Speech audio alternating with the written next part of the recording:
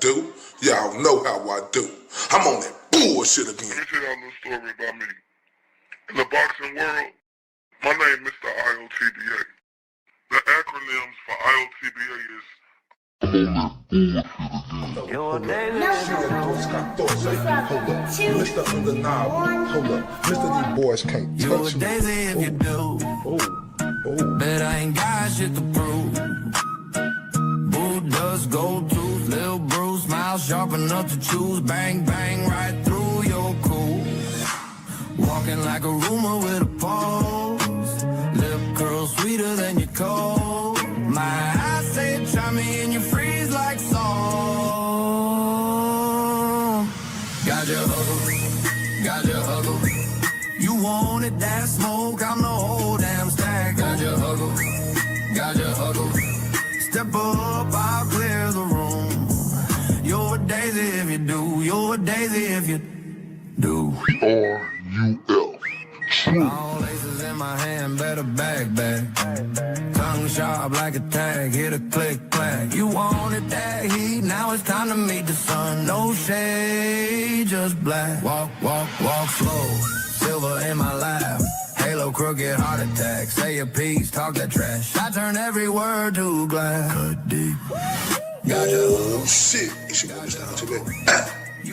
I'm touching down from that 2, 1, 4, and I'm on that bullshit again. I'm on that bullshit today, right?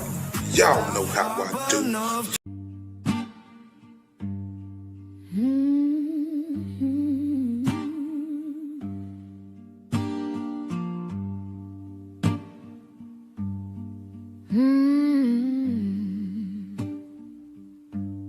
The wind hums low,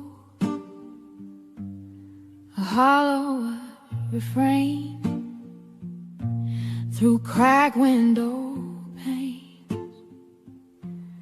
It calls my name. The clock ticks slow. Its echo stays. Each moment drags, then slips away. Blue curtains are hiding on my pain. Blue curtains are dancing in the rain. Blue curtains keep the shine far away. Blue curtains won't let me escape. The walls close in, shadows stretch long. Night wears Looks like the moon. Where dreams don't belong. Dreams don't A belong. bird once sang, The bird was now silent it lies. The sky holds no stars, just clouded sighs. The pain's a prison, the glass cuts deep. Eyes wide open, yet I can't sleep. Blue curtains are hiding all my pain. Blue curtains are dancing in the rain.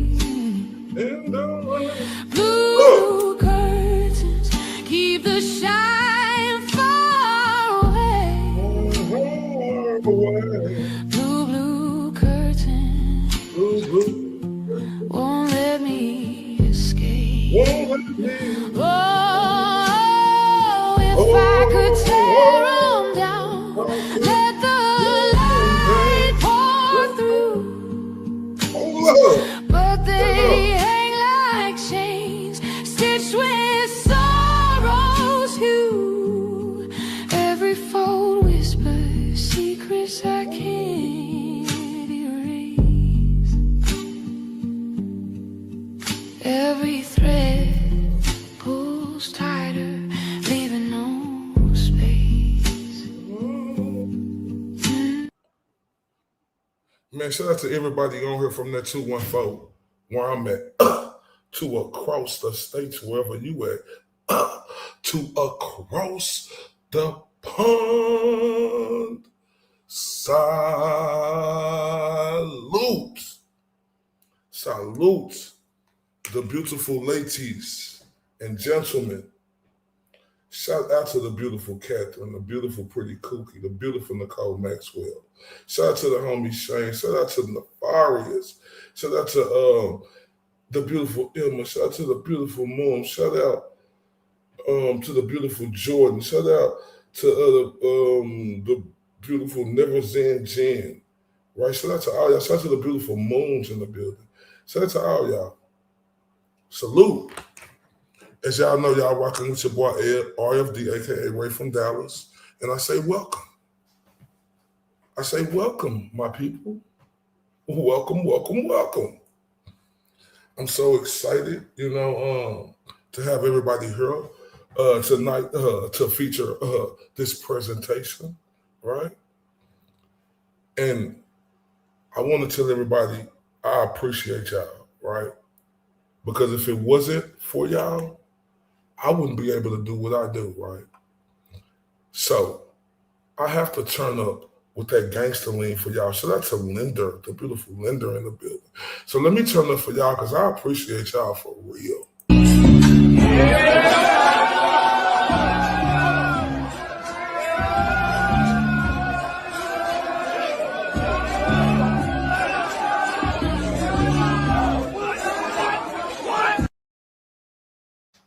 Man, and I mean that from the bottom of my heart, right? Because I'm going to keep saying this, right? Life is about lessons, right? Shout out to the beautiful classic in the building. Life is about lessons, right? And this community done helped me out so much, right? With understanding and approaching everybody and everything different.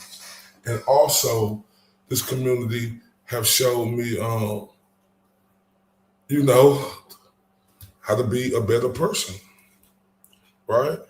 And not saying I wasn't. Shout out to the general. Hold up, the general. Hold up. Nobody can touch him on this worst day. The general MC is in the building. Now, hold up. Linda, she just became a member. So, Linda, let's do that gangster lean. Shout out to the general, man. We got one of the greats of the building.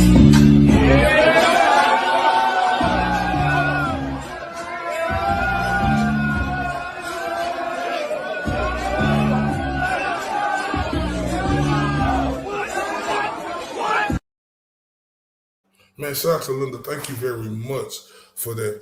And I tell y'all, this community have helped me because I'm in other communities, right? And I'm telling y'all, I'm going to have something real special for y'all next midweek. So I want y'all to look forward to that. Don't ask me what it is. I just want to show y'all how I'm really coming. And y'all going to be able to see that next week. Shout out to Donovan in the building. Shout out to the beautiful, Pretty Cookie. Great show tonight, sweethearts. If y'all ain't subscribed to Pretty Cookie, what is we doing? Man, I'm telling you, that beautiful woman right there is one of the most talented people I ever seen in my life. Put in work, do work, show us how to put in the work. And I mean that from the bottom of my heart, right? But like I say, this community have showed me, right?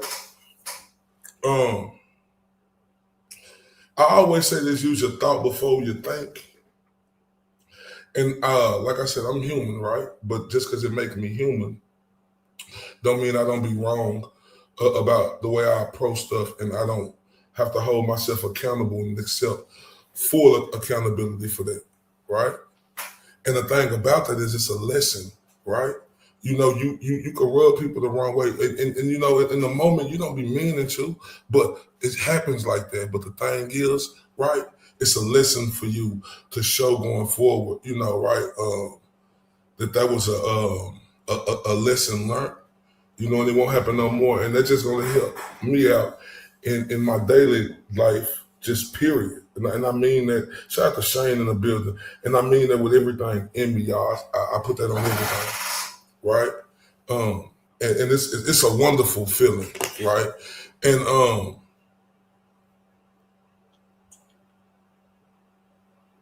today,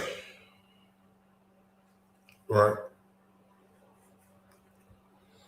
Today, my people, JudgeGull, right? JudgeGull. JudgeGull is the most disturbing part of the Richard Allen case. Nobody talks about. Innocent until proven guilty, right? Not in her courtroom. So hold up. Let's take this walk.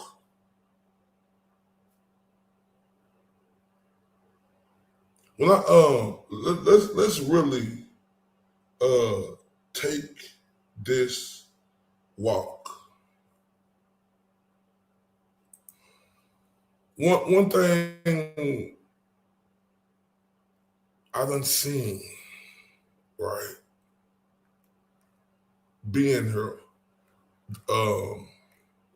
I learned, thank you very much, Classic. I learned new stuff in Classic, Nicola, like Jordan, everybody last night, they were giving me so much game, right? See, I've done a lot of my own research, but it's a lot of research I don't know. That's why I'm so adamant about this case right here now. Because I can remember when I first came in, and shout out to the beautiful Nicola from Scotland, right? I remember having a live a long time ago, then his name came up. And I just seen how passionate she was and everybody else was, right?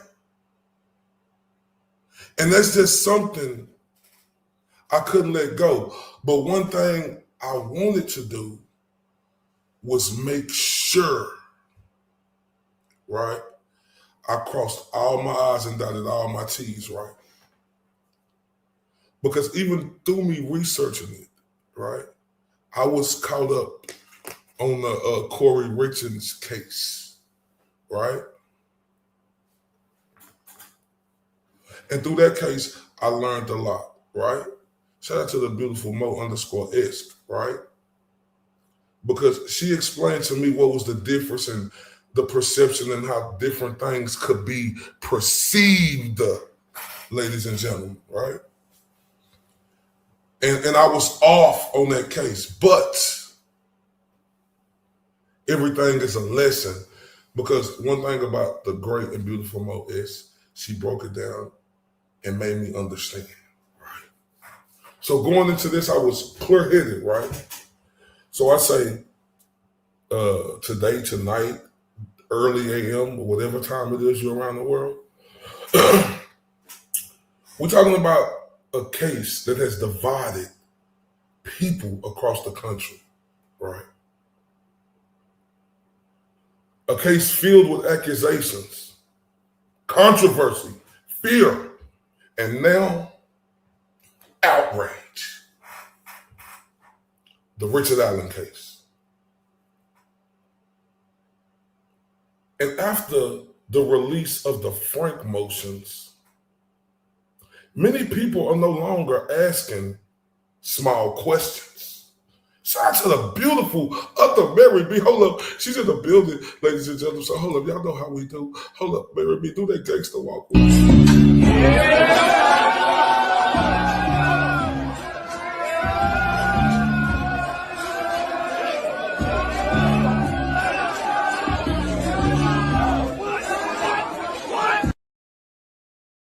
Man, salute to the great and beautiful and awesome Mary B. Salute to Maza Media, Emily C., Britt Happens. Man, they put on a great show tonight, raising money for Kelsey Fitzsimmons, and I just want to salute to all y'all for that amazing show y'all had today. That was absolutely fantastic.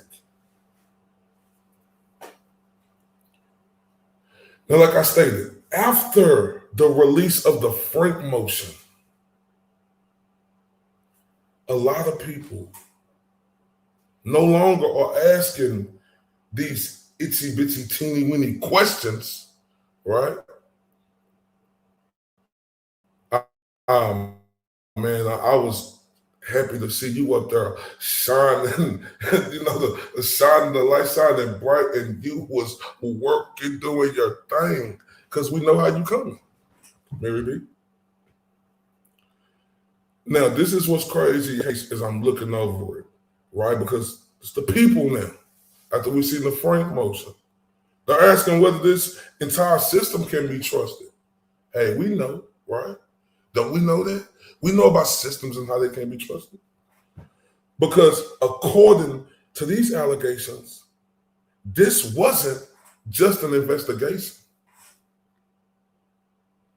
According to the Frank motion, this became a machine, ladies and gentlemen, right? I mean, a machine fueled by pressure, narratives, fear, and the need to convict somebody like they did Richard Allen at all cost. Okay, Mary, thank you, Mary B. Now, let me say this clearly to everybody around the world. I want y'all to understand this. Everybody wants justice. Everybody wants truth. And everybody wants accountability for the horrific murders connected to this case, ladies and gentlemen.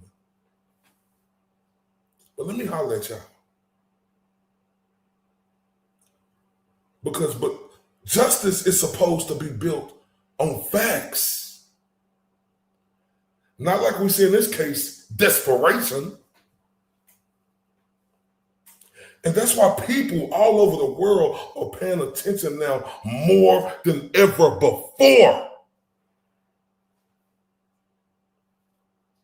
Man, the Frank motion, the Frank motion didn't just raise eyebrows like The Rock said, The Rock said, no, you're damn wrong. It didn't just raise eyebrows like The Rock, right?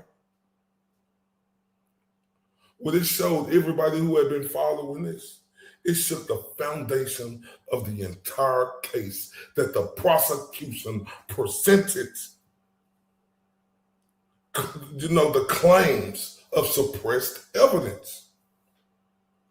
The claims, how the investigators ignored alternative theories, right?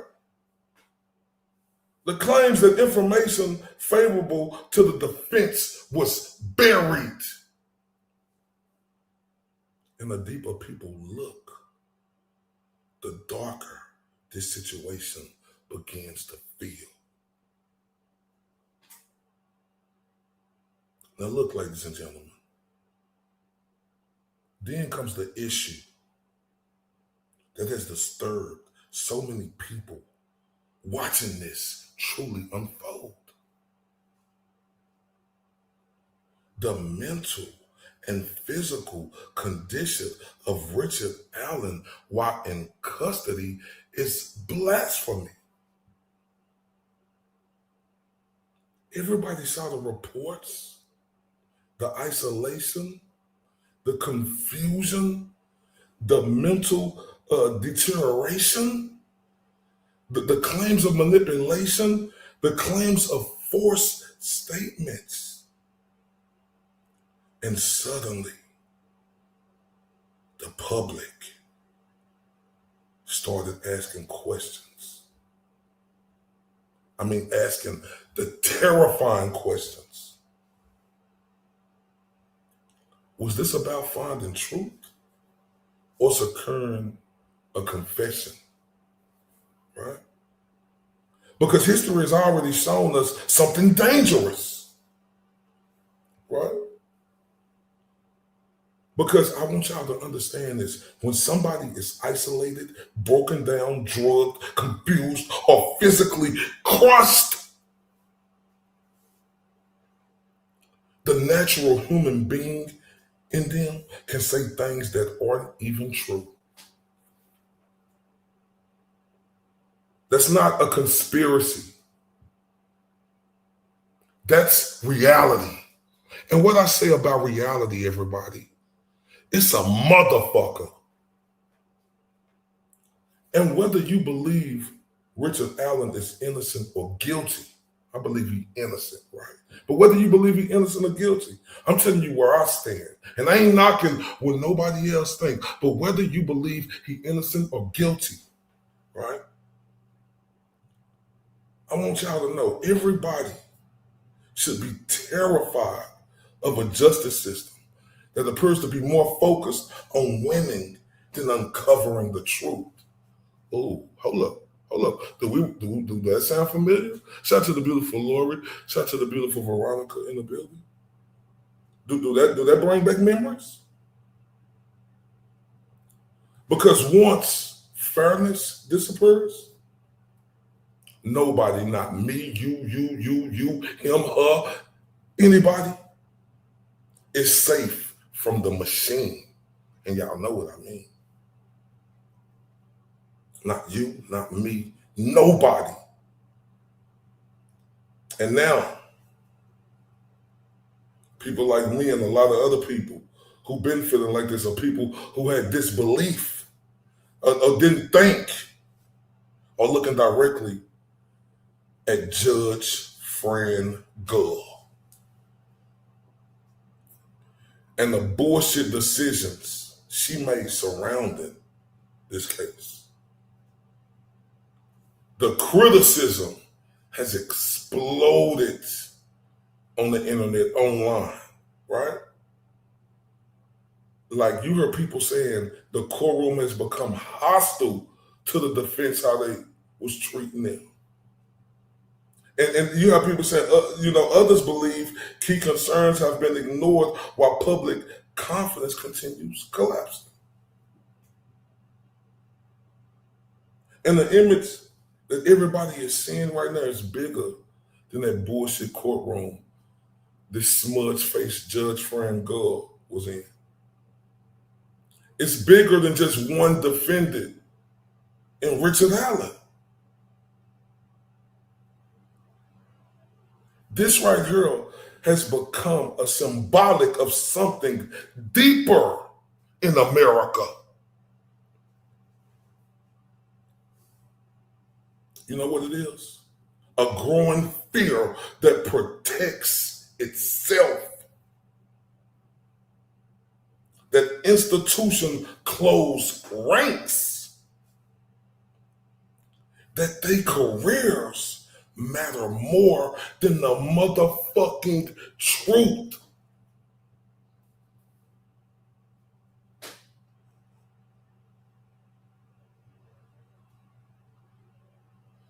And that once the public narrative is chosen, everything else get pushed aside. But with this Frank motion, everybody started to wake up. That's why videos like I'm doing tonight and other videos I'm seeing, they are spreading. That's why this discussion now with that Frank motion are exploding. Because we, the public, right, can feel when something doesn't sit right. And whether Richard Allen is ultimately innocent or guilty, I want everybody to know this. The process itself matters. Because if evidence, right, was suppressed, if the pressure on this case replaced fairness, if manipulation replaced the truth, then this system not only failed Richard Allen, it failed everybody. This is why Transparency matters, ladies and gentlemen. This is why accountability matters, ladies and gentlemen. And this is why people refuse to stop asking questions. The Frank motion may end up being remembered as the moment that this case changed forever, right?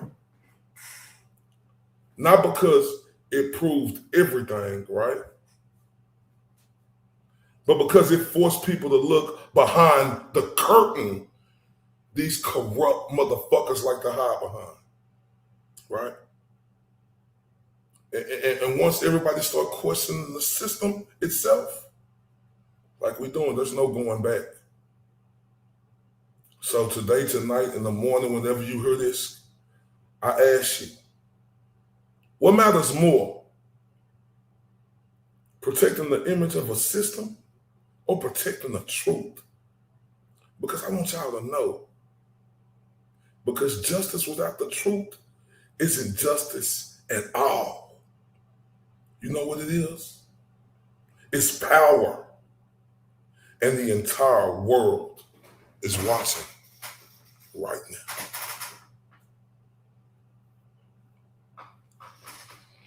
It's sickening, mind-boggling, frustrating. Shout out to Redacted in the building, right? Shout out to everybody in the building. Veronica, Catherine, if I missed you, the General, I see how y'all in the building, right?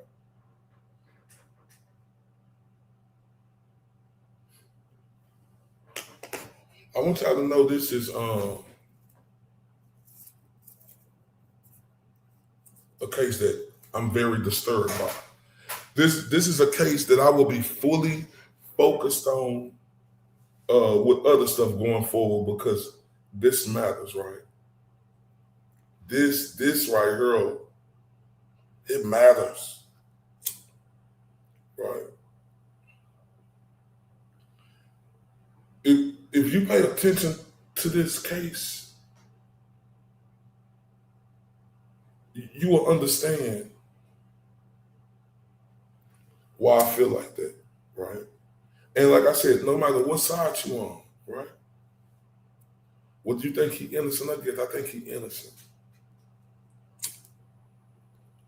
The one thing people want to go off of, oh, he confessed. Let me tell y'all something.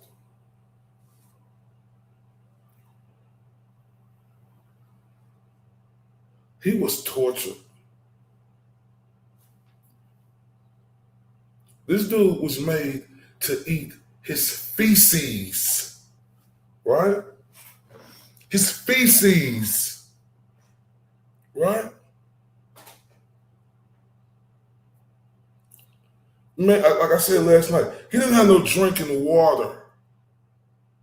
His throat probably was so dry, he couldn't even swallow his own spit.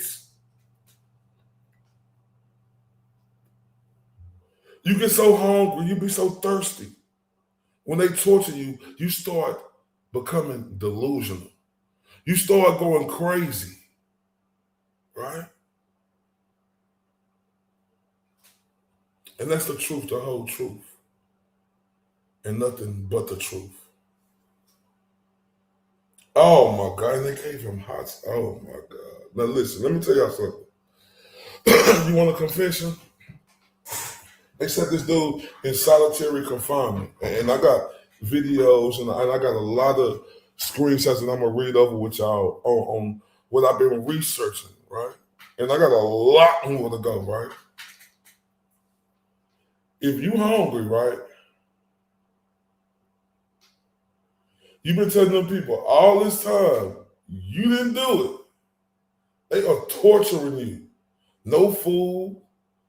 Making you eating your shit, that's how hungry you is. Right? Boo-boo. You think if they ain't come over there and they open up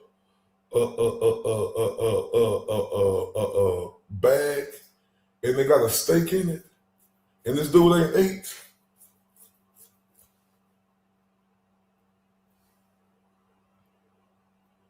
What you think you would do?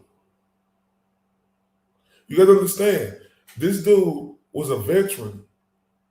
And shout out to all the veterans, right?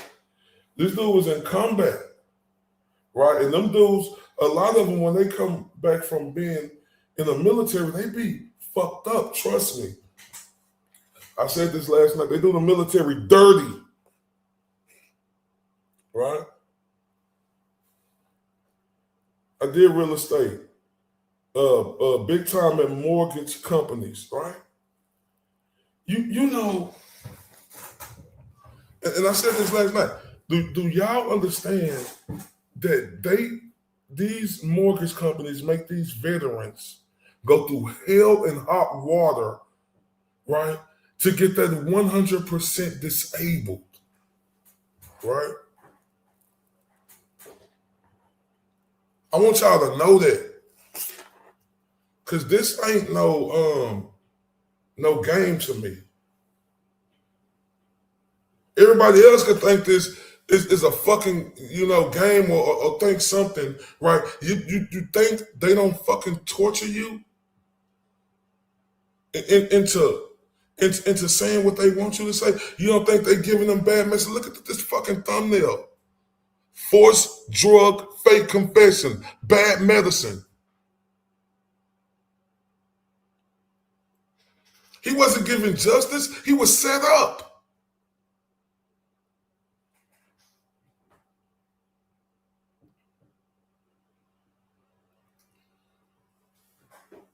He wasn't given justice. He was set up, right?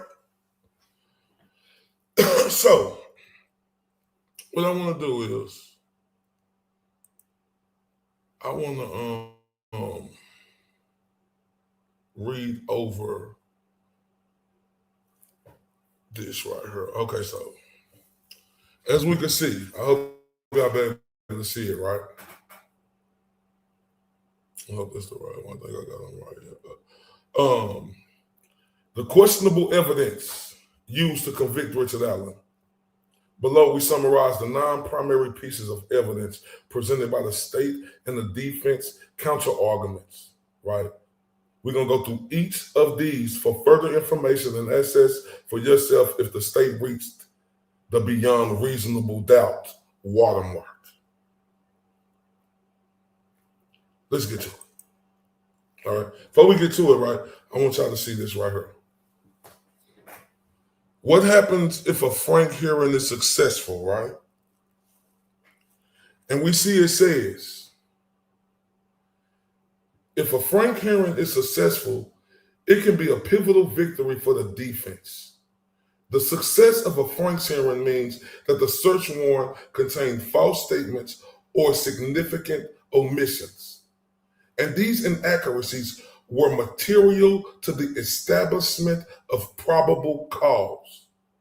As a consequence, the search warrant is deemed invalid, and any evidence seized in the search will be suppressed, right? They got that highlighted right there for us. So, let's get into it. So, these are the 9 things, right? Right here. It's right here. It's going to start right here. Questionable evidence used to convict him. Now look at this. I want y'all to understand. I want y'all to pay attention, because this is nothing to play with, right? Richard Allen, alleged confession. Allen's so-called confessions were cohort under harsh solitary confinement, raising serious doubt about the reliability. We know what type of situation he was in. We know that. Hold on, my bad. We know what type of situation he was in. We know that. The unspent bullet, the prosecution key bullet evidence was contested with no independent verification to confirm it links to Allen's gun. They just told him that. Remember, they doing this Frank motion for illegal search and seizures. They just told him that. See, Allen's presence and timeline at the trails. Vague witnesses' accounts failed to definitely place Allen at the crime scene during the murders. And that means everything, right? I mean everything. And the van detail confession. Allen's mention of a van claimed as a killer, right? Right? Only knowledge was widely known. Only knowledge was widely known and lacked exclusivity.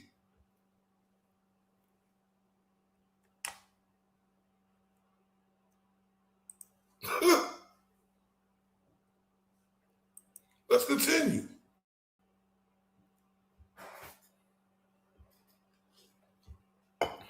E. Sarah Carball's testimony. Sarah Carball's inconsistent account of a man on the highway was too unreliable to incriminate Allen. F. Allen's vehicle identification. The late identification of Allen's car was criticized as a desperate attempt to fit evidence to the suspect. G. Voice identification on Libby's phone. Subjective voice identification by an involved officer lacked the forensics rigor needed to tie Allen to the crime. Right? And we're going to get to that earlier because we got one of the lawyers, the defensive lawyers, who talked about that, right? And I want y'all to think about this too. Like, and we're going to another cover I continue, right? The voice. And the woman from, and respect to her, she asked him, don't you know that was his voice? Excuse me? But we'll get to that a little later. Let's keep this because I want to read this out. And what did it say? H, Dr. Rohr, who we know is a piece of auto pay findings. Dr. Rohr revised weapon theory prompted by prosecutors cast doubt on the autopsy impartiality.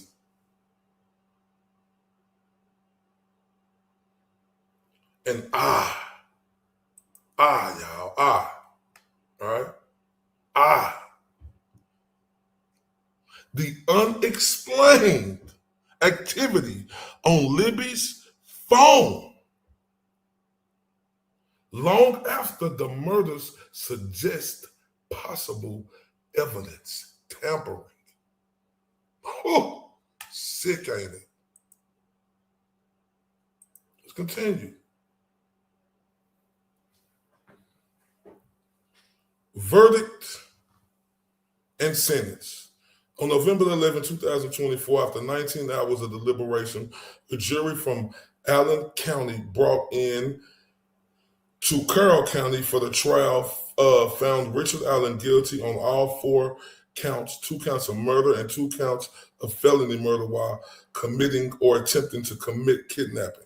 The verdict came after 17 days of testimony in a trial marked by intense public scrutiny and emotional weight, as evidenced by the crowd mixed reactions outside the courtroom, with some cheering the outcome and others holding signs supporting Allen's evidence. Right? Oh, we got more. Let's get to it. Sentencing. On December 20, 2024, Judge Gull sentenced Allen to the maximum of 130 years in prison. You piece of shit. Imposing 65 years for each of 2 murder counts to be served consecutively. The sentencing hearing lasted under 2 hours, included 6 victims' impact statements from the victims' relatives, underscoring the profound loss felt by their families. However, the defense led by attorney Jennifer Auger immediately announced plans to appeal and seek a new trial, signaling their belief that justice was not served. The maximum sentence is a punishment for a crime not proven beyond reasonable doubt, compounding the tragedy of a conviction built off flawed evidence. Let's continue. All right.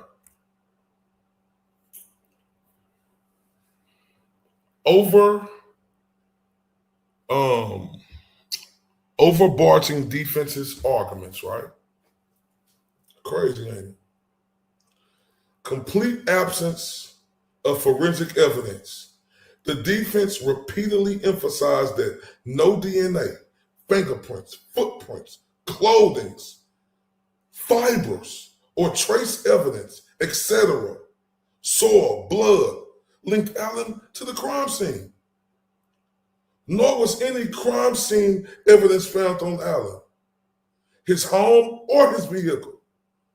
The absence is extraordinary, given the violent nature of the crime. At the extensive investigation, casting significant doubt on Allen's guilt. Botched investigation and tunnel vision. The defense implied investigative failures such as policing, failing to retrieve exculpatory evidence, mimic crime scenes, photo relating to a third-party suspect from Georgia themselves, and failing to explore alternative theories like the Odinist angle referenced in the Frank's motion, whatever. These suggest a focus on Allen to the exclusion of others, led potentially overlooking the true perpetrator.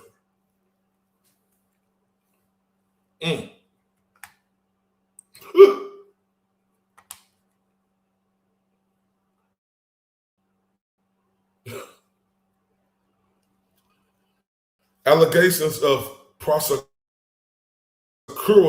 investigative misconduct. This raised serious issues about how the case was handled, pointing to a possible bias from investigators, including claims that ISP's Jerry Holman pushed questionable tactics and misrepresented evidence like the Odinism report. They also criticized Judge JudgeGull for decisions that seemed to favor the prosecution, such as limiting defense arguments, which may have tilted the trial fairness. Leaked information, likely from the state, others potentially being prejudiced the jury against Allen. That's the truth. Failure to meet the burden of proof. The defense core argument was that the prosecution failed to prove Allen's guilt beyond a reasonable doubt, relying on coerced confessions, contested ballistics, and circumstantial evidence. The state case rested on speculation rather than concrete proof, violating fundamental principles of justice. Right? Let's keep it 100. Keep it 100. Let's keep it 100. Look at this. My computer ain't moving so slow. JudgeGull wrote a question of fairness. Oh, really? That's a question, right? Let's continue. Special Judge Frank Gull oversight of the Richard Allen trial raises significant concerns about potential biases and the creation of an environment that undermined Allen's ability to receive a fair trial. Her rulings and conduct spanning pre-trial, intra-trial, and post-trial phases frequently favored the prosecution, restricted the defense's ability to present a robust case, and appeared influenced by external pressure rather than impartial justice. Now below, what I'm finna read, we have examples of key aspects of Judge Gull's actions that suggest a lack of neutral and compromise the integrity of the judicial process.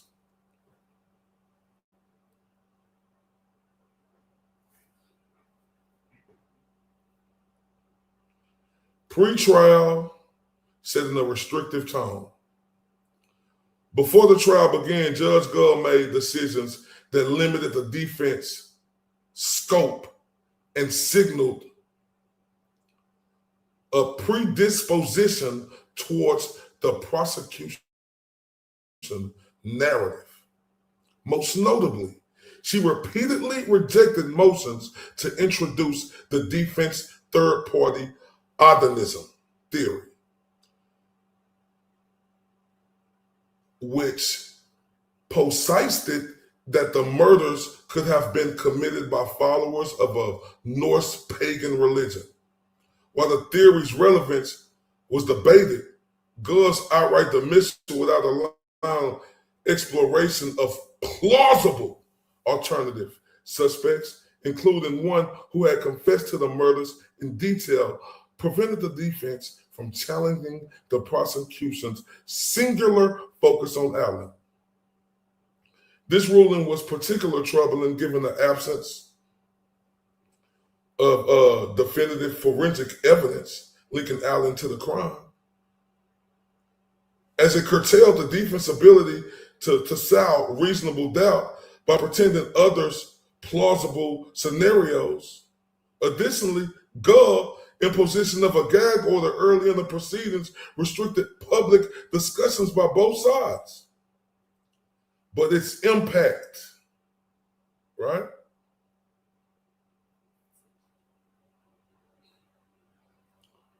Whew. This woman was diabolical.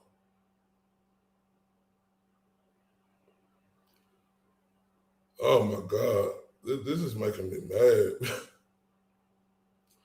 But its impact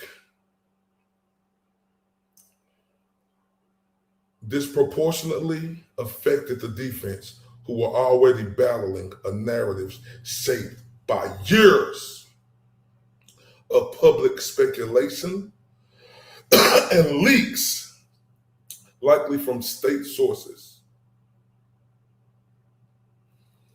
Oh, it's pissing me off. I cannot believe this shit.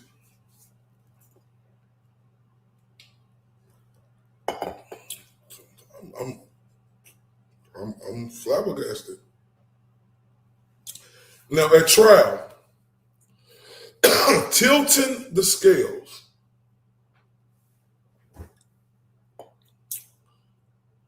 during the trial, which ran through October and November 2024, Judge Gull's ruling consistently appeared to favor the prosecution, limiting the defense's ability to fully contest the state case. For instance, she allowed the prosecution to heavily rely on Allen's alleged confession despite clear evidence of his mental deterioration under solitary confinement, including psychosis and involuntary medication with haloperidol, without imposing strict scrutiny on their admissibility. The defense arguments about coercion, supported by testimony from psychologists like Dr. Deanna Dwiner, were given short shrift, as Gull permitted the prosecution to play emotionally charged recordings, such as Allen's statement to his wife, "I did it. I killed Abby and Libby." This decision overlooked the context of Allen's documented breakdowns, misleading the jury. It's dangerous. It's dangerous. This woman methodically, right, misled this jury. And I stand on that. I don't care what nobody say.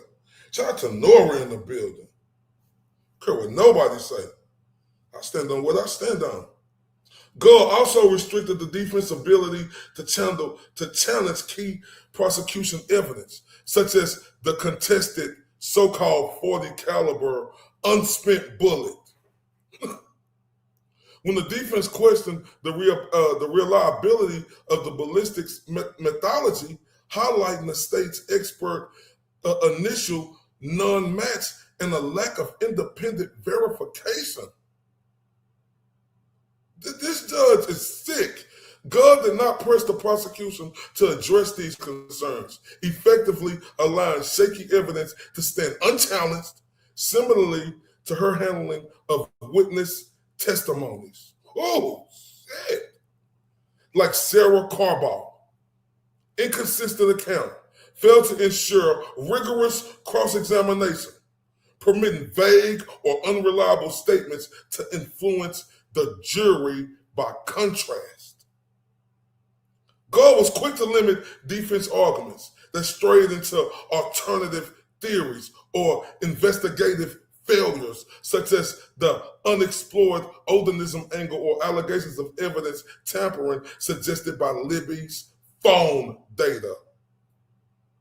This selective leniency created an environment where the prosecution narrative dominated, while the defense struggled to present a cohesive case for Allen's innocence. Oh, wait. Pretrial cementing outcome.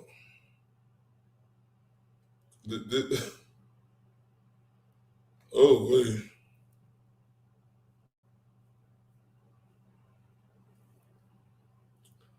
Following a guilty verdict on November the 11th, 2024, JudgeGull post-trial actions further underscored concerns about her impartiality. Her decision to maintain the gag order, right, until sentencing on December the 20th, 2024, it prevented the defense from publicly addressing the verdict flaws, silencing their abilities to rally support or highlight judicial errors in real time. Ain't that dirty? So you telling me this broad kept the gag order on till she read the verdict? Oh my. This move contrasted with the prosecution's ability to leverage public sentiment, as seen in Sheriff Tony Lidgett's post-sentencing claims that justice has been served, amplifying the state's narrative unchecked. At sentencing, Gull imposed a maximum 130-year sentence, 65 years for each of the 2 murder counts served consecutively. You know, the brevity of the sentencing hearing lasted under 2 hours, as we know that. I want y'all to think about this. Think about this.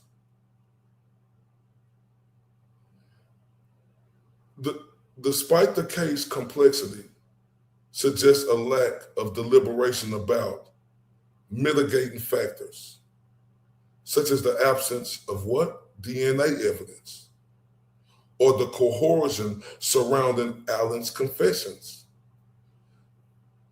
Gull's reliance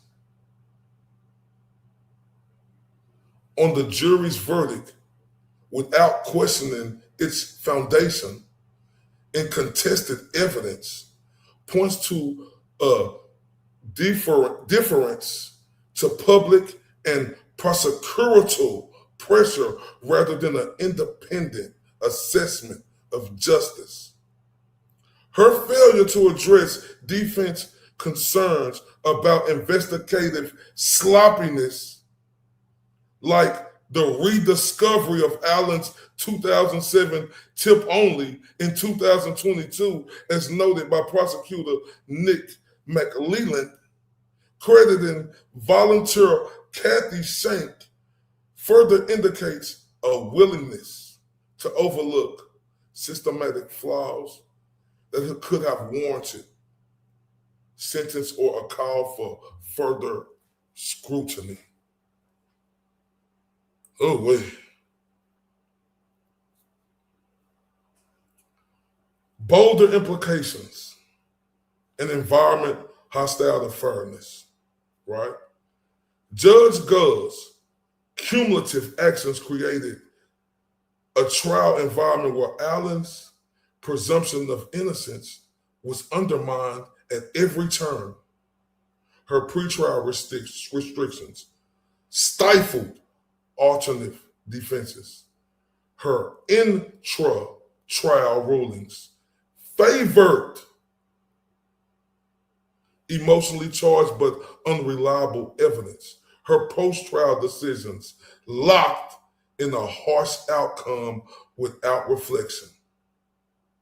This pattern suggests a bias towards securing a conviction in a high-profile case under pressure from external sources influenced by the intense desire for closure after years of uncertainty in Delphi. Gull's conduct raises the specter of a trial where the deck was stacked against Allen by limiting the defense's ability to challenge weak evidence, explore alternative suspects, or counter prejudicial leaks by states, adjacent actors. She fostered an atmosphere where reasonable doubt was sidelined. Her apparent alignment with the prosecution narrative, evident in her leniency towards their questionable tactics and her dismissal of defense objections, causing to question whether Allen ever had a genuine chance of a fair trial. The maximum sentence delivered with minimum deliberations feels less like justice and more like a final seal on a flawed, right, process that may have convicted an innocent man. And that's just, we ain't even got all the way through it, right?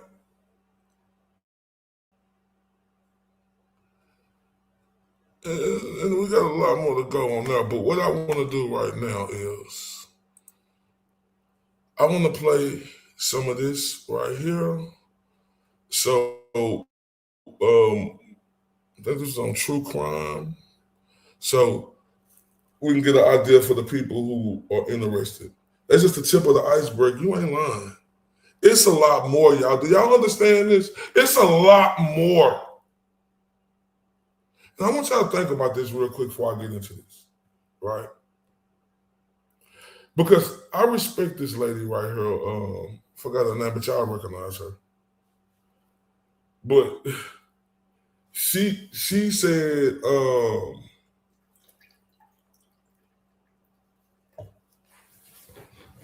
that this is, it's similar to the Karen Reed case, but she said the Karen Reed case was on steroids. And I said, are you kidding me?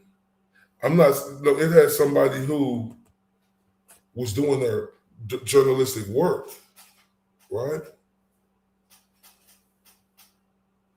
Richard Allen didn't have that. He didn't have that. And this is the thing right here. I'm not making this no man-woman thing. I don't want y'all to think this. This is just a little reality that I think about, right? Because we have to understand, we may not want stuff to seem like reality, but in some cases it's reality. And I want y'all to understand that. It's reality in a lot of cases. They overlooked this man because he was a man.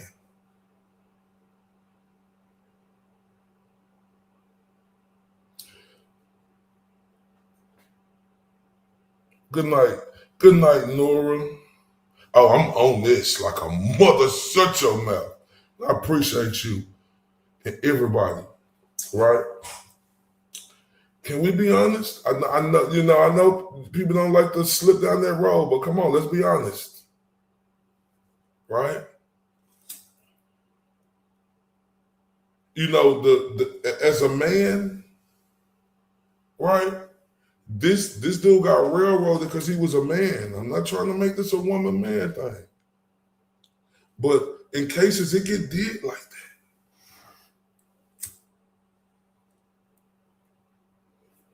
They put out information they want you to know. Not that you need to know, right? A lot of stuff gets suppressed, right?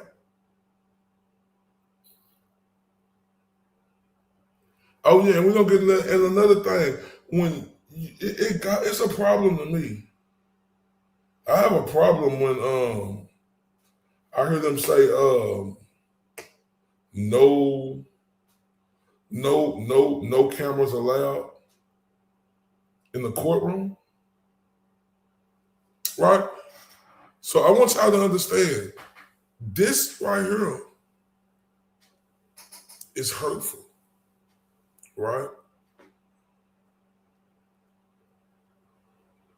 It's hurtful.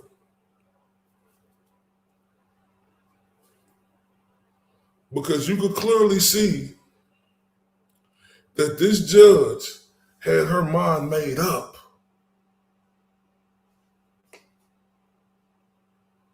Yep.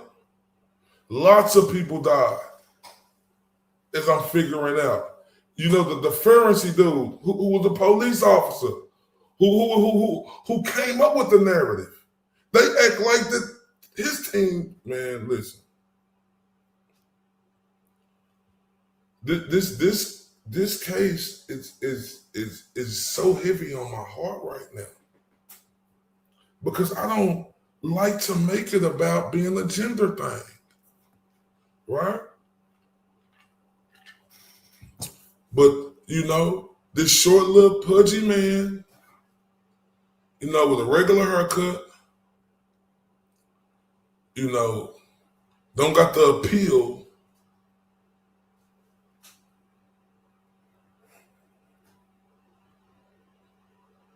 Right?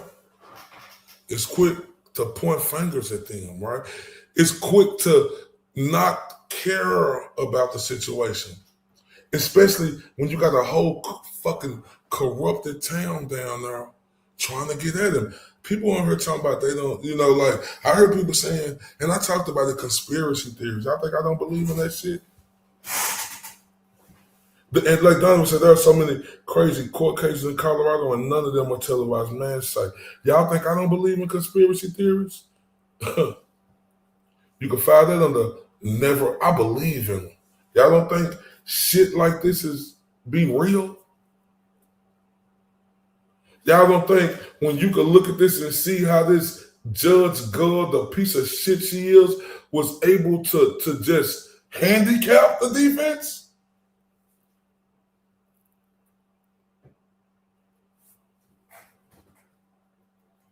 So let's just bring y'all back a little bit to what went on.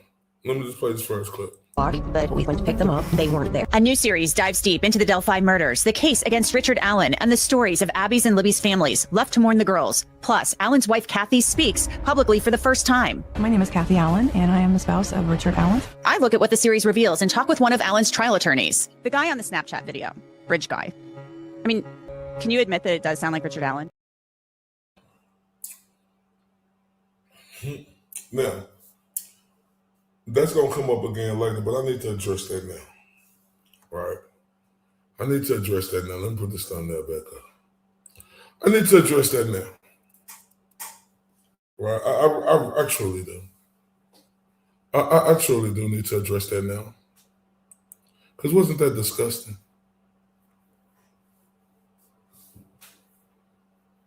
It was disgusting to me. Right? She said with a clear conscience, right? You have to admit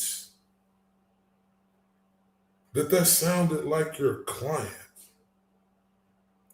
You heard a motherfucker say 3 words.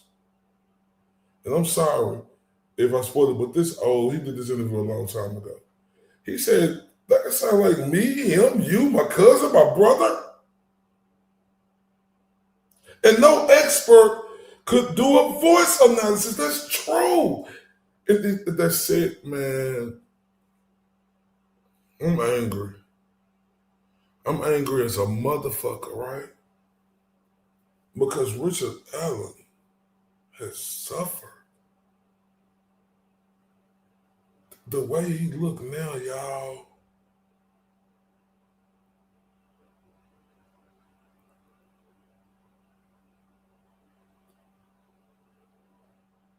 it breaks my heart, right? Because we seeing this become a norm now. It's supposed to be the United States of America. Like I said last night. It's supposed to be America, y'all. And like I said, you hear our people, these people over here who in government say these other countries. Can you government people shut the fuck up? And can you talk about our country?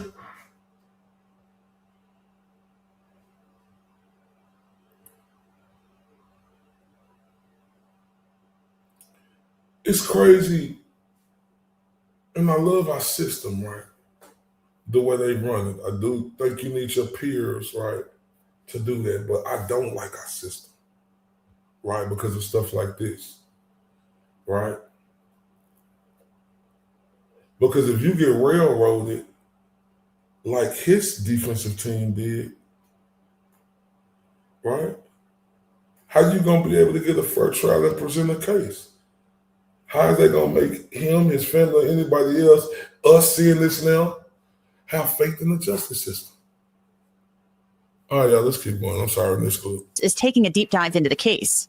The man who has been convicted of murdering Abby Williams and Libby German is in prison serving life sentences for the crimes, but his wife, Kathy, is standing by him and speaking for the first time publicly in capturing their killer, the girls on the High Bridge. But just a quick refresher on the case. Abby Williams and Libby German, they were best friends. That Monday, they happened to be off school, and it was warmer out than normal. So Abby and Libby, they asked Libby's older sister if she would drop them off at the trails, so off they went. Little did Libby's family know it would be the last time they would ever see the girls.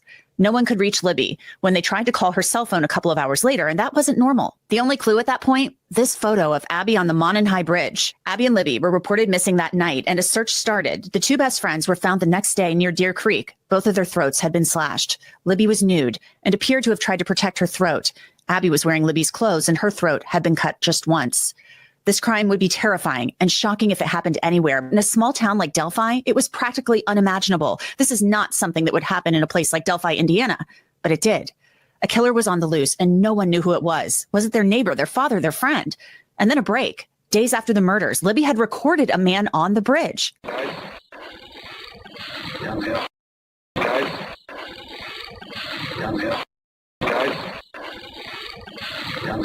The search for Bridge Guy went on for years, and people thought it would only take days, weeks at most. But the video wasn't crystal clear. Only a small portion of the video was released to the public back in 2017. It was enhanced. I'll show you that longer version later.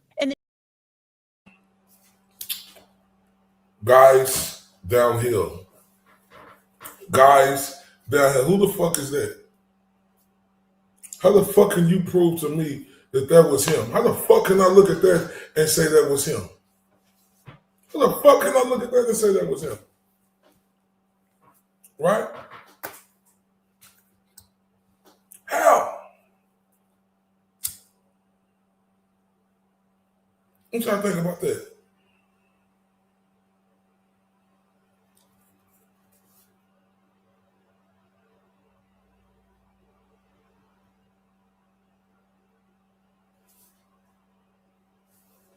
How the fuck can we? And another thing, right? Because they're going to get to this, but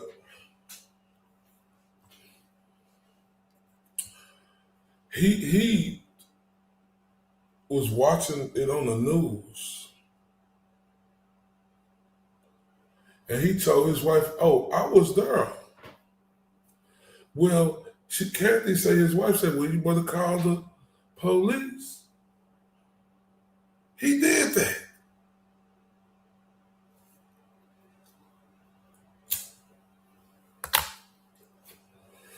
Now, I ain't the smartest man in the world, but I definitely ain't the ignorant, stupidest fool in the world. He told her that he was there, and she told him, you need to call the police, and he did.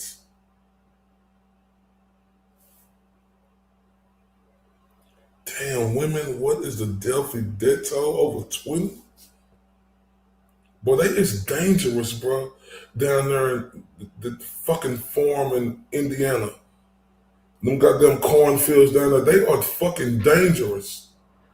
And this is the motherfucking mockery. What's going on with Richard Allen, right? And this bullshit ass Judge Frank Gill, like I said, y'all, like, I'm trying to be better, you know, like, with my language. But when bullshit like this go on, I can't help myself, right? Because I see this stone-faced, blonde, bifocal,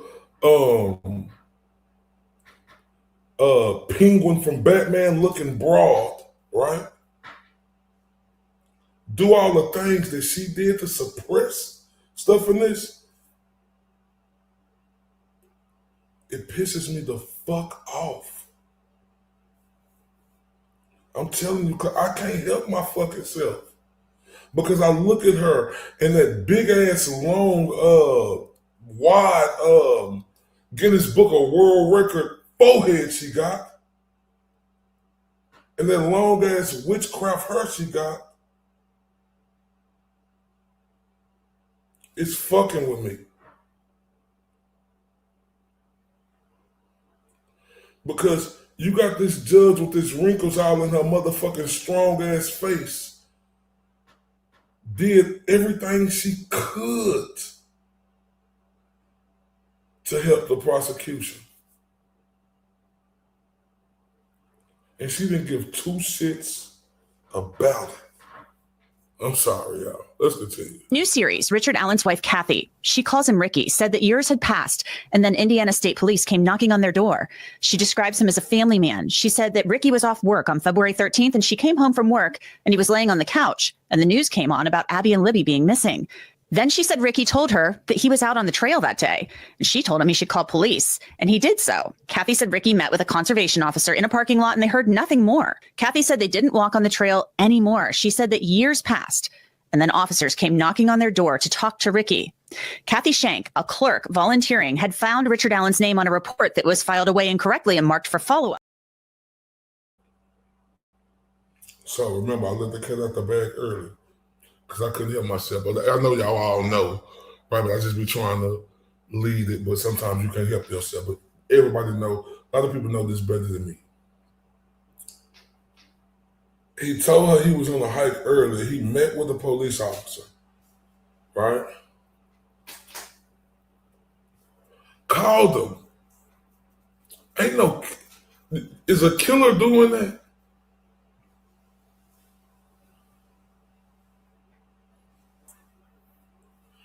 Is somebody who just murdered two little girls doing that? I mean, they say we got to use our common sense. Is he doing that?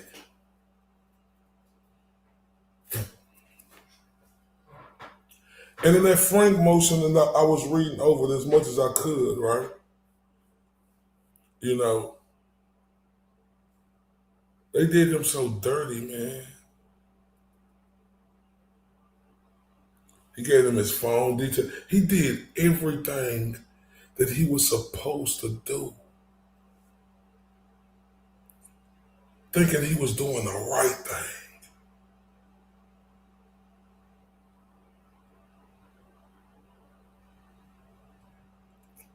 And doing the right thing fucked him completely.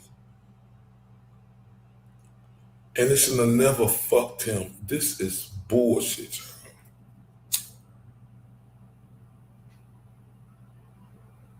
This shit break my fucking heart, man. Damn. Willingly meeting up, willingly telling them Then you know what's crazy? Like I say, y'all can say what people can say what they want to say. Y'all don't believe in conspiracy theories. Y'all can live on that island by yourself. All of a sudden, this clerk just came from out of nowhere. Oh, I got a paper here. Follow up. Are you kidding me?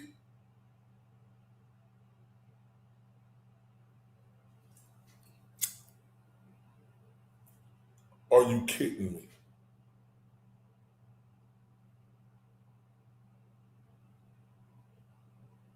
He was an arsonist meth head, the prosecutor.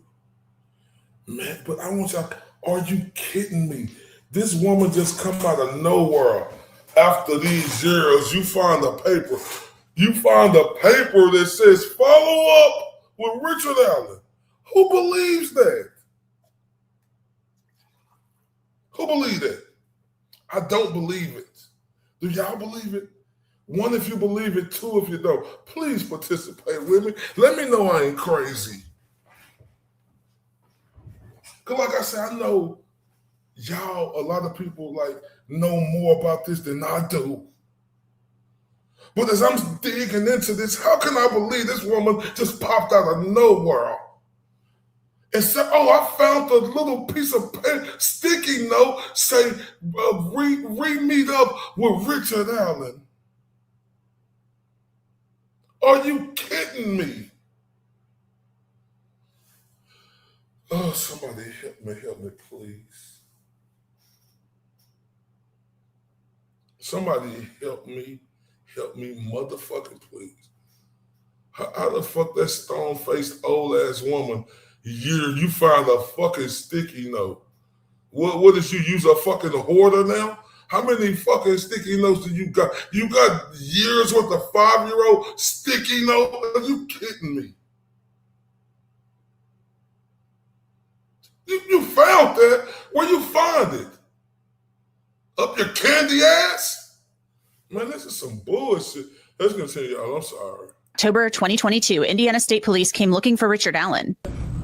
I can tell you that if that picture was, I mean, you can sit and take anybody and say, well, if they were wearing this and wearing that, that could be done. If that picture was taken from one of the girls' phones, here's the problem with that. Because I've never met them. No, but listen, here's the problem with that. You know why you can put a lot of people and say they're wearing blue jeans and a blue coat, but you know what the difference is? No, you said you were there. Well, sure I did. We have people that saw you. Okay. But you said you were out on the bridge yourself. There aren't that many people that saw me. I mean, I'm sure I didn't miss that many people. If they walked behind me, I guess. Kathy Allen said that her husband, he knew something wasn't right as he was being interrogated. That interview was on October 13th, 2022. Then 13 days later, Richard Allen went to pick up his car, and the questioning resumed. Okay. So we took your gun, your 40 cal SIG, and we sent it down there to the lab to have it match with an item that we located on February the 14th when we found the girls. Okay. And that item was a 40 caliber Winchester round. We found that at the scene. Okay. The extraction marks on that round match your gun. Perfect. So this is okay. Just hear me out. I'm just trying. So this is the round. Okay. Those are the extraction marks. That's the best picture of them. There's actually 3 of them. I don't even know how my bullet would have gotten out there if that's my bullet. It's without a doubt that this is very scientific. So let me show you a picture of this round, where it was found. That's the round right there. It hadn't been out there very long. That is Liberty's foot. It's within 6 inches of one of the dead girls' bodies. There's no way. There isn't. I'm telling you, there's not. How did that round get there, Rick? I don't know how the round got there. What I'm telling you is, if that is truly what you're saying it is, it's not my round. Now, listen. This is what make you want to punch that punk-ass detective in his face. Right? You stupid motherfucker. The fuck? Now, hold up. You mean to tell me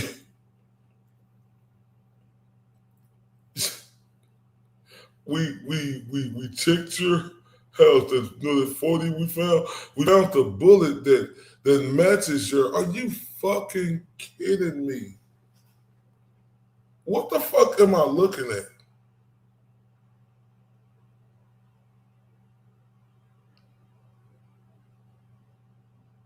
What the fuck am I looking at?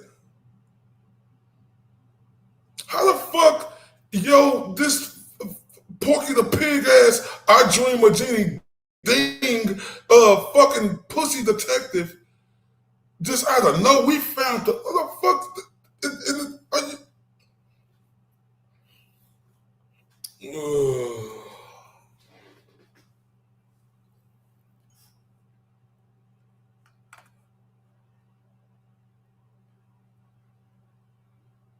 Yes, it is, Rick.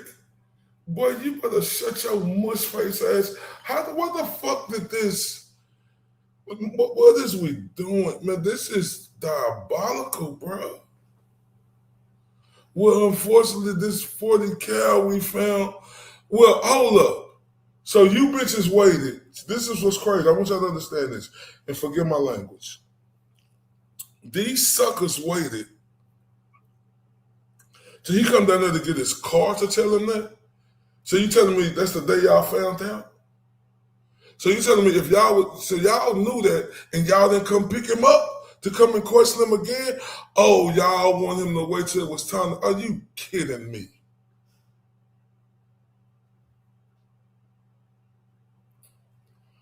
He had a YouTuber swatted across state lines. Damn. I'm like,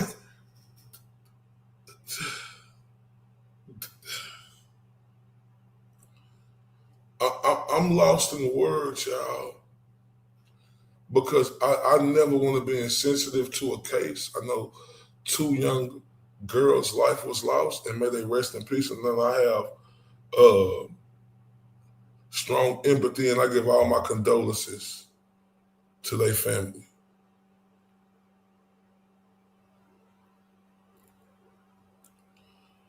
But it's easy for them to believe that, right?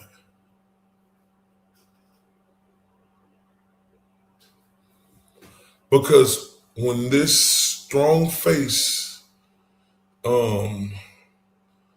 medulla oblongata, morphodike looking ass judge suppress the defense evidence, right?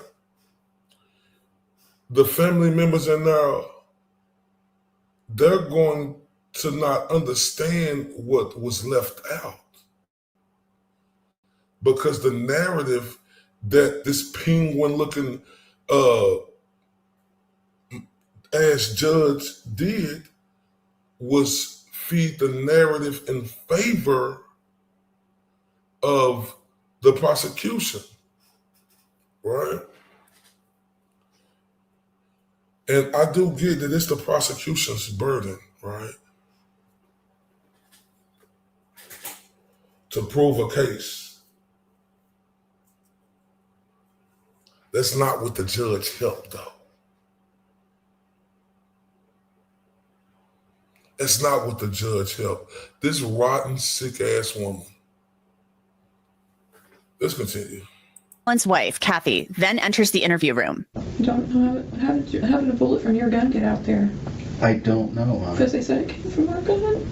I know that's what they believe me. That's what they're telling me. But how did it get there? I don't know. They said there was one in your box above your dresser to match it. They showed me that picture too. I can't explain it.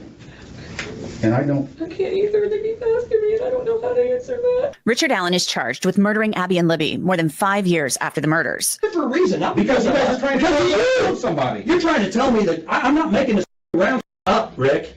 It is what it is. I'm done talking. Arrest me. The Hulu series touches on some of Richard Allen's jailhouse confessions. He called his mother and his wife several times from the prison where he was being held and confessed.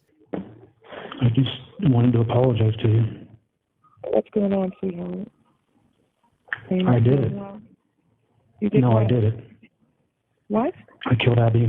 I killed Abby and Libby. No, you didn't. Yes, I did. No, you didn't, Darren. Yes, I did. Don't say I don't you know didn't. why. No, you didn't. No, you didn't, Darren. You're not feeling well. There's something wrong. They've messed up your meds or something there. No, I evidently did it. No, you didn't. Why would you say that? Because maybe I did. No, you didn't, dear. I think I did. No, you didn't. They are screwing with you there, and I'm trying to get to the bottom of it. There's something wrong. They are messing with you. They are messing with your mind. And that wasn't a one-off. Ricky Allen said that he did it many, many times. His lawyers would say it was due to the conditions he was being kept in pre-trial, a maximum security prison, not a county jail, and he was being medicated. I did it. Kathy, What? I did it. Do you still love me? Yes, dear. But you didn't do it.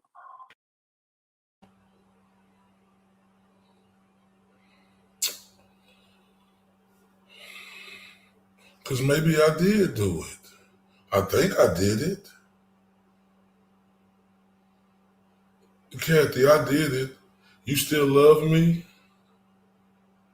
What? Who gonna say, Kathy, I did it, you still love me? Maybe I did it. I think I did it. Like Classic just said, you hear the change in his voice? Listen, y'all, the medicine, the bad medicine, his wife know him. She know him, right? She know him. Because this is my thing right here. All this suppressed evidence that wasn't allowed in, it was criminal, right? Right? His wife know him. She listening to him. We don't know him like his wife, but we can listen to him because we're using our common sense. Yes, he was broken, right? And like I told y'all, I'm not trying to be funny when I say this. He wasn't eating. Either eat your shit or they could wave a piece of chicken or, anything in your face if you say this, if you want to do this. A piece of steak. Yeah, he wasn't allowed to see her until he confessed. That's true. You gonna hear his lawyer say, we weren't able to see him. You gonna hear the lawyer say how they tried to, how they did him, how they wanted to see everything that he was saying to his lawyer. They didn't get into 3 to 4 months. Listen, y'all. They doped this man up. They had him fucked up in the head. They was torturing him. He was deteriorating. He was eating his own shit, right? They was threatening him, telling him that somebody gonna get his wife, right? So after they had this fucking man go crazy, because they weren't giving him the right medicine, you could clearly tell that. He confessed. Then what they do? Right? They said, we got what we needed. Right? Now, we can put him back on regular scheduled programming. Let him say, I'm not guilty. Let his lawyer say, he coerced me. Let them say, the doctor down there didn't hold the phone and tell him to do that.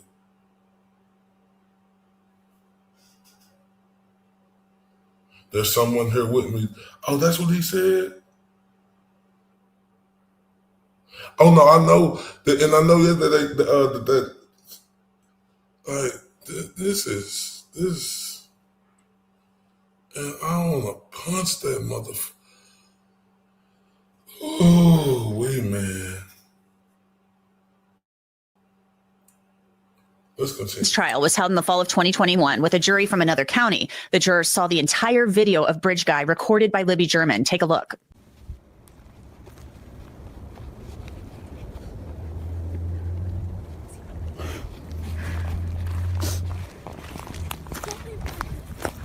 See, this is the path that we go down. There's no path going there, so we have to go down here.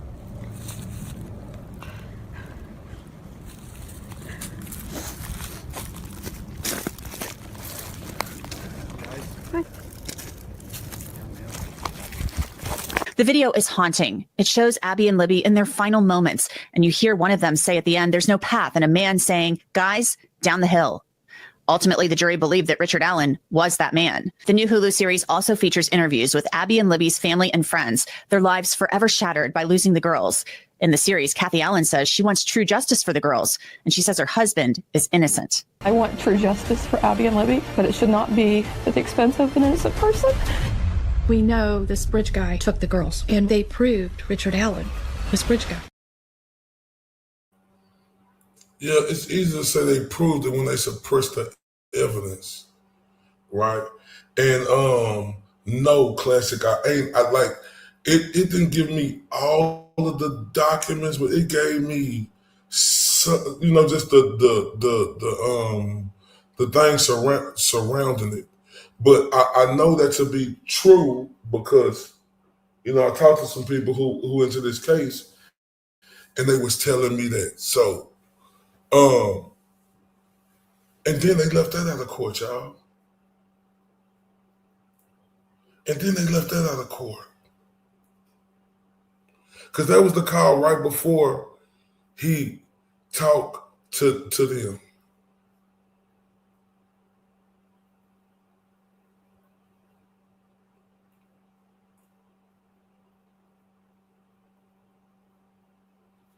Oh my God.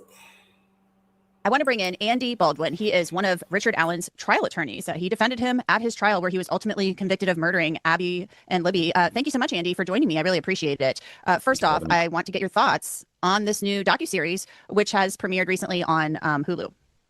Yeah, we were approached after the trial by many, different formats to participate in some type of documentary or something. And what appealed to us about the Hulu was really the attachment of ABC News to it, because what we did not want, we wanted credibility with this project. And I think ABC News provided that credibility because what those that don't know about the Delphi world is it's very, very divisive. There's two distinct camps. There's the pro-Richard Allen camp and the anti-Richard Allen camp, those that think that he's guilty and those that don't. And both camps are super passionate. And then there's this middle lane, I think, where people, maybe they were in the Karen Reed, watching that. And then now they're looking for something new to invest their time and energy in. And those are the people that I think would like the Hulu versus if what we had done was go out and I guess had a complete defense take on this, one-sided take, then that could take away from that middle lane of people that they could say, well, I don't know how much of this I can believe. So we wanted an even-handed approach, a journalistic approach on this first docuseries, and that's why we agreed to participate. And I thought they did a pretty good job. There's a lot of stuff that's missing. They just didn't have the time for it. I don't know how that side of the business works.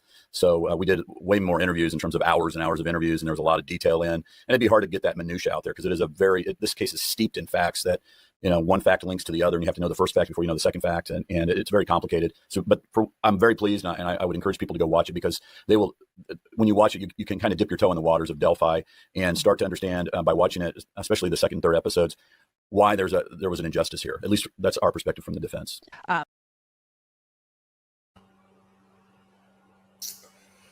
Now, I just wrote. No, you did, classic. I just wrote this right here. I'm shook of the injustice. The hurt of this motivated me to not stop covering this right.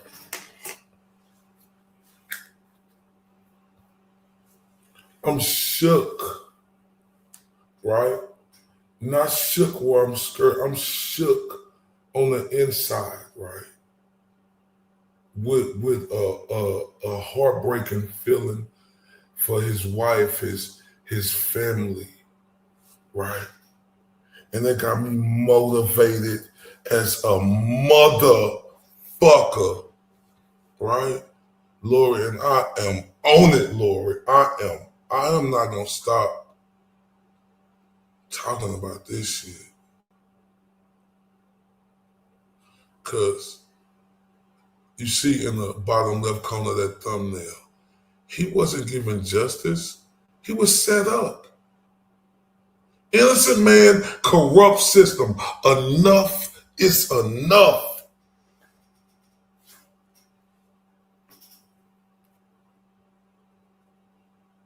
Let's continue. I'm sorry, y'all. You're talking about how divisive this case has been, and it's been incredibly divisive. To me, it's kind of insane how divisive it's been. And that happens sometimes in these huge, huge cases, these cases that really seem to grip people, and it breaks people into these almost tribal camps where you've got one side saying, no, the guy did it, and then the gal did it. And then, the other side saying, no, this person is innocent or is being railroaded. In your experience as a criminal defense attorney, I mean, why do you think this happens? I mean, you brought up the Karen Reed case. We saw it happen in that case. We saw it happen in the Delphi case. What's your thought on that? Yeah, it's a good question. I think it has a lot to do with social media. I've done this over 30 years. I've had some big cases, and there were people that were, in one camp or the other, but it never got to this level of heightened scrutiny. I mean, we have people in this case that are watching it from Zimbabwe, Scotland, South Africa, Australia, all over the world, and they are invested in this case. And I think a lot of it, as it relates to Delphi, as it relates to the Delphi case, I think a lot of that comes from the air of mystery and secrecy that was going on in this case for the first 7 years before the Franks memo came out. And that's for those that don't know, that was a 136-page memo that we put out that revealed a lot of information that had never been revealed before. It was part of the filing that we needed to do. We were trying to suppress some evidence. And once that came out, then it really hit into high gear. I didn't know what I was getting into when we filed that thing in terms of how it would affect worldwide attention. I had no idea about that because we got our head down and we're just plugging away. And then the next thing you know, all this attention is out there. So as it relates to the Delphi case, I think the secrecy just created the lack of transparency. And that's been a real problem in this case over the entirety of the case, is a lack of transparency. And it just breeds, conspiracy theories and things that, people out there, we the people, we want transparency. We deserve that. And we didn't get that in this case. And, Karen Reed is a great example. I didn't really have time to follow that case, but the more and more I hear about it, the more and more I think, wow, this case, Delphi, is very, very similar to the Karen Reed case in so many different ways.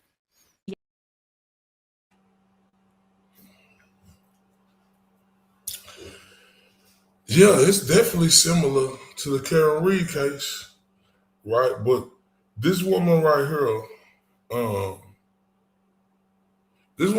she, and I got respect for her, but she's gonna throw me off a little bit.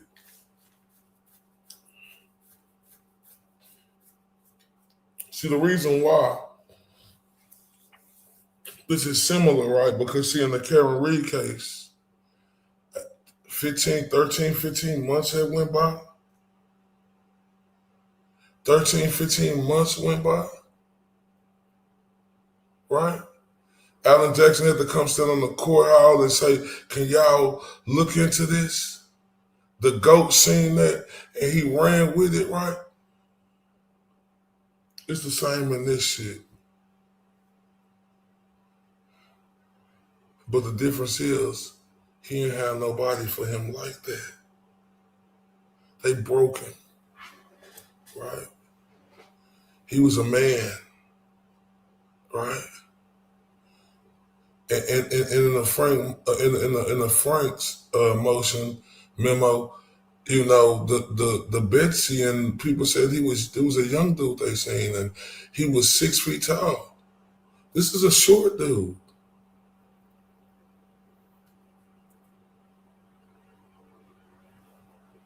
Gull kicked Rick's defense team out. Damn. He didn't have a turtle boy. But you gotta understand,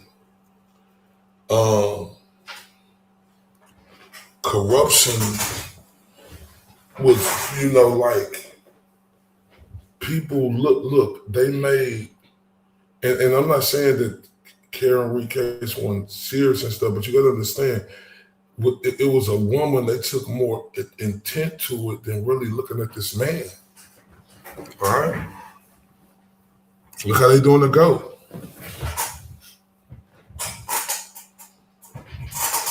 Dude, they did a motherfucking thing, but they got him on all these charges for witness intimidation. A man. The woman has been set free. And I'm not trying to make it a thing, but I'm just telling y'all. Perception is reality sometimes. But this man, right?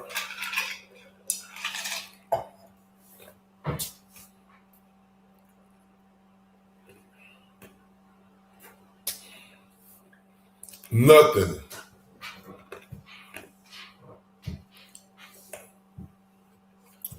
They treated him like a piece of trash on the street.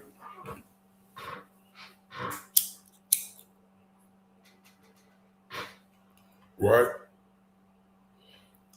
I don't like when women get done bad, they get injustice, and get something where they say a man is better or a man get favored that way. And I don't like it when a woman get favored over a man. It's equal opportunity. I don't like neither one of them. Right? But let's tell the truth. You can't sugarcoat it and put your tail between your ass. Right? It's more favorable for the public to look at that woman who was a college professor or whatever she was, okay looking, and had a good backing, right? It's easy to have sympathy for that situation. It's easy to look at that guy right there and how he look in his new release jail photos or his jail photos, or after some months in there, then you see how he look, and then you be like, ooh.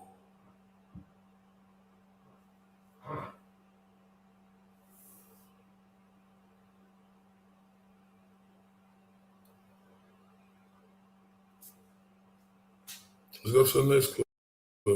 Case, but let's go back to your Franks memo for our viewers who may not be familiar with what that means. A Franks motion is basically when you say, hey, we want this evidence thrown out because we think the cops lied. And that's where you kind of came out and you talked about the Odinist theory, where there may have been some like ritualistic stuff going on with these murders, that some Odinists may have murdered Abby and Libby. So that's where that really caught fire. And I think on social media in particular, anytime you bring up something like that with like a conspiracy theory, a potential conspiracy theory attached to it, it just goes off like wildfire. Yeah, it does. I would encourage anybody that's super interested in this case or even moderately interested to go online. I think you can find the Franks memo by just Googling Franks memo Delphi or something. And it's 136 pages, and it doesn't read like a legal document. It lays out all the reasons why we feel that the police were deceptive when they sought a search warrant for Richard Allen's house. Just as an example, just as a brief example, one of the people that they use in the context of their probable cause affidavit to get into a citizen's house. I mean, let's talk about what that is. The police filed a document, swore under oath that it was true and it was accurate, and the prosecutor, Nick McClelland, he signed off on it as approving it. They sent this then to a judge, and then the judge read it and said, okay, there's enough probable cause here for us to get into a citizen's house. That's the government getting into somebody's house. That's a high bar. It should be a high bar. And that document needs to be very, very honest. It needs to be very... You heard that? And like I told y'all, I like this woman. But I don't like her attitude to where she say, oh, it caught fire. What? You living under a rock? I said that respectfully. You don't think it's conspiracy theories? You don't think the way that was set up like a ritual, you don't think that's where it came from? What is we doing? It caught fire. And some people, basically she's saying, some people is looking at you like a desperate, incompetent lawyer. That's basically what she was saying. I can't say it to be true, but that's how I took it. Right? Because, of course, a story gonna catch fire if you can put the pieces to the puzzle. Did you see the crime scene, man? Let's continue. Honest. It needs to be very, show the truth. And what we showed and demonstrated as it relates to Odinism is there was a whole other investigation going on of very, very viable subjects. And that should have been included. Hey, Judge, here's why we want to get into his house. But to be fair, we ought to let you know that there's all these other people that are out there. There's some debate on that from lawyers about whether that should be included. But that wasn't all. mean, what really bothered me was one of the witnesses, her name's Betsy Blair, and Betsy saw a guy on the trail or on the bridge that they're claiming she saw Richard Allen before he followed the girls and abducted them. What they didn't tell the judge, or Tony Liggett was the sheriff at the time, what Tony Liggett did not write in the probable cause affidavit, and what Nick McClellan, the prosecutor, approved of in the probable cause affidavit, was leaving out this very big detail. What the person that saw Richard Allen described was a 20-year-old boy, basically, with brown poofy hair.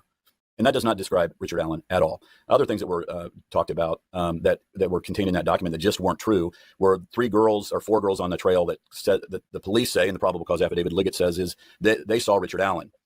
And what the probable cause affidavit doesn't say is Richard Allen is 5'5", and these girls were describing somebody that was 5'11", wasn't short by any stretch. He's the type of short that when you see a guy like him, you're like, wow, look at that short guy. Okay, and not one person that isn't contained in that probable cause affidavit said the guy was short. And Betsy Blair also saw if Richard Allen's, the police say that Richard Allen's vehicle was parked at this certain lot, and that after he killed the girls, he got on this is their theory, it's ridiculous, but that he walked up a hill, walked down to 300 North, which is a pretty heavily traveled road. I mean, and after he killed these girls, and he walked to his car. So the car was at the parking lot according to the police, from like 1:30 until 4 p.m. Well, Betsy Blair passed that parking lot when a car was there, and the car that she described was a 1965 Mercury Comet, an old school, angular car, and Richard Allen doesn't drive that, and that was not put into the probable cause affidavit. So there was just all kinds of dishonest things that were left out. That if you were a judge, if you were being honest, you'd say, now to be fair, Judge, the person that we're saying described Richard Allen, she didn't really describe him. She described a 20-year-old guy with brown poofy hair, and the car that she saw was an old Comet, and so that doesn't really fit Richard Allen's car. And then the judge would be like, what a good judge would be, at least, would be like, well, gosh, I'm not going to sign off on a probable cause affidavit knowing this information. So that's the purpose behind the Franks memo. And it just so happened that the Odin stuff was, we then realized that, wow, there's all this strong evidence that Odinism was that this was a ritualistic crime scene, and we had an expert that she basically works for the federal government, teaching the FBI and other state and local and federal law enforcement agencies, what does a ritualistic crime scene look like? And she testified under oath that, and she normally testifies for the police, for law enforcement. She said, this is a textbook ritualistic crime scene. And nobody debated that. I mean, the state of Indiana did not put on one witness to say this does not look like a ritualistic crime scene. They don't know. That's not, these are small town police and state police that never would have encountered this bizarre crime scene where the girls were found. 4 girls. Said 5'11", 6 foot.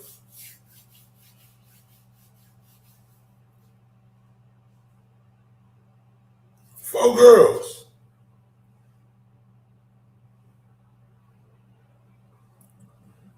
They described a different car that wasn't even his. But what about the 4 girls who said 5'11", 6 foot? He's a short, pudgy man, like his lawyer just said.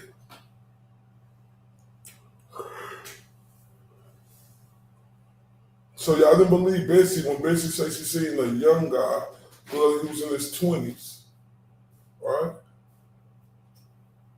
And y'all don't believe the 4 girls who said the dude was 5'11", 6 foot.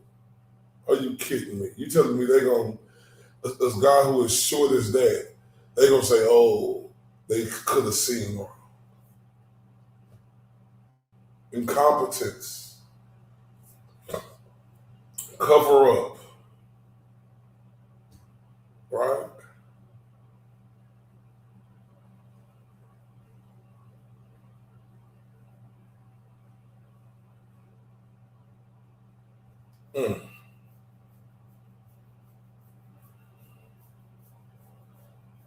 Do y'all see how fucking frustrating this is? To know 4 girls said they seen somebody who was 5'11", 6 foot. And y'all remember Betsy Blair, I think she was the one who gave out the sketch, right? Of a dude who looked young. When the sketch get put out, you're supposed to put that out immediately. They didn't put it out. They put one out 3 weeks later.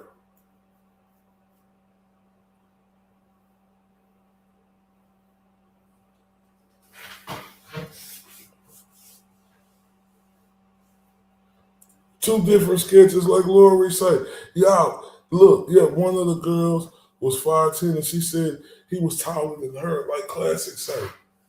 What is we doing, y'all? This don't frustrate the fuck. I know we frustrate, but I'm like the world. I'm talking to the world.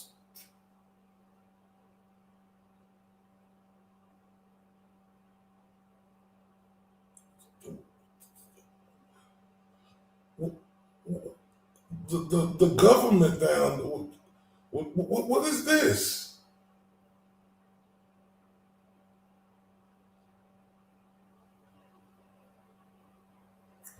Y'all let this Caitlin Clark face ass judge suppress all this? And a normal minded thinker, we look at this and say, this is intentional.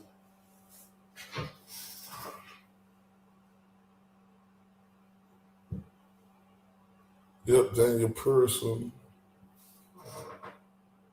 prominent DeFi family. A normal person with common sense can look at this case and say, hey, these people were intentional. This is intentional. Right? Shout out to Jessica Carr, thank you. This is intentional. But this is the United States of America, land of the free, where our Constitution rights supposed to be looked at as everything for us. And this is intentional. 4 girls said they seen somebody out there. And this Caitlin Clark face-ass judge didn't let that. Are you kidding me?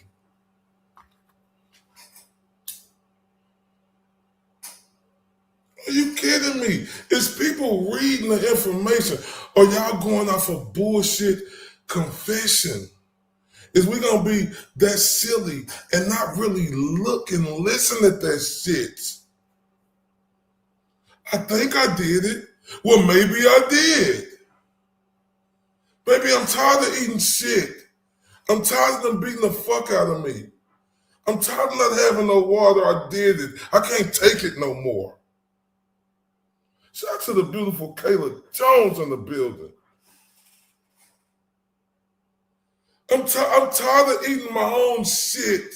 It's disgusting. I'm tired of trying to drink my own spit. They telling me they're going to do something to you. That's why I'm telling you, hey, babe, do you still love? I did it. Do you still love me? The fuck would you say that for?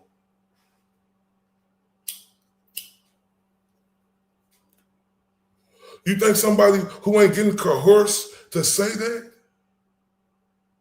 Come on, y'all. Come on, y'all. Yeah, like one of the like Clay said, one of the 3 cops that investigated the Odin angle was murdered. Then off Todd Click hired a lawyer because he thought they got the wrong guy. They arrested him on BS charges. Facts. That his name was Farrelly. The dude, the police officer who brought it up, who created that angle. See, people think this was just done by the defense. Oh no, my friend. It was their own police officer. And like Captain Kayla said, make sure y'all hit that like, share. If you ain't subscribed, please subscribe. Y'all see that? They got the Cash App, Venmo if you can, you know. But if y'all can like, share, and all of that stuff, man, that'll be great.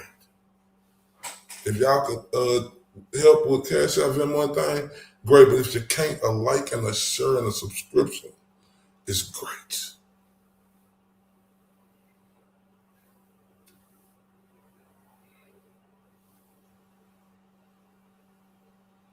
This dude all of a sudden then lost 200 pounds.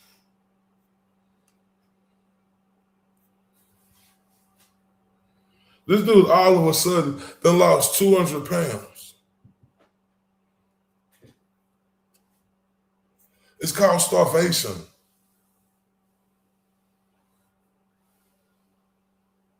You know? It's called, boy, you gonna say what we want you to say if you want this food. I didn't do it. I didn't do it. I didn't do it. It wasn't me. Close the doors on him. Pour water, put rats and roaches in there, and we'll see him in a week. Think about that. I'm telling you, they got all type of tactics that they do. Oh, this is, oh my God. I'm bothered, y'all. I'm sorry. I think I got two of the same one. It might be the same one. Let me honest. see. It needs to be very, show the truth. And what we showed and demonstrated as it relates to Odinism is there was a whole other investigation going on of. Same one. Let me go to the next one. Let's go back to. I want to talk to you about Kathy Allen, kind of breaking her silence in this docuseries, because I found her at the end of episode. For you to cover this case, the amount of corruption on this poor man, oh my God, I'm sick to my freaking stomach, Kate. I'm sick to my stomach. And like, I'm sorry to tell people this, right? And I just have to be 100. This is, because he a man. He's not, just because he a man, they overlooked. I'm telling y'all, man. And I hate to say that. But in cases, people are more favorable to a woman than they is to a man. You can't tell me that Shirley Temple, looking at his clerk, found a sticky note that said, recontact Richard Allen. You stupid. You can't tell me that this man said, hey, he told his wife, hey, I was out there. Well, she said, hey, babe, call the police and tell them. So he called them and told them. Then they get him down there on some bullshit. Then they tell us, then he come back 13 days to get his car. Then you got that Michelin man built Porky the Pig looking motherfucker. Go tell him, talking about, we found a 40, we had your gun and we found the bullet and then match your gun. You out your fucking mind.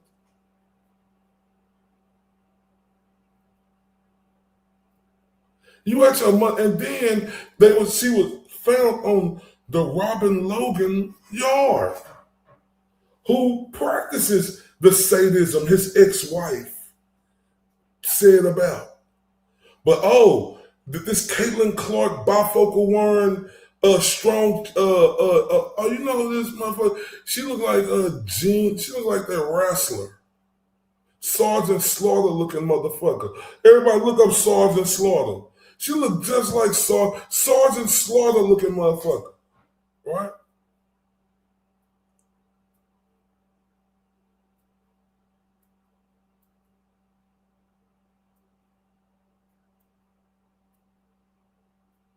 Oh, wait. Yeah, let him rot. They let him rot. Kayla, you ain't lying. This is disgusting. Man, I listen to them calls just like we listen again tonight, right? That is coercion at its finest.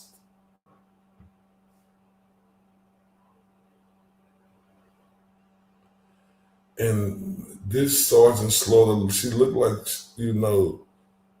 apple lump neck ass piece of work of a judge. Did everything in her power to screw Richard Allen and his attorneys over to where they were handicapped. And that's just clear cut, no debating. See, motherfuckers could act like they have reasonable thinking, right? But reasonable thinking don't just come off somebody reporting stuff to you and they say, oh, it was him, it was him, it was him. I think Kayla was around months ago when they brought up Richard Allen. And I said, oh, I got to look into him. This was months ago. Like, October, November of last year, right? Because everybody was talking about that. So it's easy for ignorant, stupid fools, right, to look at this and let a motherfucker put out something and create their own narrative to make him look this certain way. But if you're going to do your motherfucking research, is you going to really pay attention? Oh, because he a man, you're going to look the other fucking way. And I'm sorry, ladies, I'm not being insensitive about this. They seen that short little man and they looked the other way on him. And I'm sorry. People seen Karen Reed. I didn't know about his case. They seen Carrie Reed, a skinny, okay looking, successful woman. And the empathy was there for her, which it should be. But what about him?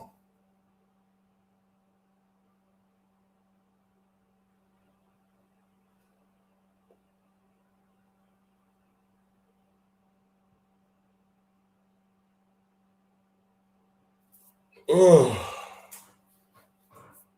let's go to the next clip. Yeah, I'm sorry. Let's go back to I want to talk to you about Kathy Allen, kind of breaking her silence in this docuseries, because I found her at the end of episode 1 to be really compelling. We've not heard from her except in these jail calls. And, she's talking about this man that she has loved and known for decades. She has spent her life with him. And what she is describing is not some guy that goes out on a trail and with a box cutter and corners 2 girls and takes them down a hill and slashes their throats. However, we have him on jail calls, more than one jail call, saying, babe, I did it. And so it's just really hard to reconcile. I understand, your argument that he was being kept in horrific conditions. The state would say, well, it was for his own protection, things of that nature. He was being treated with medications. Even I think his mom was saying they're doing something to your food, they're doing something to your meds. We've got all these jail calls. He didn't just say it once. He said it many times. So how do you square that? Well, one simple way that the jury should have been able to hear was, and this was not part of the documentary, is he was being guarded by Odinists. How about that? I mean, in the world of criminal defense, when you're able to go in front of a jury and say, how does a guy confess to something that he's not guilty of? Let's leave out the fact that he should never have been in a prison. That's totally crazy and bizarre. Let's leave out the fact that he was in solitary I agree with confinement. you on that. I think that's nuts. All of that. Let's leave all of that out. And let's just say, like, from a pure criminal defense strategy perspective, and maybe from a reality perspective as well, he's being guarded by Odinists. And people might listen to this broadcast and say, that defense lawyer is crazy. But we have photos. They admitted that he's being paraded around, and these guards wearing Odin patches on their uniform. In Odin we trust. That's what it said. Okay, 2 of them, both wearing in Odin we trust patches and having the symbol of Odinism on their uniform. And that is not a small thing. And I don't know if these guys had anything to do with it, but you could see a scenario where we don't know what's going on inside of that prison, and we don't know what's going on inside of these guards. And let me tell you something that happened in this case that you may or may not know about. While Richard Allen was never videotaped ever for the first 4 or 5 months. When these guards would come and bring Richard to us to talk and to have private conversations, we would go into a room privately and talk, and nobody was watching or anything. We went into I think it was the captain's a conference room or something, and everything was great. But then when Richard broke down, all of a sudden, the very day that he breaks down, April the 3rd, 2023, these guards walk down the hallway with Richard, and he's all shackled up and looking terrible, and they have an old school camcorder on top of their shoulder, and they're videotaping everything. And as they approach, I look on their uniforms and it says, in Odin we trust. And nobody's explained how that's improper or improper or anything. Nobody from the Indiana Department of Corrections. Well, then to make it even worse, I asked to go see his where he's living, his living arrangements, because something was very wrong with him. They would not agree to that. Then to make it even more worse, the next time we came to see Richard, and the next few times I think we saw Richard, they put him in a room with a glass wall, and they recorded with their camcorder, these guards that were wearing the Odin patches, they required us to seat Richard Allen facing them. Okay. And the way I interpret it, and there's nothing we could do about it. There's nothing. We're trying to have a private conversation with our client, and they're facing the camera's facing Richard Allen's lips, so they can see what he's saying. And to me, it came off as, "Buddy, we're watching you. We're watching you. You better keep on the party line there." Now, people can say I'm crazy, and that's fine. But everything I'm telling you is true. And when you read the Franks memo, everything is footnoted. Everything has got so many exhibits in there that support everything that I say. So before you just kind of poo-poo it, read it, look at it, and if you disagree with So, and that's the problem, with ignorant people out here. Like, and shout out to this lawyer, right? He said, some people could look at me and think I'm crazy. No, sir, I don't think you're crazy. I'm not like none of these nitwits out here who can't see shit for what it is. I'm not like none of these nitwits out here who understand the system can be controlling. People do control this world, right? If you think a person can't press the button on you, stop playing with me. You can't talk to me. If you think we live in a land of the free where they can't watch you from a scope and pinpoint, man, stop playing with me. Like this dude said that they wouldn't let him go see his cell because his client wasn't right. No attorney-client period. Now I want Andy Baldwin. I hear that name Baldwin. I be thinking of Alex Baldwin, right? Now you mean to tell me, Attorney Baldwin, right? He had concerns about his client and how his client was breaking down, and he wanted to go see his living conditions. And they told him no.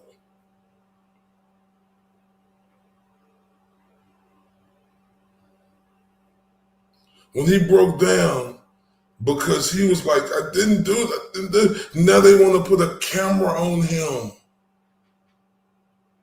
They weren't able to see him for 4 or 5 months. Now they want to put a camera on him. Like, okay, buddy, we're going to starve your ass. Say something you don't want to say. I'm not reaching on this. I'm not reaching on this. I got to hear this shit again, man. Let's go back to, I want to talk to you about Kathy Allen, kind of breaking her silence in this docuseries, because I found her at the end of episode 1 to be really compelling. We've not heard from her except in these jail calls. And, you know, she's talking about this man that she has loved and known for decades. She has spent her life with him. And what she is describing is not some guy that goes out on a trail and with a box cutter and corners 2 girls and takes them down a hill and slashes their throats. However, we have him on jail calls, more than one jail call, saying, babe, I did it.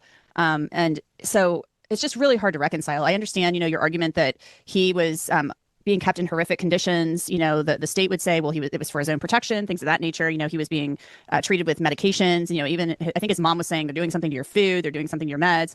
You know, we've got all these jail calls. He didn't just say it once. He said it many times. So how do you square that? Well, one simple way that the jury should have been able to hear was, and this was not part of the documentary, is he was being guarded by Odinists.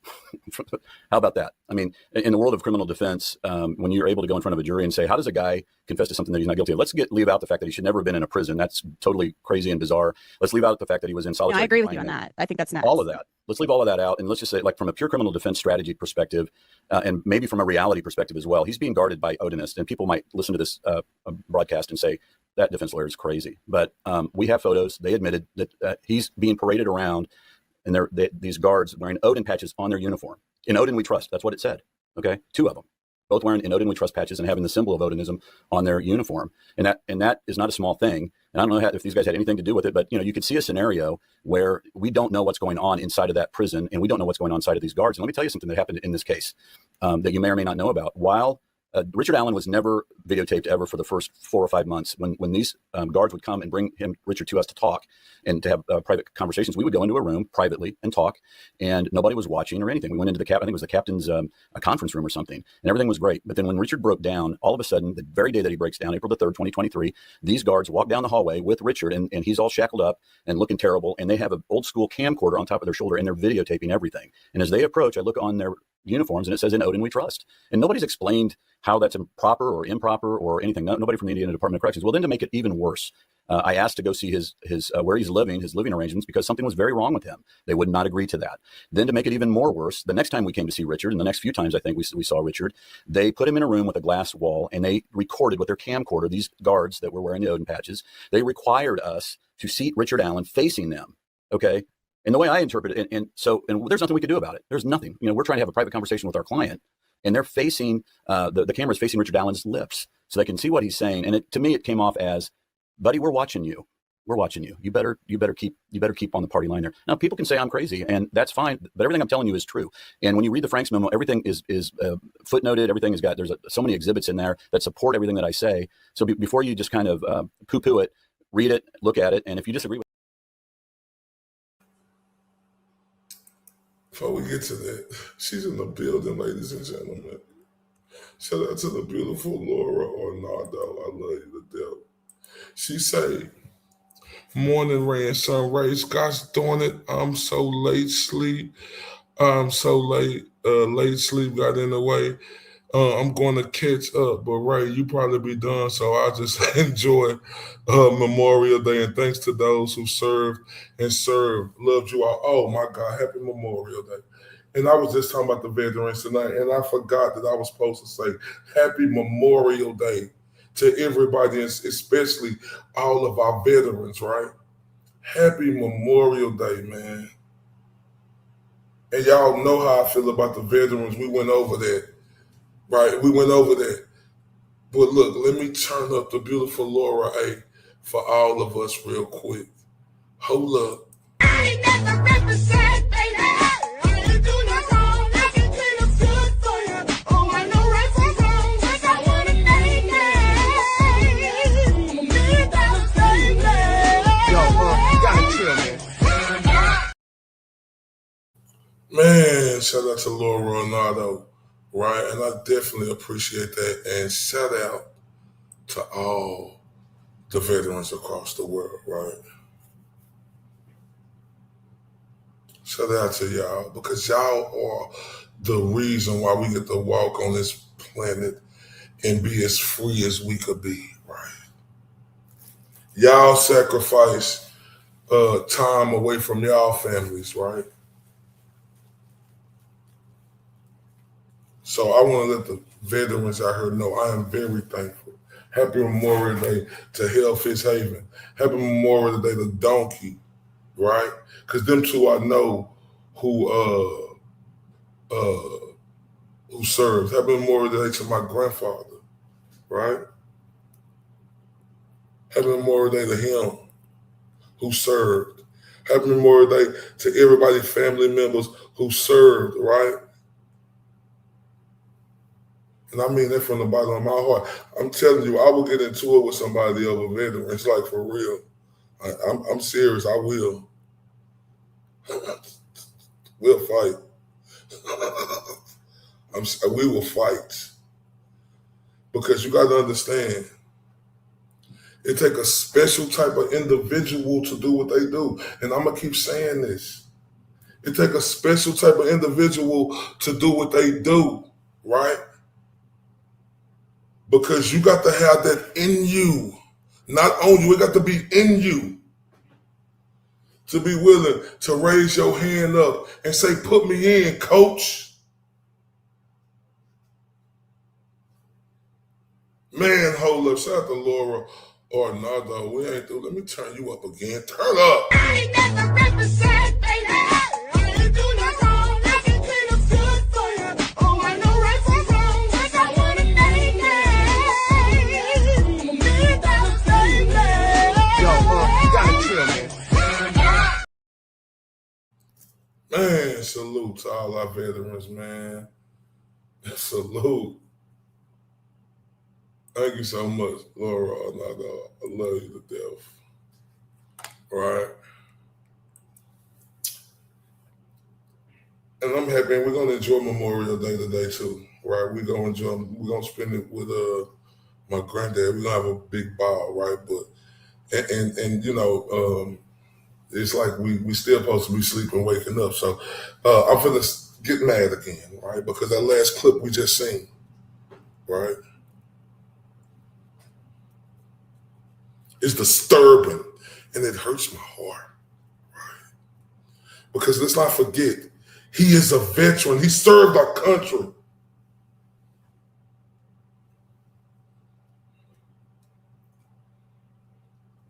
And this the motherfucking thanks he get. Sorry for my language. Yeah, I'm sorry. I'm trying to be better with my language. But he served our fucking country, and this is the thanks he get?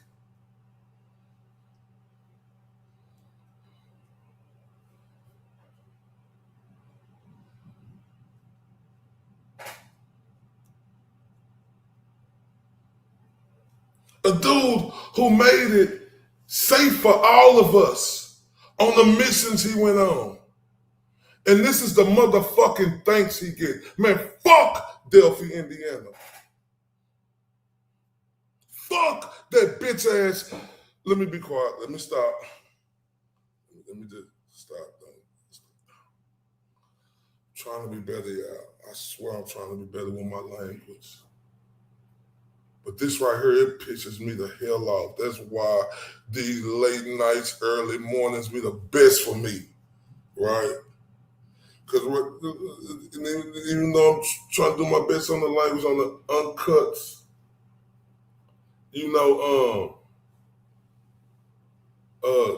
late nights, but I still trying to get it better. And like Laura said, he a human being. Yeah, he is that, right? Because we all human beings, right? But this the thing right here. He served our country. So him being a human being and serving our country, that's a higher standard for me, right?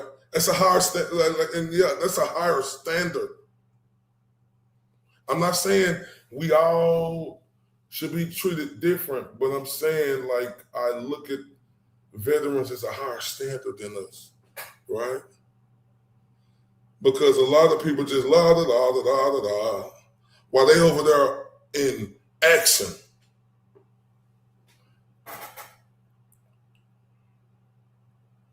In school, and she asked for a teacher LGBTQ to get a veterans, to get a 1 month, and veterans only want to get 1 day. Yeah, crazy work, man. Crazy work. Crazy work. Our veterans ain't respected at all. They're not respected at all. They not. They respected by me and a lot of other people, but I'm talking about to where they should be respected. I'm talking about him right now. This dude is a veteran. And like Larry said, he is a human being too, but like with him being a human being and being a veteran too, this the mother fudge cake and thanks he get? They do him like this? And like he said it, they start putting cameras on him. And they said, yeah, try us, buddy. Say something we don't like. We're going to beat you with the sticks. We're going to have the dogs bite at your legs and beat. Man. And to the beautification, so I can't imagine the amount of PTSD Richard has from this BS serving this country, was nothing compared to this. You ain't lying. Oh.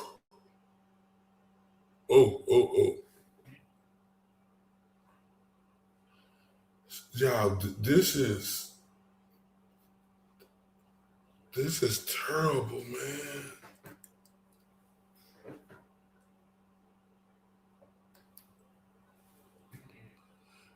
They won't let his attorneys go see how he living. His conditions.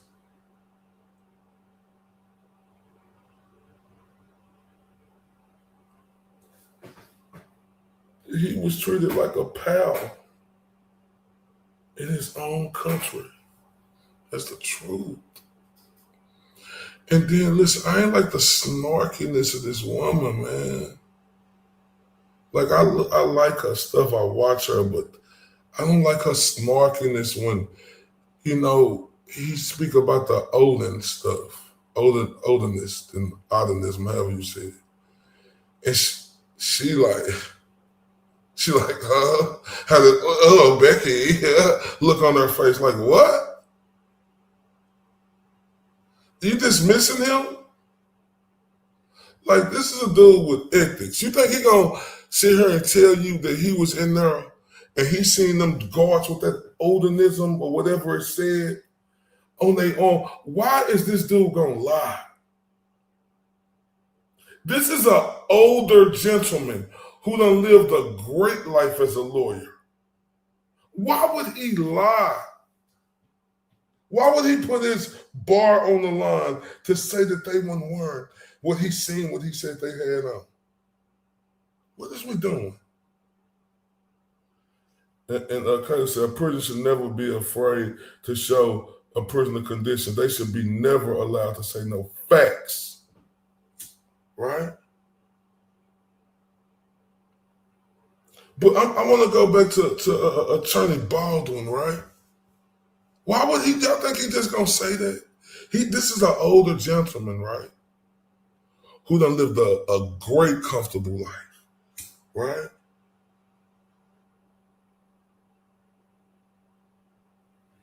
I want y'all to think about that.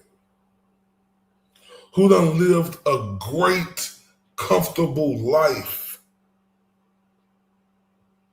Yeah, Kayla said I was a correctional officer. I remember you saying that. I know you have seen some shit, Kayla. I know you have. And this is an older gentleman, right? And Attorney Ball, he ain't too old like that, but he is an older gentleman to, like, world. This case is so huge, right? It's easy for him to just be like,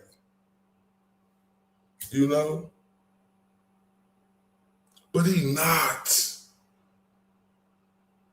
Why would he lie and say he's seen that with them guards having that on? I believe him. Ooh. All right, let's go look at this clip. One example, another one, by the way, of why you should not trust these confessions is he also confessed to shooting the girls in the back. He also confessed to killing his grandchildren. He doesn't even have grandchildren, by the way. He confessed to a lot of things that simply weren't true. This should put some pause into anybody who's thinking that, yeah, we believe these so-called confessions beyond a reasonable doubt. The guy on the Snapchat video, Bridge Guy. I mean, can you admit that it does sound like Richard Allen? I think it sounds like Brad Holder. I think it sounds like Richard Allen. I think it sounds like my brother Danny. I think it sounds like the guy that my neighbor across the street. I mean, to say, if that's what a jury is going to hang its hat on, then shame on them. I hope that's not what they hung their hat on. Let me stop this real quick. Kayla, OMG. I'm going to say that to you first. Yeah, I would have left too. But the nerve of that lady to say, look at the video, do you think it sounds like Richard Allen? What? What you talking about, woman? What you talking? What did you talk? What's your basis coming for that? You an expert now? It could sound like anybody. Hey, down the hill, go. Down the hill, go. I could sound like that. Down the hill, go. Anybody could sound like that. Can you admit? The hell you think Attorney Bauer gonna tell you, yeah? You gonna clap your hands, stomp your feet? So you think he gonna say, yeah? Oh,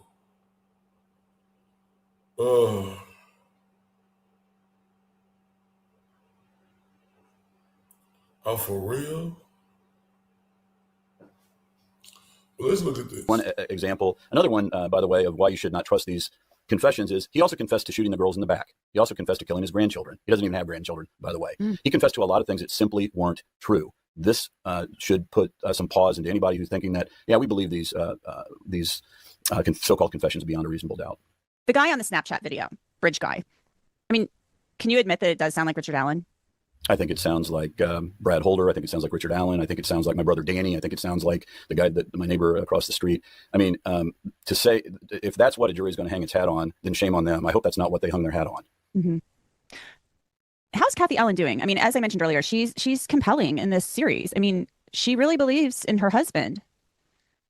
Kathy is as strong a woman as I've ever known. And we have a lot of regrets from the trial. One of my regrets is not putting her on the stand. Yeah, I was going to ask you, why didn't you call her? Because she told him to go to the cops. She said, you were on the bridge that day, go to the cops.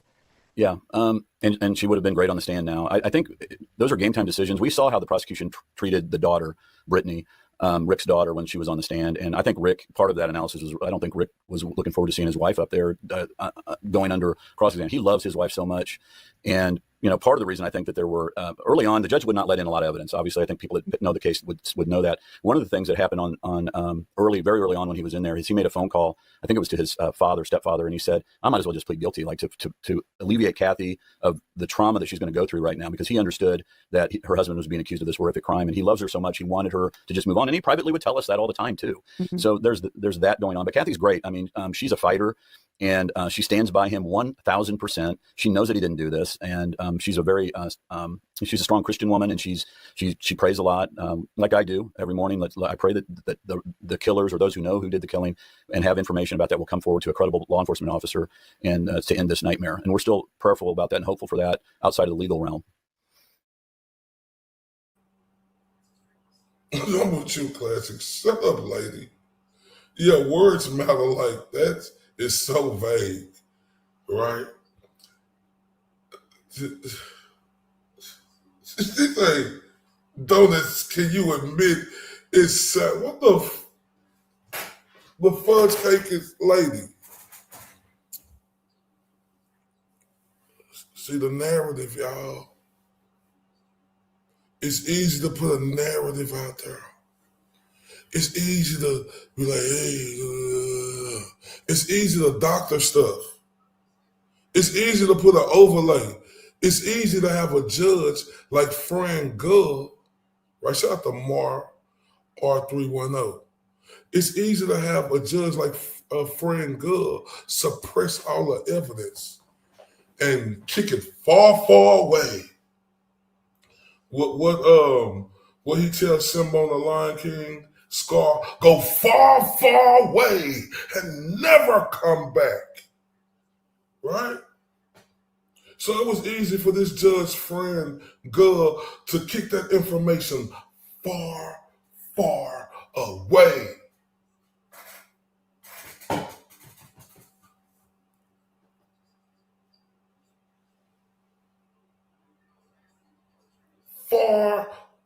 I like Scar told Simba, go far, far away and never come back. You see this Caitlin Clark strong face, Sergeant Slaughter looking ass woman, right?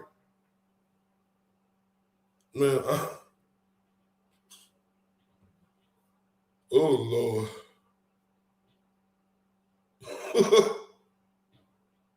Oh Lord. Oh Lord. I'm finna get something else too. Classes just send me some.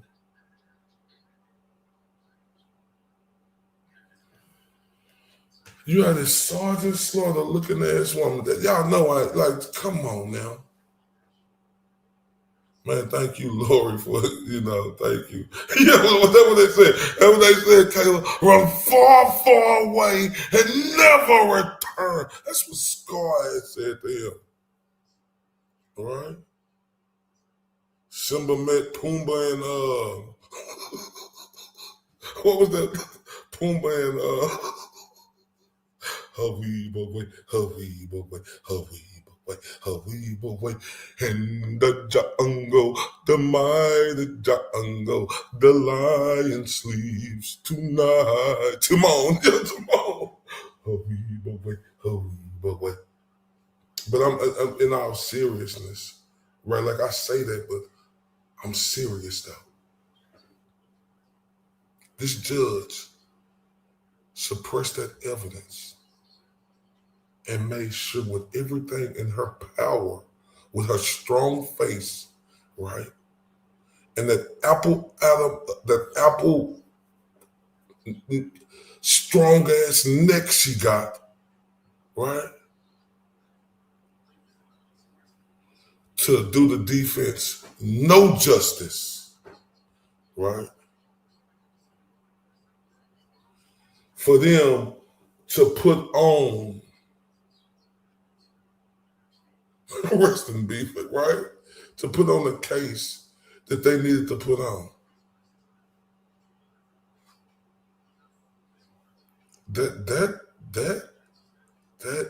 That's hurtful, right? And then when, like I tell y'all, I'm not on trying to say man, woman thing, but in cases, I'm telling you, they did Richard Allen dirty because he was a 5'5", man, pudgy, somebody who, like, come on, look at what Betsy put out. She gave him the description. It was a young dude who she seen. Looked like he was 20. These motherfuckers didn't even put out that picture. You supposed to do that. They waited 3 weeks later. And like I said, shout out to Classic, shout out to Nicola, and everybody else who was on her yesterday, right? Because they let me know it was because of that bitch-ass sheriff, right? Because that's when the motherfucker took over, right?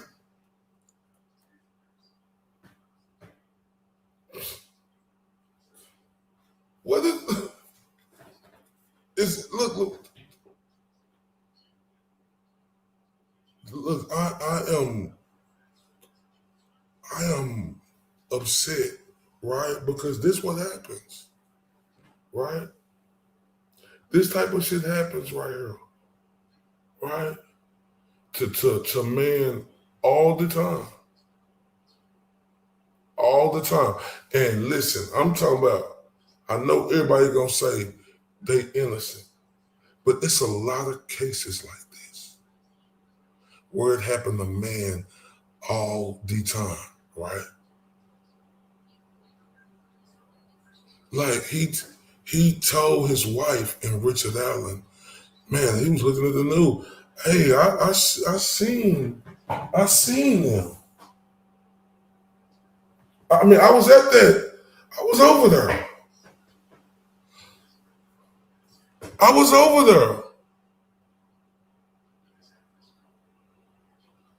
Oh, good night, Lori.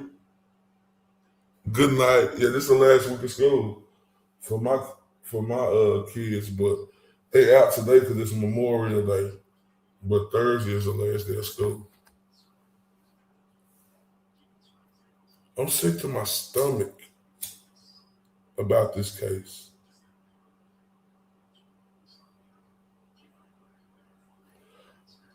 I'm sick to my stomach of the deterioration I seen in Richard Allen over the years.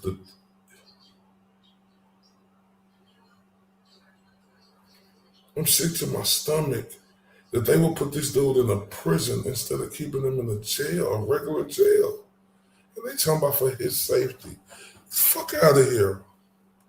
It have been so many other jails where it was people worse than that.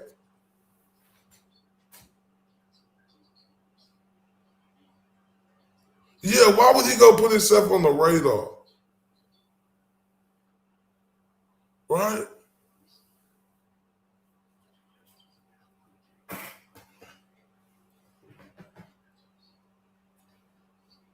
Why would he do that? Somebody make me understand that.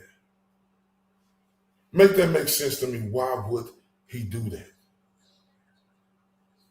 Why would he do that?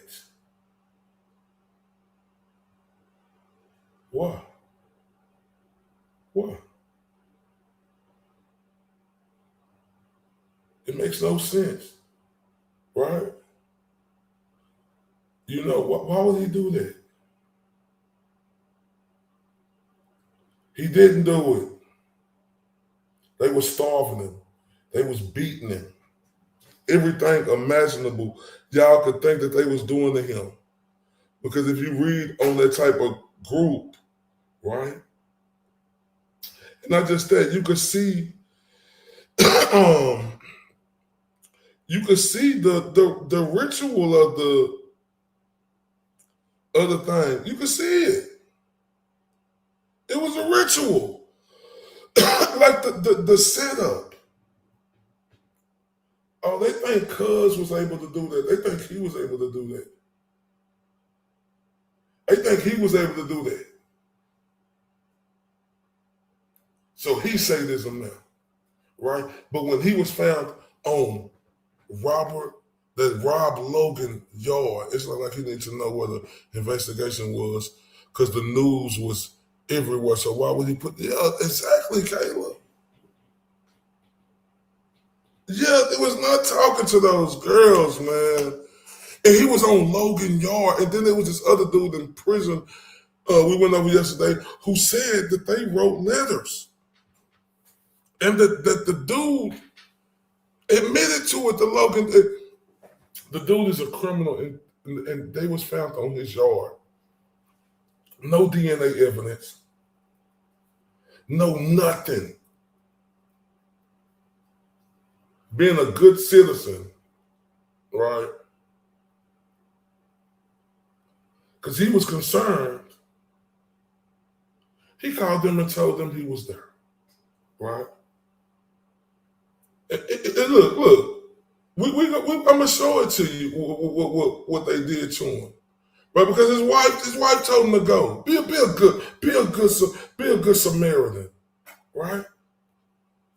But what being a good Samaritan get him?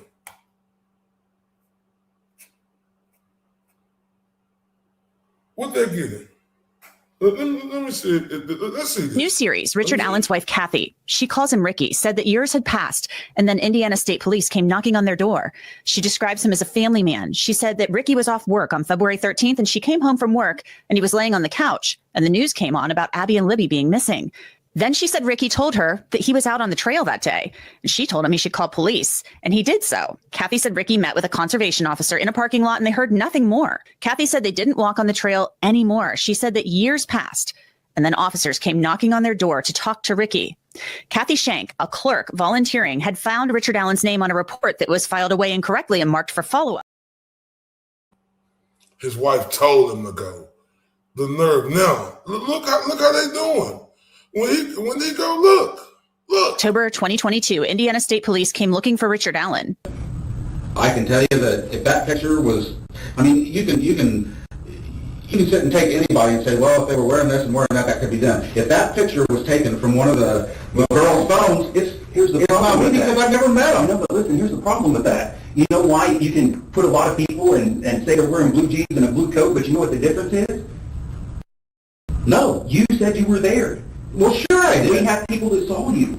Okay. Ricky said you were out on the bridge yourself. There aren't that many people that saw me. I mean, I'm sure I didn't miss that many people. If they walked behind me, I guess. Kathy Allen said that her husband, he knew something wasn't right as he was being interrogated. That interview was on October 13th, 2022. Then 13 days later, Richard Allen went to pick up his car and the questioning resumed. Okay. So we took your gun, your 40 cal SIG, and we sent it down there to the lab to have it matched with an item that we located on February the 14th when we found the girls. Okay.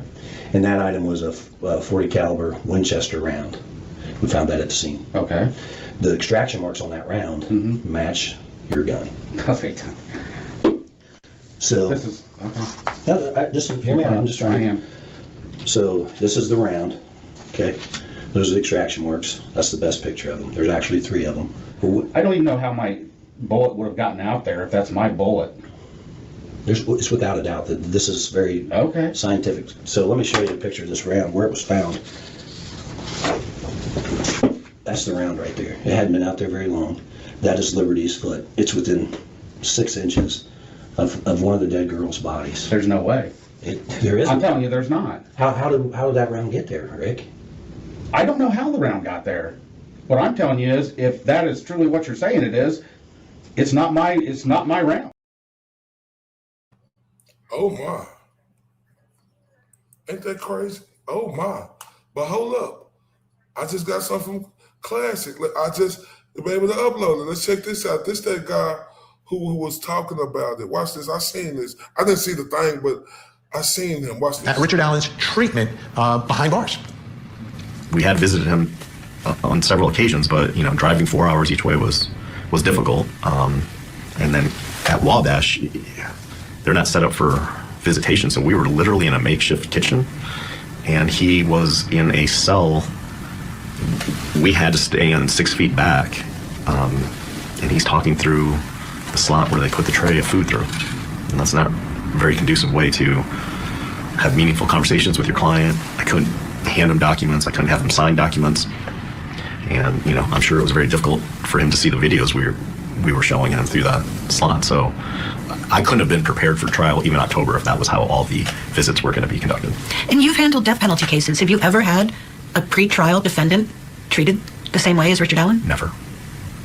Never. In my 25 years, or Sremen's 25 years, have we ever had a murder client held pre-trial in a maximum security facility and then was transferred from one maximum security facility to another. Never. And in your motion to transfer, you guys described him as being treated like Hannibal Lecter. Particularly in Westville, at least we were allowed to sit face-to-face across the table from him. But the way he was handcuffed and to his chest, I mean, it looked extraordinarily uncomfortable. I couldn't shake his hand. We couldn't have him sign anything. I visited clients in prison on several occasions. That was different than anything I've ever experienced before. And the way his hands were shackled were similar to how we see him in court, right? Yes, Where it's exactly like the the tops of the hands are touching. Yes. And it's way up high on his chest. It's connected to a box on his chest. I've never seen that. I've never seen anyone confined in that manner before. So why? Why do you think that is? I don't know. He is 5'6", 120, 130 pounds. He is not a physical threat to anyone. From all accounts, he's been a model citizen because he's locked down 23 hours a day. We told the confinement officers that we wanted him unhandcuffed so we could shake his hand and maybe have him sign documents, and they weren't budging on that.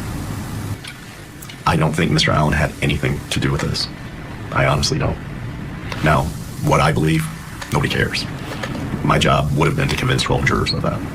You're a defense attorney, so that's your job to sort of say your client is innocent. Is that something you say about all your clients? No, and rarely do I believe it. But in this particular case, I believe it 100%. And what convinced you? Conversations with him, the fact that he lived in this very small community that's not much bigger than a high school. He worked at the CVS in Delphi. The police sketches are hung up in the CVS. The bridge guy picture is in the CVS. And in 5.5 years, no one comes into that store and says that kind of looks like you. And I don't know if this has any relevance, and I'm not a conspiracy theorist, but an arrest was made 27 days before a sheriff election. Just my humble opinion that played some kind of role in his arrest. And he hadn't moved. He hadn't changed his story. No facts or evidence have changed, to my knowledge, that brought law enforcement back to him 5.5 years later. He has no criminal record. They raided his house, took all of his social media. There's no ties to this Odinistic cult whatsoever. He didn't even know that there was Odinist in Delphi. He had never heard of it. Just a lot of things don't make sense. Bradley Rosie and Andrew Baldwin also said that that there's no electronic evidence linking him to the crime scene or the girls, and that there's no DNA of his at the scene. Is that accurate? Yes, as far as I can tell, yes. You had not heard of Odinism when it first was floated with regard to this case? I honestly thought, I was like, no disrespect to Mr. Baldwin and Mr. Rosie, because they're excellent lawyers. I thought it was hocus pocus. I honestly didn't, I never heard of it. And the more I got into it, that's a real thing. It is a real thing, and it's scary. In what way? Well, I believe they sacrificed a girl and killed another one. Some of the people that live in Delphi were very, very brazen about their Odinistic beliefs on their Facebook pages and other social media accounts, including the sergeant who was in charge of keeping Mr. Allen safe in Westville. It's real. Just the other day, Robert and I were going to lunch, and we saw a Jeep Wrangler right here in Fort Wayne with a spare tire on the back, and the cover said Odin, and it had all Odin spears like around on the cover. I would have never known what that meant outside this case. So Mr. Baldwin and Mr. Rosie were onto something right away. You described one of those officers that's mentioned in one of Rosie and Baldwin's filings, Sergeant Jones, who was wearing patches that said, "In Odin We Trust," on his Department of Corrections uniform. Yep. The judge ordered the warden to make them stop. And then what did you notice? That Mr. Jones had a tattooed under his right eye. From the best we can tell, it looks a lot like Odin's spear. And he had several tattoos on his forearms, including the interlocking triangles that are on his Facebook post. I got to give credit to Mr. Rosie and Mr. Baldwin that, they picked up on that. We saw him, and, confinement officers at the Allen County Jail aren't even allowed to have facial hair, let alone facial tattoos. I was a little miffed that the warden allowed that, or, he even knew what it was. He looks a little scared talking about. Now, hold the fuck up. Excuse my language, y'all. I never seen this, right? And this was his ex-lawyer. Now, I just want to listen to that first part again real quick. Richard Allen's treatment behind bars. We had visited him on several occasions, but driving 4 hours each way was difficult. And then at Wabash, they're not set up for visitation, so we were literally in a makeshift kitchen, and he was in a cell. We had to stay in 6 feet back, and he's talking through the slot where they put the tray of food through, and that's not a very conducive way to have meaningful conversations with your client. I couldn't hand him documents. I couldn't have him sign documents. And, I'm sure it was very difficult for him to see the videos we were showing him through that slot. So I couldn't have been prepared for trial even October if that was how all the visits were going to be conducted. And you've handled death penalty cases. Have you ever had a pre-trial defendant treated the same way as Richard Allen? Never. In my 25 years, or Sremen's 25 years, have we ever had a murder client held pre-trial in a maximum security facility and then was transferred from one maximum security facility to another. Never. And in your motion to transfer, you guys described him as being treated like Hannibal Lecter. Particularly in Westville, at least we were allowed to sit face-to-face across the table from him. But the way he was handcuffed and to his chest, it looked extraordinarily uncomfortable. I couldn't shake his hand. We couldn't have him sign anything. I visited clients in prison on several occasions. That was different than anything I've ever experienced before. And the way his hands were shackled were similar to how we see him in court, right? Yes, Where it's exactly like the tops of the hands are touching. Yes. And it's way up high on his chest. It's connected to a box on his chest. I've never seen that. I've never seen anyone confined in that manner before. So why? Why do you think that is? I don't know. He is 5'6", 120, 130 pounds. He is not a physical threat to anyone. From all accounts, he's been a model citizen because he's locked down 23 hours a day. We told the confinement officers that we wanted him unhandcuffed so we could shake his hand and maybe have him sign documents, and they weren't budging on that. I don't think Mr. Allen had anything to do with this. I honestly don't. Now, what I believe, nobody cares. My job would have been to convince 12 jurors of that. You're a defense attorney, so that's your job to sort of say your client is innocent. Is that something you say about all your clients? No, and rarely do I believe it. But in this particular case, I believe it 100%. And what convinced you? Conversations with him, the fact that he lived in this very small community that's not much bigger than a high school. He worked at the CVS in Delphi. The police sketches are hung up in the CVS. The bridge guy picture is in the CVS. And in 5.5 years, no one comes into that store and says that kind of looks like you. And I don't know if this has any relevance, and I'm not a conspiracy theorist, but an arrest was made 27 days before a sheriff election. Just my humble opinion that played some kind of role in his arrest. And he hadn't moved. He hadn't changed his story. No facts or evidence have changed, to my knowledge, that brought law enforcement back to him 5.5 years later. He has no criminal record.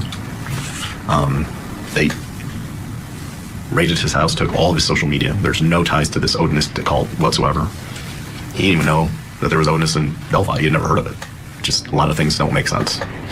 Riley, Rosie, and Andrew Baldwin also said that there's no electronic evidence linking him to the crime scene or the girls, and that there's no DNA of his at the scene. Is that accurate? Yes, as far as I can tell, yes. You had not heard of Odinism when it first was floated with regard to this case? I honestly thought, I was like, no disrespect to Mr. Baldwin and Mr. Rosie, because they're excellent lawyers. I thought it was hocus pocus. I honestly didn't, I never heard of it. And the more I got into it, that's a real thing. It is a real thing, and it's scary. In what way? Well, I believe they sacrificed a girl and killed another one.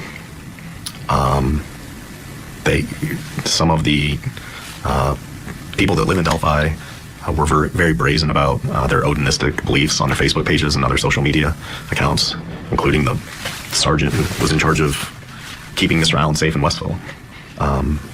It's real. Just the other day, Robert and I were going to lunch, and we saw a Jeep Wrangler right here in Fort Wayne with a spare tire on the back, and the cover said Odin, and it had all Odin spears like around on the cover. I would have never known what that meant and outside this case. So Mr. Baldwin and Mr. Rosie were onto something right away.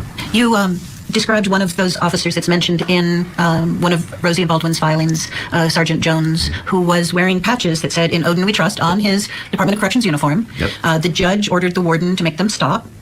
And then what did you notice? That Mr. Jones had a tattooed under his right eye. From the best we can tell, it looks a lot like Odin's spear. And he had several tattoos on his forearms, including the interlocking triangles that are on his Facebook post.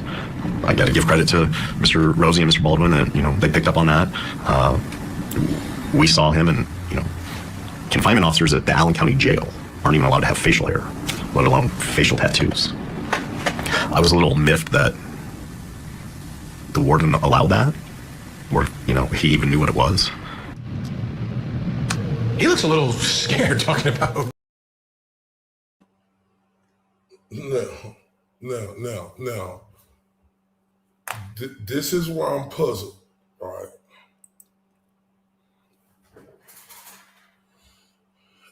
Listen to this, y'all. Elvisville was one of the ones who told his sister all about the murderers on the 14th of February 2017. That's why we right wrong.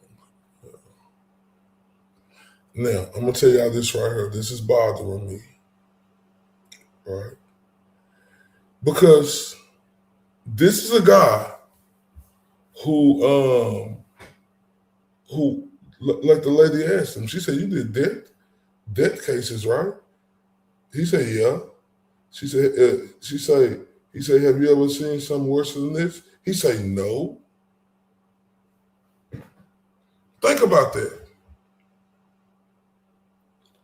I truly want everybody to really think about that real quick. This is a guy who does death cases, right? And this dude said, I couldn't do this, right? Because they wasn't letting me do my job 100%. How am I going to be able to, go 100% for this guy when they won't even let me have no contact of the contact I want? Can you handcuff him so he could sign this? What is we doing?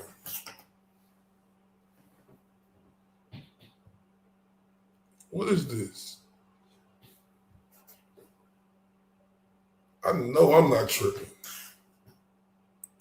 And I'm not finna act like I don't see this. She said Detective Greg Ferguson was an FBI terrorism task force member because they are white supremacists. Yeah, and look, that was the guy who the one said it first. And look, this dude said, the Lebatron, whatever his name is, he said he wouldn't have knew about autism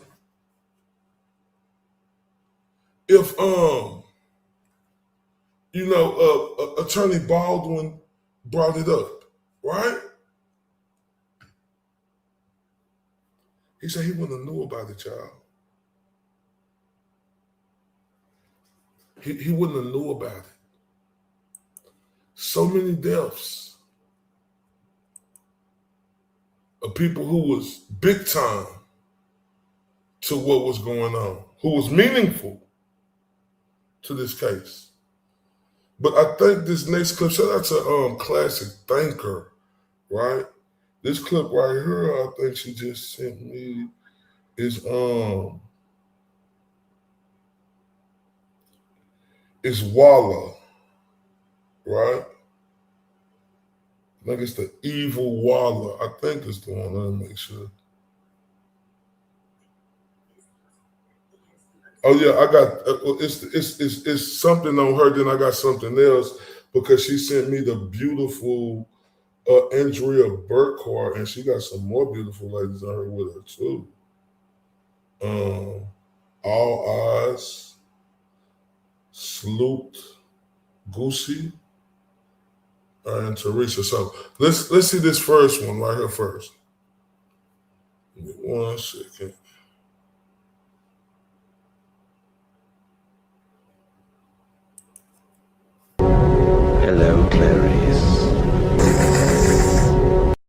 post was made 5 years ago.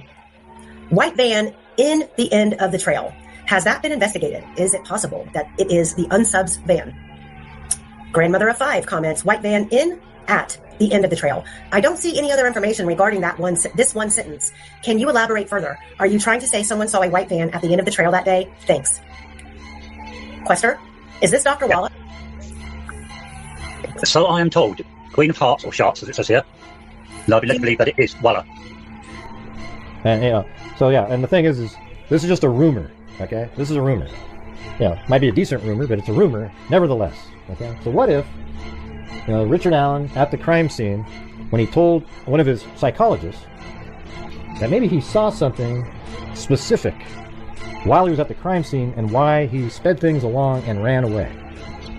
For example, what if he saw maybe Kay Weber's son driving home in his van and told the psychologist that exact thing, and it's shown that his van did show up exactly at that time?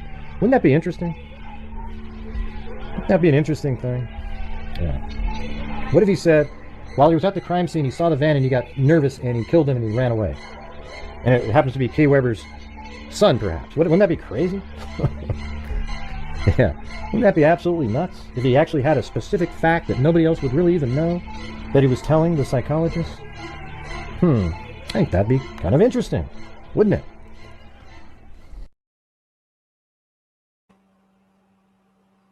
Oh my God. And let's go to this one right here. Well, there's kind of an elephant in the room with the crime scene for me that I got some serious concerns about how it was handled, and it's well, there's kind of an elephant in the room with the crime scene for me that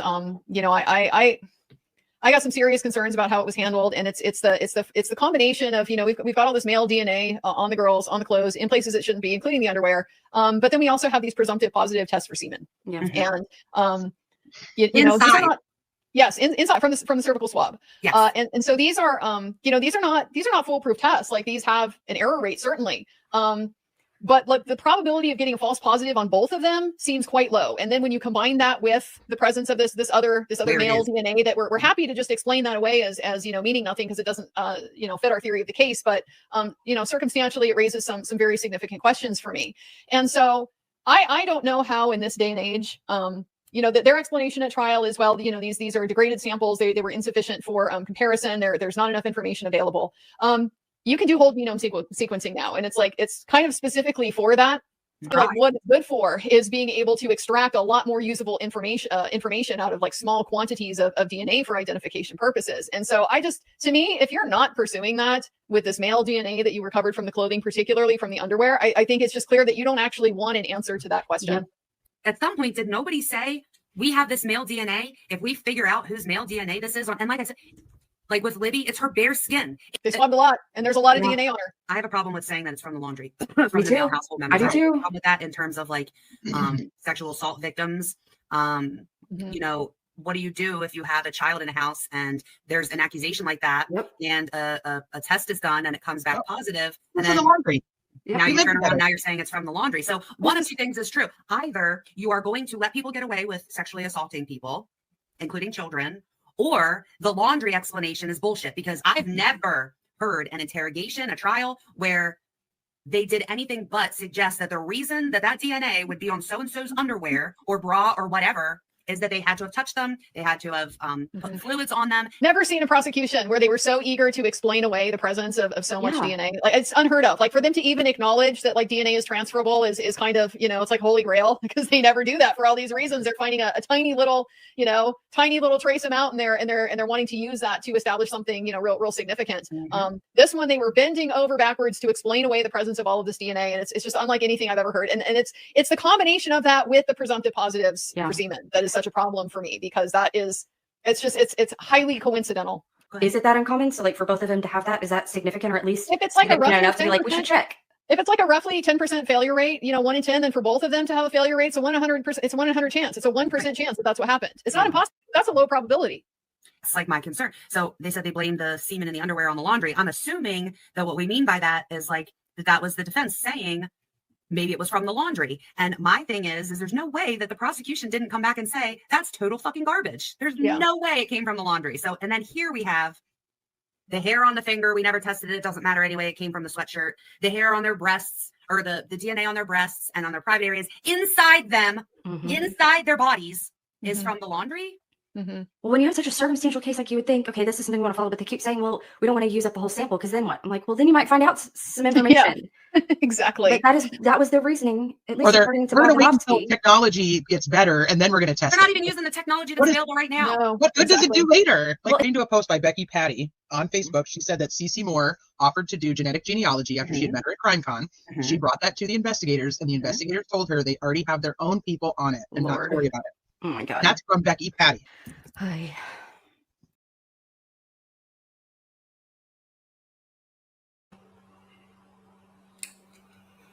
Man, I'm pissed the fuck off, man.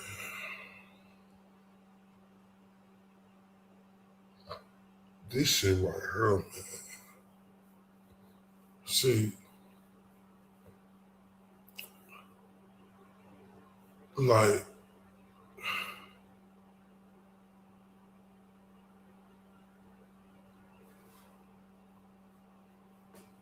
when you see the beautiful Andrew Burkhardt and the beautiful ladies that was on her panel, and how you heard Classic, the beautiful Classic, saying who semen was in them precious little girls.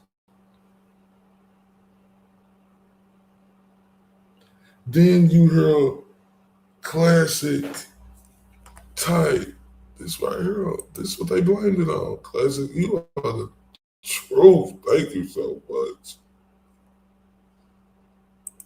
The attorneys general changed it to the DNA on the girl's genitals was due to environmental factors. Fuck all the way off.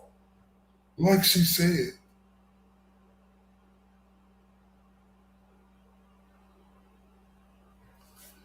I have to play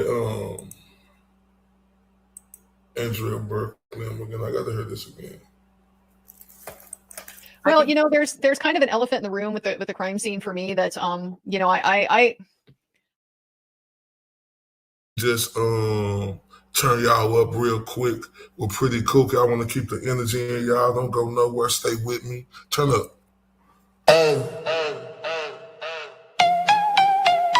Yeah. Yeah. Hey, you did that, look at you go. Drop that down and now the whole room know. Big heart energy still in the show. You walk in and the whole place grows. Old school smile with a fresh new grin. Same sweet spot, let the chaos in. Cards on the table, you win again. Everybody turn when you step in. Hands up, look alive. You made the whole night rise. They've been waiting on your name. Now it burns through the frame. Let's fucking go. Let's fucking go. You did that, and everybody knows. Turn up, toast to them, go. Let's fucking go. Big heart energy still in the show. Toast to them.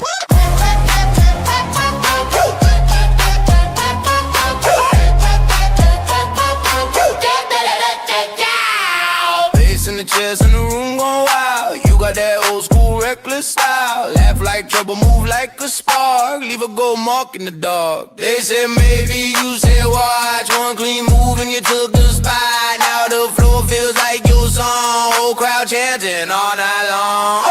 Hands up, look alive. You made the whole night rise. They've been waiting on your name. Now it burns through the frame. Let's fucking go.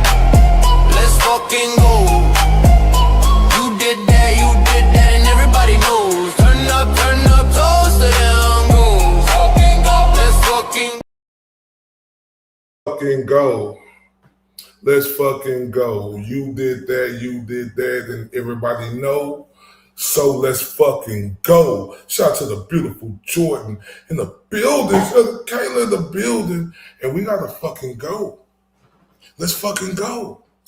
Right, because I'm on this shit right here.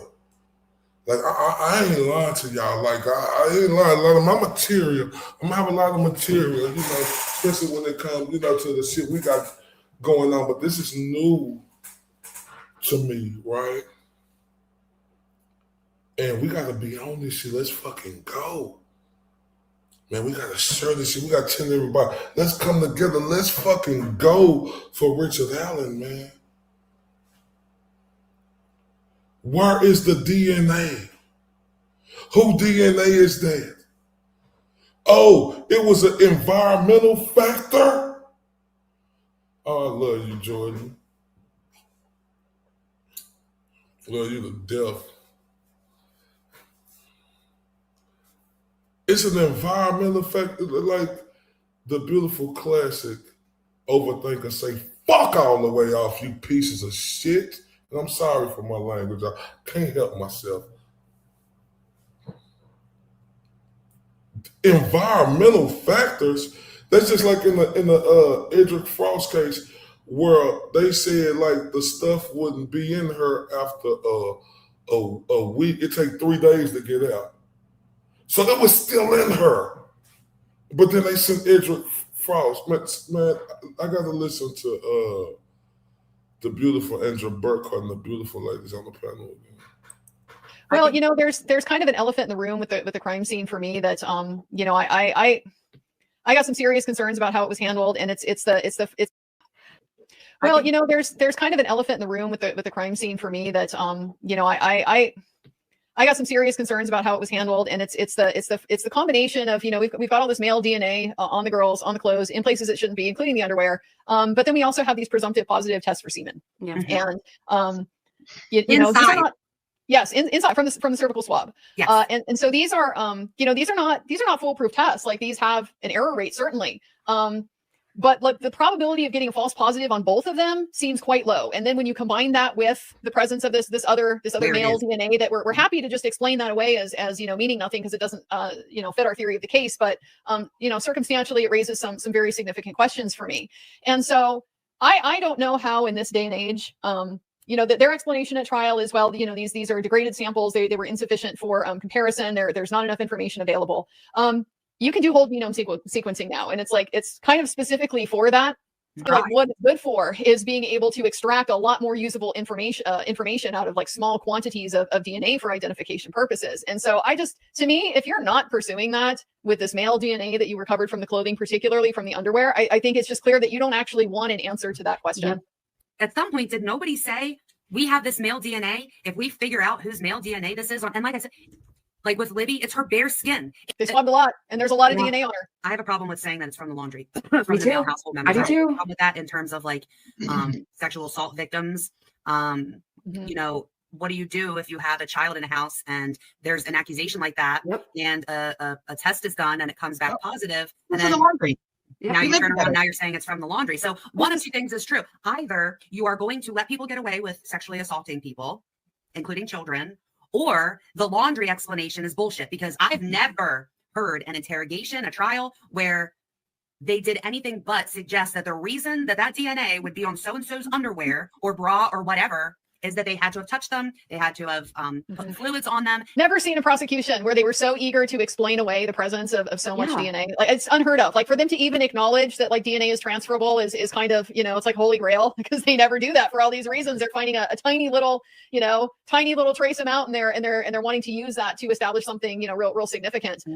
This one, they were bending over backwards to explain away the presence of all of this DNA. And it's just unlike anything I've ever heard. And it's the combination of that with the presumptive positives for semen that is such a problem for me, because it's highly coincidental. Is it that uncommon? So like for both of them to have that, is that significant, or at least if it's like a roughly enough to be like, we should check? If it's like a roughly 10% failure rate, 1 in 10, then for both of them to have a failure rate, it's a 100%. It's a 100 chance. It's a 1% chance that that's what happened. It's not impossible. That's a low probability. It's like my concern. So they said they blamed the semen in the underwear on the laundry. I'm assuming that what we mean by that is like that was the defense saying maybe it was from the laundry. And my thing is there's no way that the prosecution didn't come back and say that's total fucking garbage. There's no way it came from the laundry. So, and then here we have the hair on the finger. We never tested it. It doesn't matter anyway. It came from the sweatshirt. The hair on their breasts, or the DNA on their breasts and on their private areas inside them, inside their bodies, is from the laundry. Mm-hmm. Well, when you have such a circumstantial case, like you would think, okay, this is something we want to follow, but they keep saying, well, we don't want to use up the whole sample because then what? I'm like, well, then you might find out some information.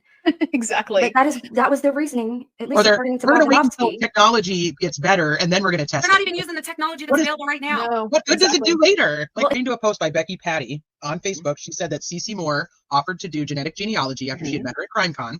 She brought that to the investigators, and the investigators told her they already have their own people on it and not to worry about it. Oh my God. That's from Becky Patty. Hi.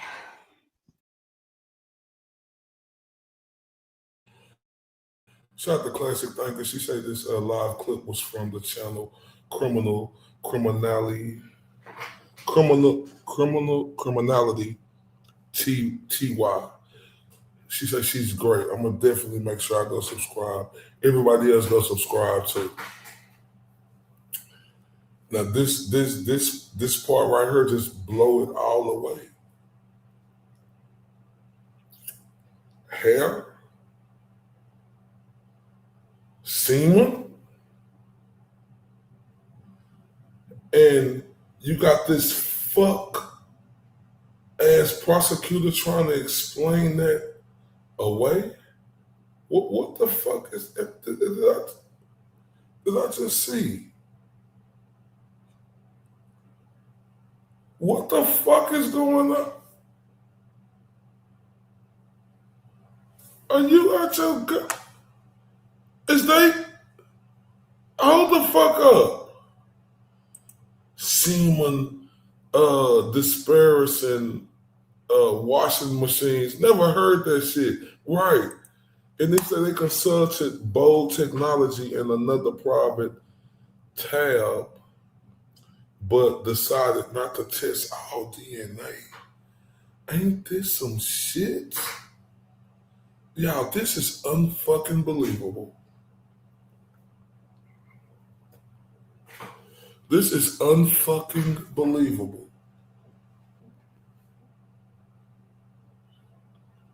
I'm losing my shits on this right now.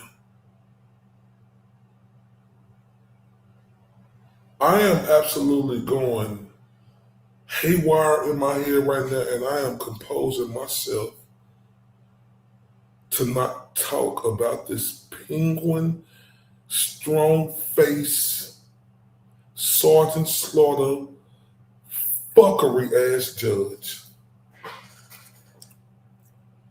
You mean to tell me, Judge, you allowed this shit? This bitch is just as worse. Fuck this bitch. This bitch is out of there. This is a crazy, big head, deluded, Billy Goat bitch. Hair, DNA. Are you fucking kidding me?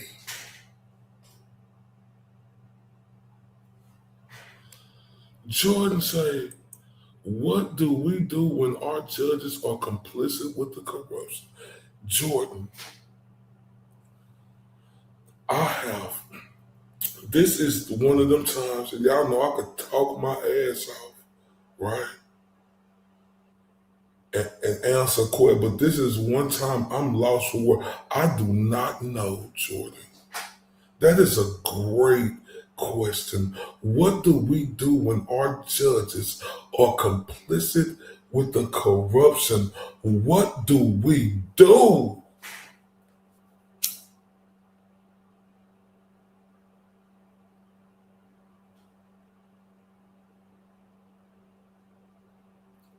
Man, I got to be dreaming.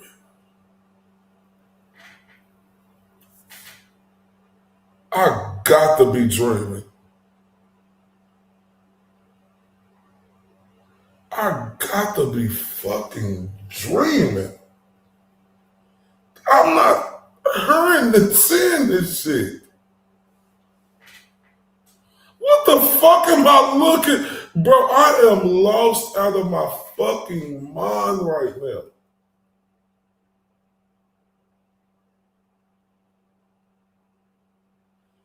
This hippopotamus looking bitch ass judge allowed the hair and DNA. Y'all, I'm lost in the sauce, y'all. Oh my God.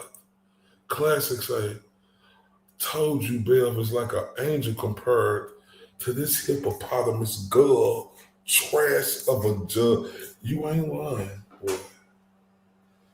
Oh my God. She ain't got nothing on this long Pinocchio nose Sergeant Slaughter looking judge.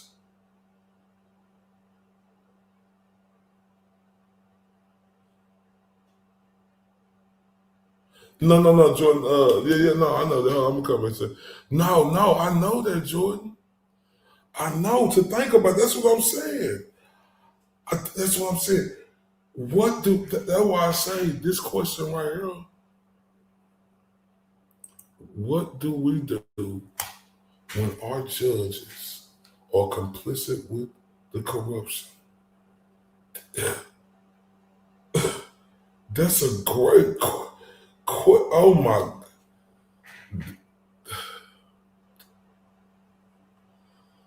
Oh yeah, I'm stunned.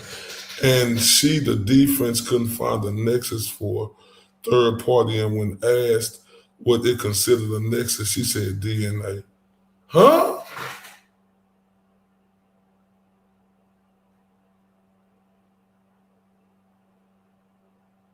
Huh? Oh, I'm losing my mind. I'm losing my shit right.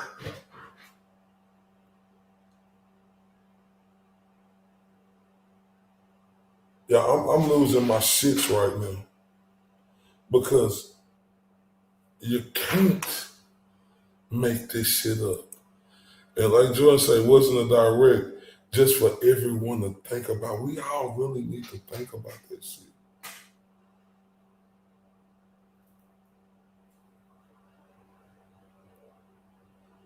Y'all, this is scary. This is dangerous. This is something that you could never imagine that you could actually see with your own eyes, and people just pay no attention to it.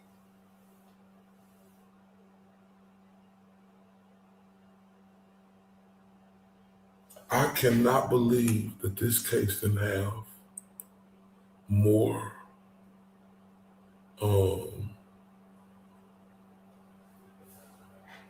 notoriety around it. Or it might did, but why didn't they have courts? Was the gag orders this judge put on? And she wouldn't let them say nothing. She couldn't come, they couldn't come out to the public and say they ain't able to get all their information in. That is diabolical. Redacted say they have no problem ruining others' lives. Boy, ain't that the truth, the whole truth, and nothing but the truth? Classics say redacted. They have no souls. Boy,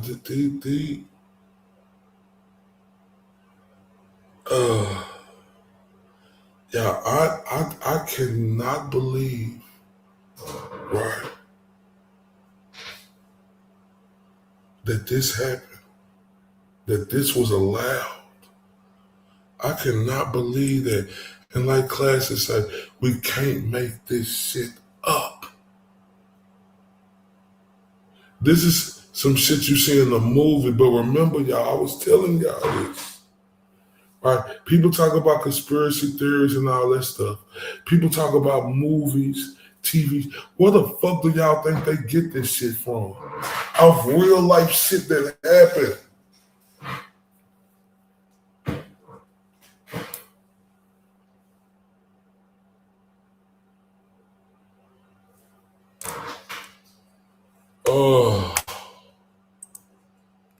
And redacted say, and she let This one guy out on probation after he was found guilty of SA, his two adopted disabled. Are you fucking kidding me?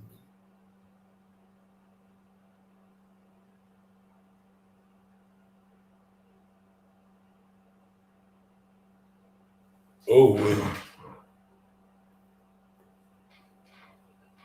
Oh, wait. See, this shit right here should make us want to go take our chances staying somewhere else in another country. I need to probably come to Australia.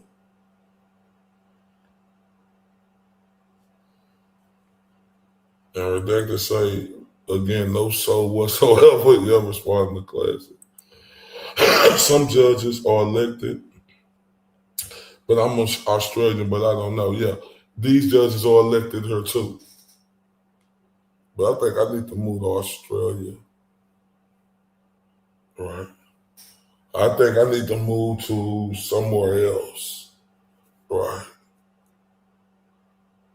Because this shit right here, this ain't making me feel safe and only in America. Right?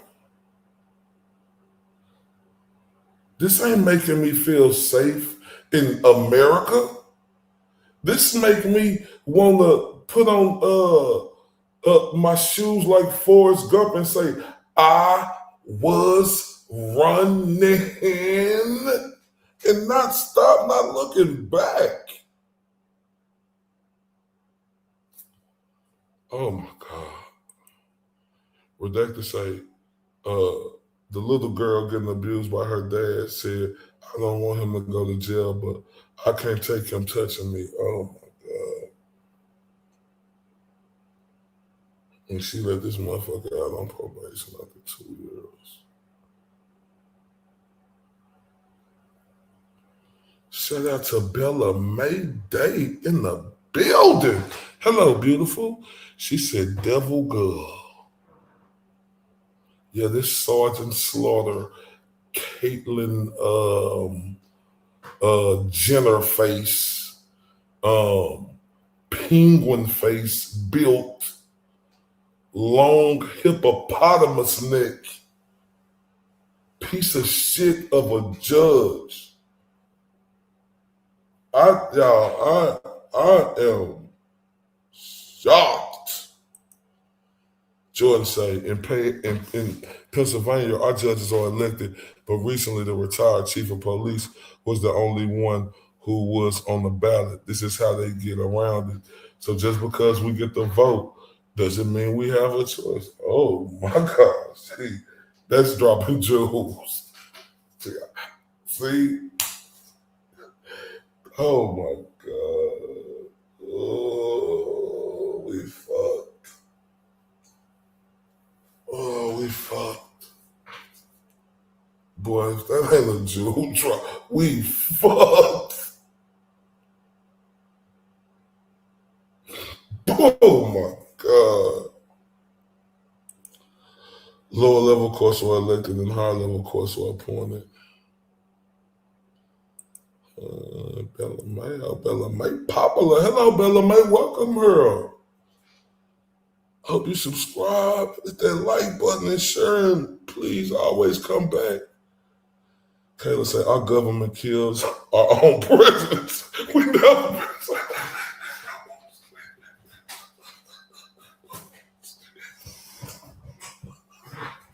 Oh,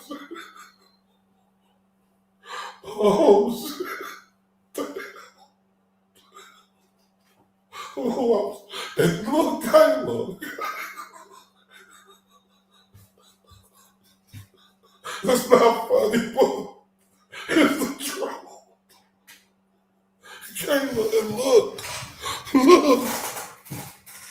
No, that's honest, look. And JFK got killed in Dallas, and that's why I stay in Dallas, Texas. Oh my God.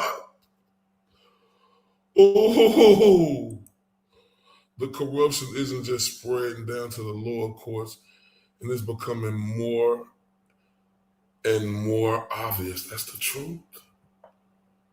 That's the truth. They ain't even trying to hide it from us no more. They ain't even trying to hide this shit from us no more. They putting it in our face saying, nanny, boo, boo, what the fuck you gonna do? These motherfuckers ain't even hiding it from us no more. They looking us in our faces saying, sticking their tongue out, nanny, boo, boo, what the fuck you gonna do?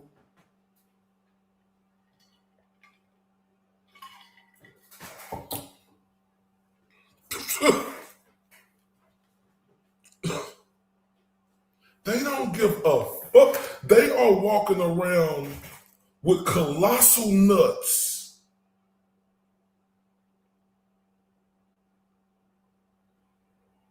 Oh man, look, real quick, I gotta get my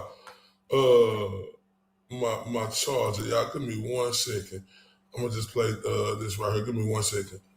I'm the champion, feel the rush, the crowd goes wild. Obviously, obviously, yeah, obviously. Obviously, yeah, obviously. Tell them, obviously. I know these niggas don't want me to win, but I'm sorry, G. I know they thought I wouldn't come back and pose on them hoes, but nigga, it's time to eat. I got a vendetta. Any one of you niggas, I been better. Got them gritting they teeth without gritting at them. Took a second away from the table, it's time to feast. Heard they was mumbling, talking up under their breath. That nigga a hoe, he soft. That nigga lame. That nigga bitch, he puss out, stood on business, that's law. I had them running that boots and tucking they tail and scared to put me on a song. I had them cuffing they bitch and thinking I hit. Shit, boy, what you on? Couple years off, and I'm back in this motherfucker, nigga, do somebody, then fuck your recognition. You don't like I'm spitting, nigga, better shoot somebody. The game and full of clowns, I don't believe you sucker niggas, better leave me be okay. Niggas better watch their speech, okay. You better than me, no way, Jose. I could be cutthroat and I'm all out, but I let them get paid for a minute. Let them look game for a minute, but really they hate cause I never look lame for an image. Never be fake, I'm a realist, I'm solid, I went out and got it, I promise I'm with it. Want me to switch up and get soft on so you can make it, I promise I get it. I know some secrets I never tell, but most of you rap niggas got bitch ways. Quick to tell on you, get jammed down, couldn't sit down 5-6 days. Put him and him in a crossway, but a gang member on display. That's the same nigga with an AK on the block yelling out gunplay. That's the same nigga with a trap house and he been through it so he no pain. Look in the face of a realer, lost come questioning me on no name. Hey, salute. Appreciate y'all. Oh, y'all, I ain't lying. I'm stunned, shocked.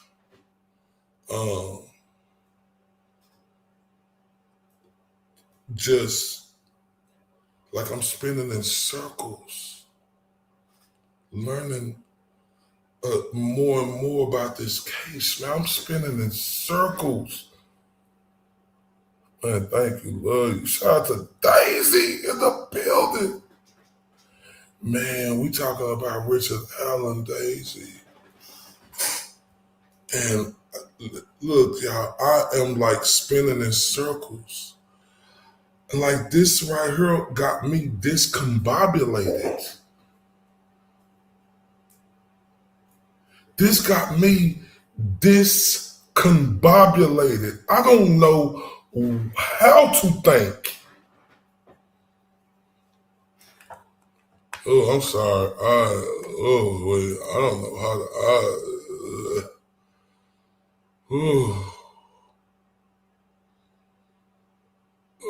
Classic say our cops are good. I'm sure there are still a few corrupt ones, but pretty good. I mean, yeah.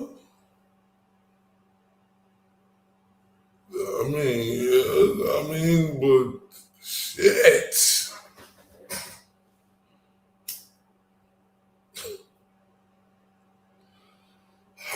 Shit.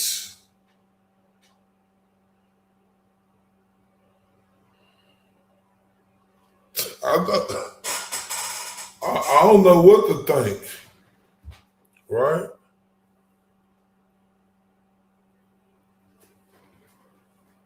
I don't know what to think. To us, Kayla Facts. Bella May said, we got to free Ricky. Man, you ain't lying. We got to free Ricky. Man, we got to get Cuz the fuck up out of there. Man, we got to pray this appellate court Give him a new case, man. Damn, we gotta pray. But not only pray, we got to pound this shit out every freaking day to get this word across, right? Because it's a lot more shit I need to see like this. The beautiful classic say, Ray, did you see the call transcript too? Nope. See that? Nope. Nope. I sure didn't see it. See what I'm saying? It's a lot more shit. I ain't even seen that. Is bananas to me. Y'all, that is bananas. It's more. It's like they said, feed me, see more, feed me. It's more. And I'm already signed, sealed, delivered, and sold, and it's more. I'm shook. Nah, you telling the truth. I agree with you. Classic say you have to laugh or you cry, yo.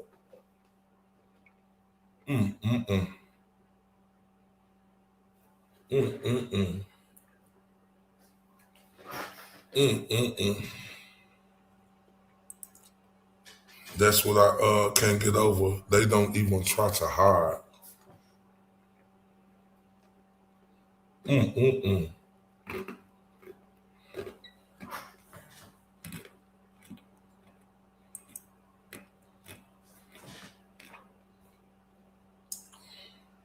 Yep. They confident about it. Kayla say, they know nothing can be done to them.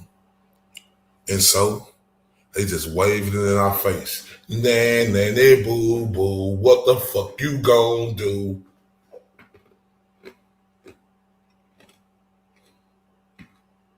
That's scary.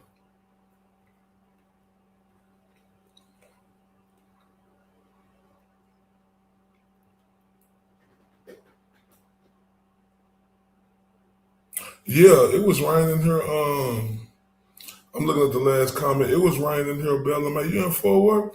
Southwest of Fort Worth. Shout out to Fort Worth. You know, I'm in Dallas. Yeah, it was raining here earlier today. It's gonna thunderstorm later, but I don't know if it's raining outside right now though. I don't hear it. Shout out to Bella May. They say JFK Expressway. Yep, they got him down here, boy. The amount of predators in that area is insane. They do met and be cooked down at the bridge. Plus the bridge was 72 feet up and unsafe. I would never let my 13-year-old baby be there alone. Ooh, you ain't lying with that, man. You ain't lying, man. Free Richard Allen, man. Free Richard Allen. We got free Richard Allen. You hear people say who could just easily be simple-minded, right? And not look at the case or just hear what is in the headlines. Not think about that it's a gag order, right? And us not knowing that all the evidence was being suppressed. I didn't know that. Y'all probably did, but I didn't. When the case was going on, because I didn't know about it. With that said, I have little videos on my channel too. If you want to use them, you can. Hell yeah, I do. Send them to me on X.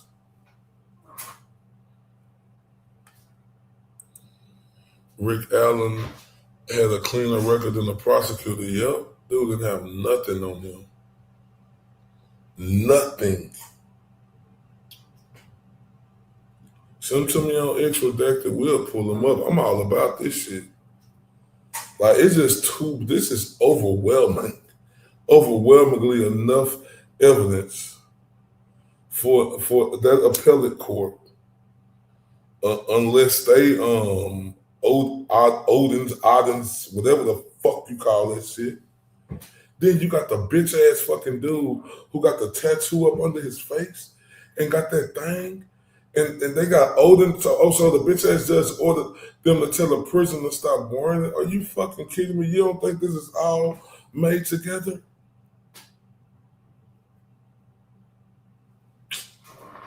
Man, I'm fucked up about this shit, man. Man, yeah, like the beautiful Jordan Sage, smash that like, subscribe, share, support RFD, all that if you can.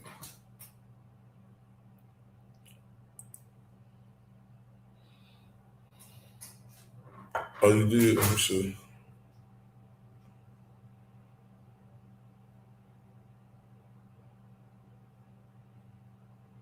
Okay. Let me see.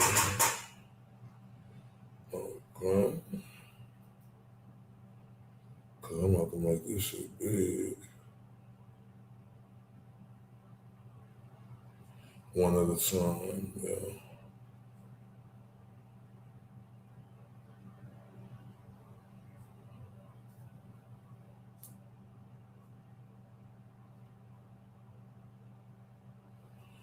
Oh, this crazy work right here. Damn. Yeah, we finna put this up. I hope Redacted send me them videos because I am fucking on fire about this shit.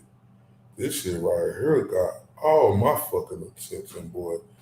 I am pissed. I ain't lying to you. God damn. I ain't lying to you. I am pissed.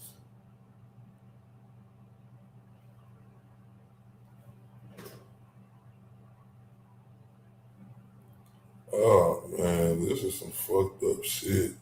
And I'm not gonna lie to y'all, like, I can't get over that what Andrea Bucknam said, right? I can't get over that. And the reason why I can't get over that is because of what they said.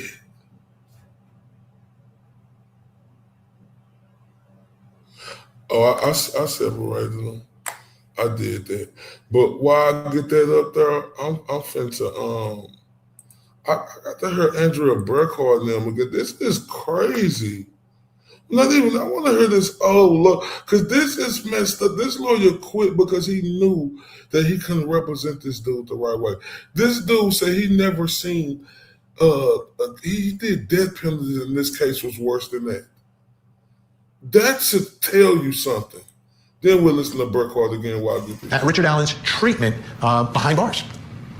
We had visited him on several occasions, but driving 4 hours each way was difficult. And then at Wabash, they're not set up for visitation, so we were literally in a makeshift kitchen, and he was in a cell.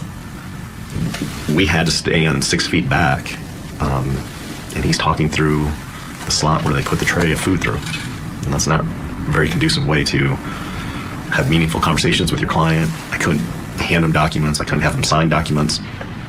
And, I'm sure it was very difficult for him to see the videos we were showing him through that slot. So I couldn't have been prepared for trial even October if that was how all the visits were going to be conducted. And you've handled death penalty cases. Have you ever had a pre-trial defendant treated the same way as Richard Allen? Never. Never. In my 25 years, or Sremen's 25 years, have we ever had a murder client held pre-trial in a maximum security facility and then was transferred from one maximum security facility to another. Never. And in your motion to transfer, you guys described him as being treated like Hannibal Lecter. Particularly in Westville, at least we were allowed to sit face-to-face across the table from him. But the way he was handcuffed and to his chest, it looked extraordinarily uncomfortable. I couldn't shake his hand. We couldn't have him sign anything. I visited clients in prison on several occasions. That was different than anything I've ever experienced before. And the way his hands were shackled were similar to how we see him in court, right? Yes, Where it's exactly like the the same way. tops of the hands are touching. Yes. And it's way up high on his chest. It's connected to a box on his chest. I've never seen that. I've never seen anyone confined in that manner before. So why? Why do you think that is? I don't know. This. Okay. Give me 1 second, bro.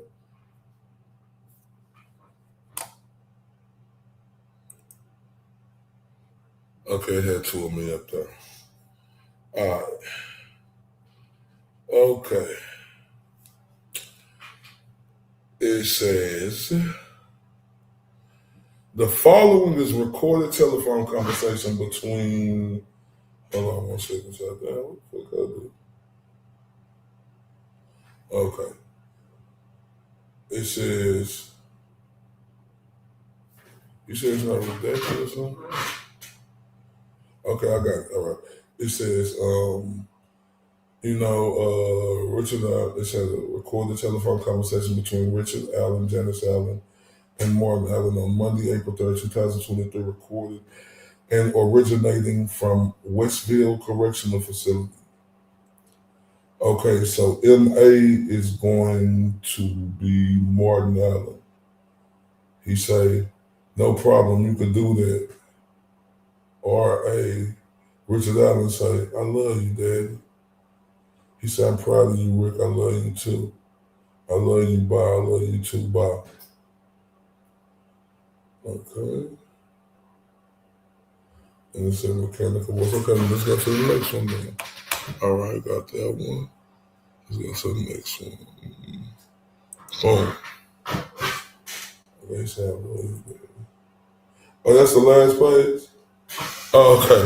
I did them in wrong order then. My bad. My bad. So this is the first page right here. Boom. Okay, so this is the first one. I'm sorry. Thank you for that. Is that the first one? I must got these hoes backwards or something. I ain't gonna lie to y'all. I don't know which way I pulled them up because I was just trying to separate them. Let me see something. I'm finna figure it out. Figure it out myself. Let me see. That's the last page.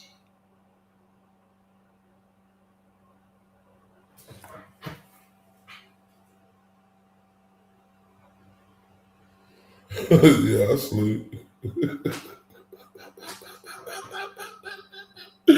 Yeah, I sleep. Is this the first one, y'all think? Classic, is this the first one? Because I want to know, or is this the first one? I'm not sure. When I say, yeah, I'm still here, I'm trying to see where it's going to start at. They say, oh, okay, it was just 4 of them. Oh, it was probably more than 4. Hold up. I don't think I got them all. Hold up. Oh, yes, I did.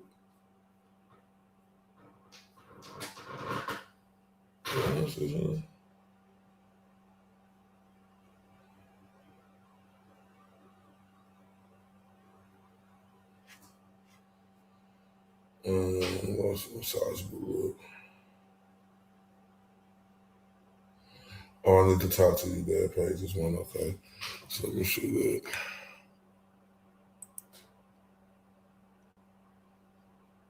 Oh, okay. I need to talk to you, Dad. Okay, thank you kindly for that. Thank you so much. I'm just a boomer, y'all. Please forgive me. I'm a boomer. So I need to talk to you, Dad.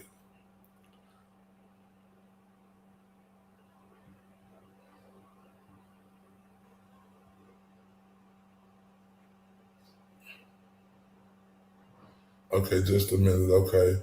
What's up? Hey, Rick, what's up? Hey, I'm sorry if I woke you up, but I don't know how much longer I'm going to be lucid. I wanted to talk to you because you're the strongest person I know. Are you there? He said, I'm still here. Okay, just don't say anything. Let me get through this. Okay. I feel like they just about to kill me. They just about won her, but like I'm about to lose my mind. I feel like talking to Kathy and Mom is killing them because I can't do it without being emotional. So I want you to let the entire family know that I love them. They know me. Hold up, is this a no? Hold up, take that. Oh my God. Hold up. I want to know they love me. Cause it's,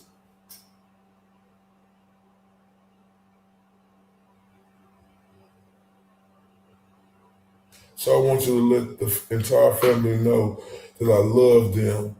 They know me. They know that I would never do something like I've been accused of.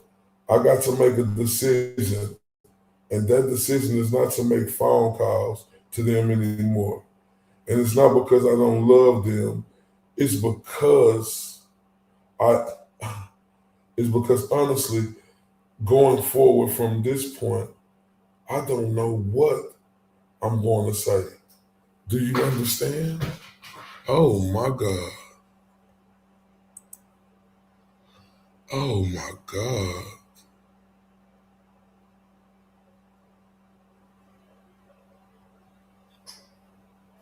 Oh my God.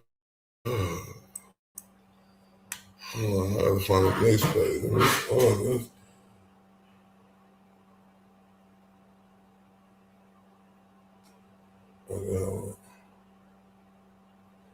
I'm supposed to.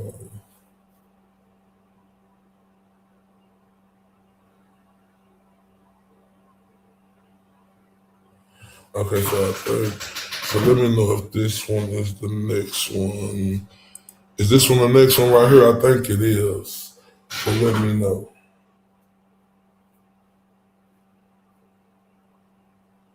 I think that's the next one if I'm correct. 2 hours later, he confesses. Oh, you say no starts? Okay.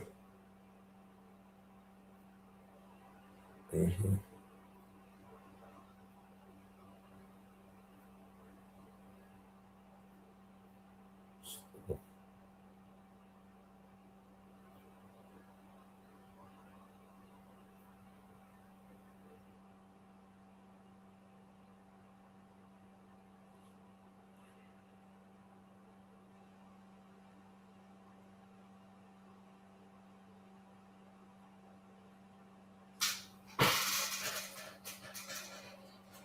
Talking about this one right here with the arrow. I'm just trying to make sure. Oh no, it starts with okay, let me see. Okay, there it is right there. That is the right one. Okay, so it's like, okay, so a couple of other things. I tried to tell Kathy that I don't want money. I'm afraid you guys are going to get extorted. I'm afraid somebody's going to tell you that I need money, or they're going to make me call and tell you that I need money, and I don't. I want Kathy to know that I know how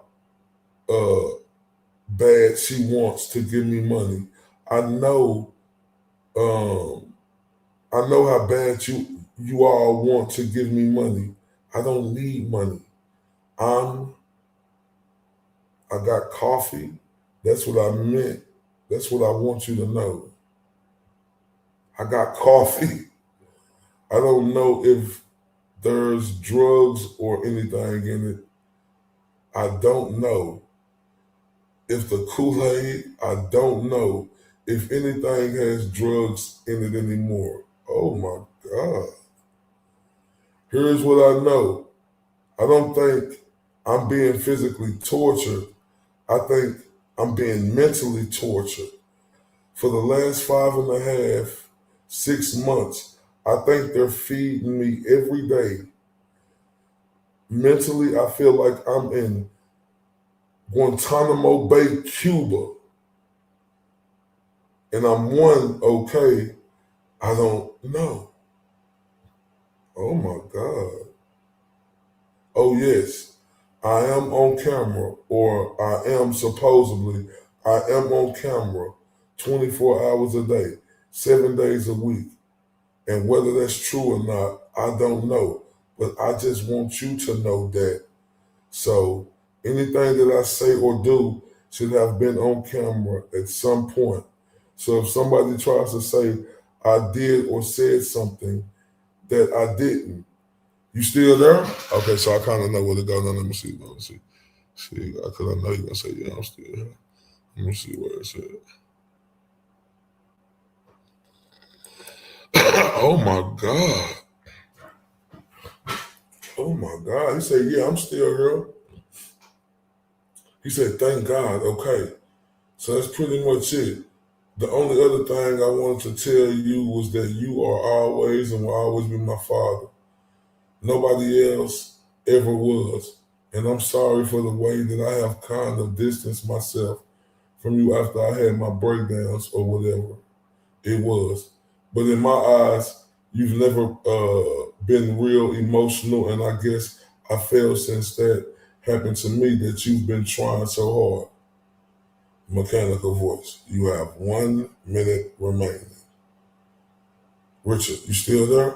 His daddy. Yep, I'm still here. Okay. You've been trying so hard to. You've been a wonderful to me, is what I'm trying to tell you, Dad. And one more thing before I forget. I don't want, do not let nobody get you to pay for an attorney, because I'm going to do it. They're not going to extort money from you guys. I tried to think of why they would do this. And the only thing that I can think of is there was the election right after I was arrested. Oh my God. That's all I know. I love you. I love the family. And I want you to let them all know that I'm not going to call unless I need something. And it's, if I need money for coffee or something, I'm going to call you. Okay? Oh my God. Oh, wait. Oh, wait. No problem. You could do that. Okay, I love you, Daddy. I'm proud of you, Rick. I love you too. I love you, bye. I love you too, bye. Oh, that broke my heart right there, man. Oh, you ain't lying, boy. That make you have tears in your eyes. So he let me know, or he let his daddy know that he ain't been physically, but they mentally. Oh, I'm fucked up about this. Damn.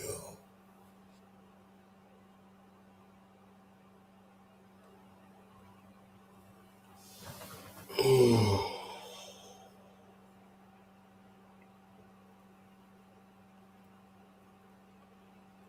And he telling his dad, they watching me 24 hours a day, or 24/7. So if they tell you they not, don't believe them. Yeah, like basically, it's recordings. So basically, they're like, oh wait, oh wait,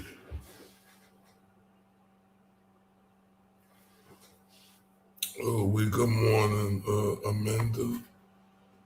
Oh wait, oh my God, the torture tapes. He knew what they were doing. Oh wait,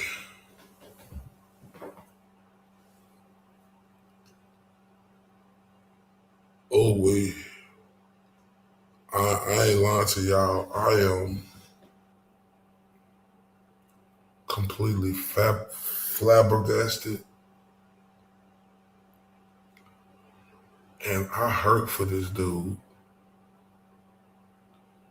Like, I got chills on my body right now.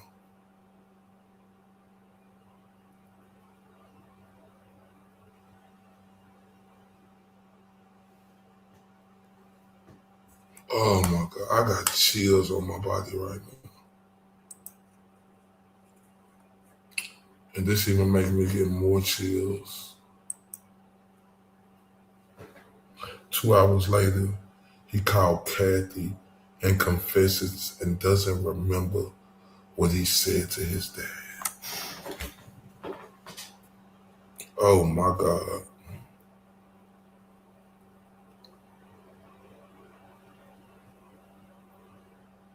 Oh my God. Because as we can see, let me go to it. This is him. I think this is him. I don't know what's this him. He said that 2 hours later. Yeah. I think I took it off. Oh my God. Oh no, let's see. Alan's wife, Kathy, then enters the interview room. I don't know how did a bullet from your gun get out there? I don't know. Because they said it came from our gun. I know that's what they believe me. That's what they're telling me. But how did it get there? I don't know. But I can't even get over that. I can't get over that, child. Yes, how can this happen? I just say thoughts and prayers to all the innocent people incarcerated in America. How could this happen?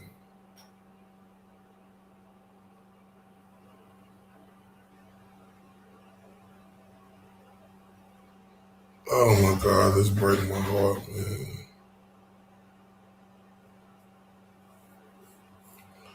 And his wife, she know he gonna do that.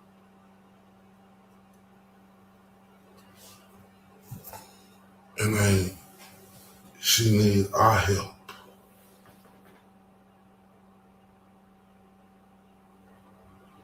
And I'm with it 100%. Oh, that hurt my heart, man.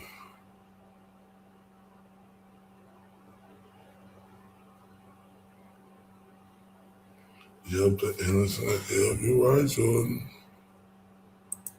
You're right. The Innocent Project is overwhelmed with cases. It's a great cause of support. You're right. Man, free Ricky,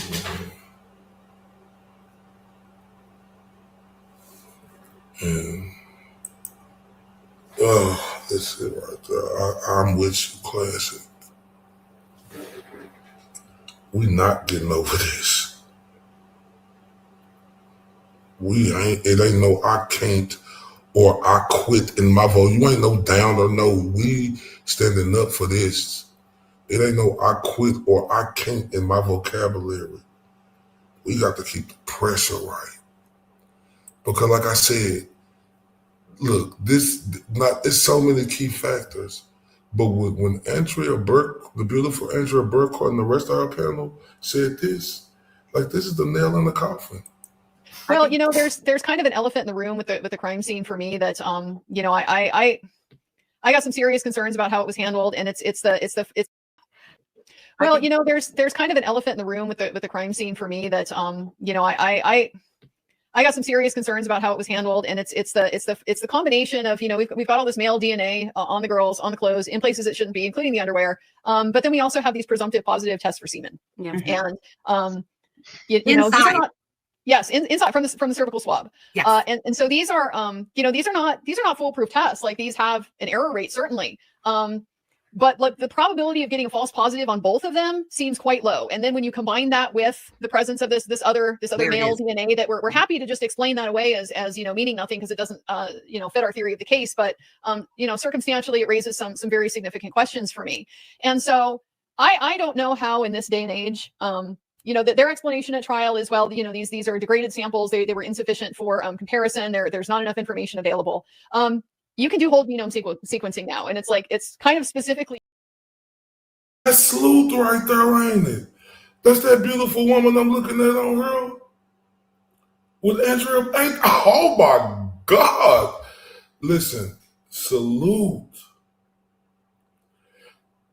Oh, that's the beautiful woman. Shout out to you, Sleuth. I'm sorry I stopped at y'all.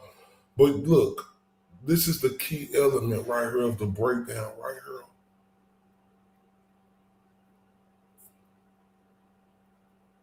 This is the key element when they broke this down right here. Where is the semen? What about the hair?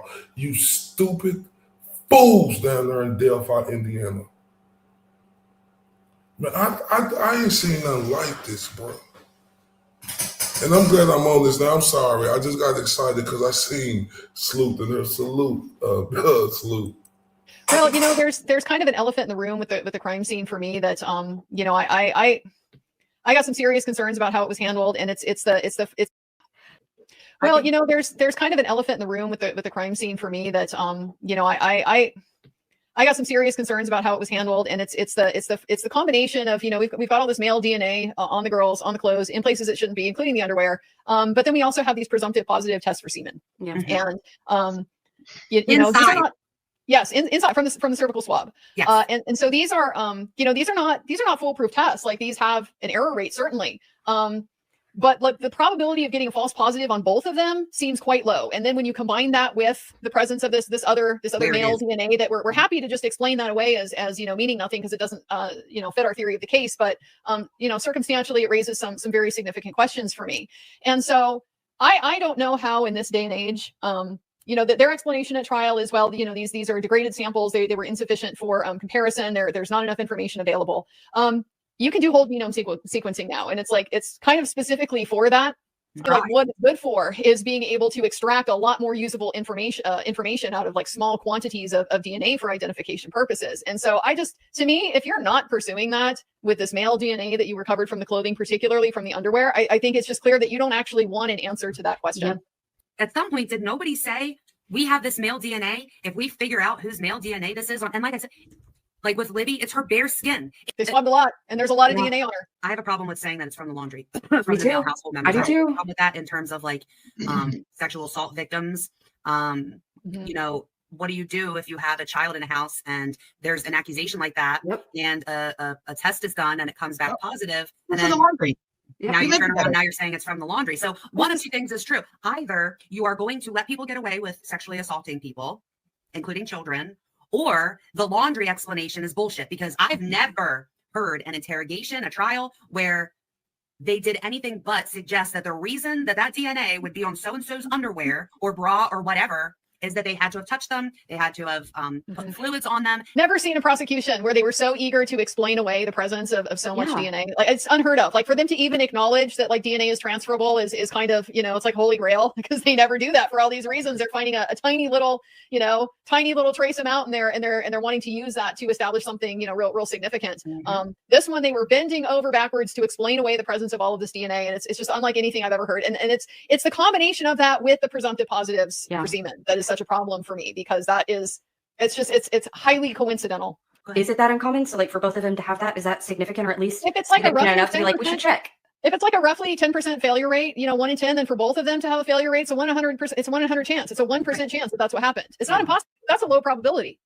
It's like my concern. So they said they blamed the semen in the underwear on the laundry. I'm assuming that what we mean by that is like that was the defense saying maybe it was from the laundry. And my thing is there's no way that the prosecution didn't come back and say that's total fucking garbage. There's no way it came from the laundry. So, and then here we have the hair on the finger. We never tested it. It doesn't matter anyway. It came from the sweatshirt. The hair on their breasts, or the DNA on their breasts and on their private areas inside them, inside their bodies, is from the laundry. Mm-hmm. Well, when you have such a circumstantial case, like you would think, okay, this is something we want to follow, but they keep saying, well, we don't want to use up the whole sample because then what? I'm like, well, then you might find out some information. Exactly. But that was their reasoning, at Or least we're according to going to wait until Bogdanovsky. technology gets better and then we're going to test They're not it. even using the technology that's available right now. No, What good does it do later? Like, Well, according to a post by Becky Patty on Facebook, she said that CC Moore offered to do genetic genealogy after she had met her at CrimeCon. She brought that to the investigators, and the investigators told her they already have their own people on it and not to Lord. worry about it. Oh my God. That's from Becky Patty. Hi.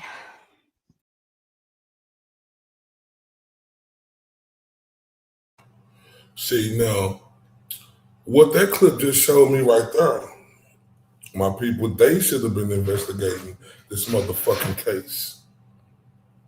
Right? Low probability, like Classic said.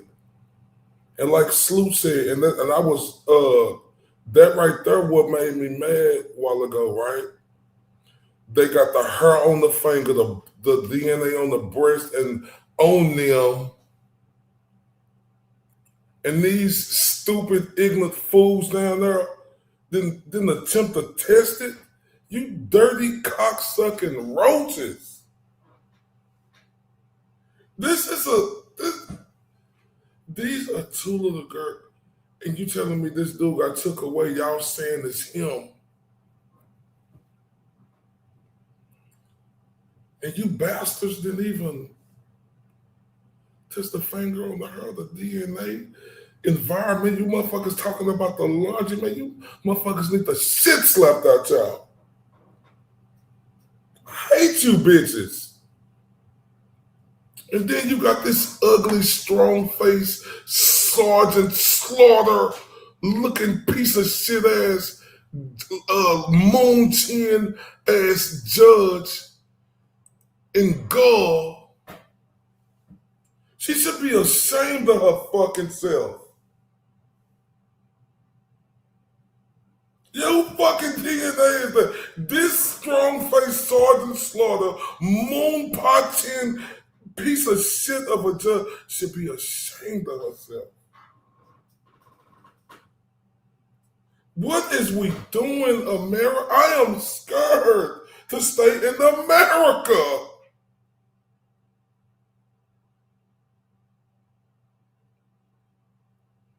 I thought it was, oh, say, can you see by the dawn's early light was so proudly, I thought it was that. No, it's like run, Forrest, run, Forrest, run. And I say that seriously.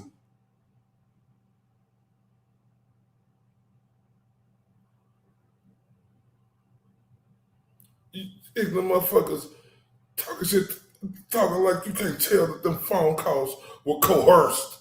I think I did it. Well, maybe I did it.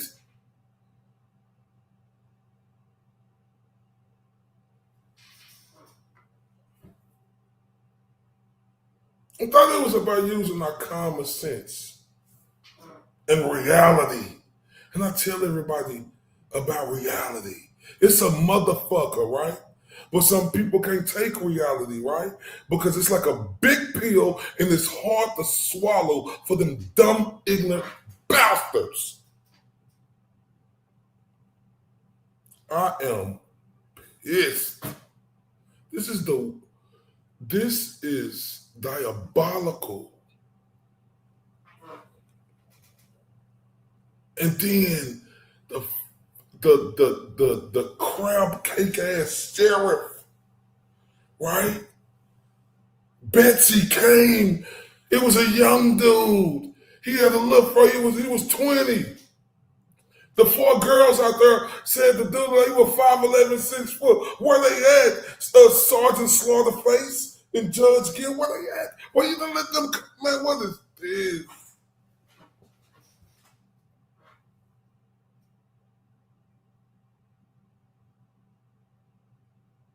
And then the dude, just like you say, it was a dude so he was locked up with them when they wrote letters, and they said it was Logan and the Clinton dude. They were the fuck them busters, name it. But then this is the main part right here. The 2 precious girls was found on the Logan dude, y'all. Are you fucking kidding me? Are you kidding me?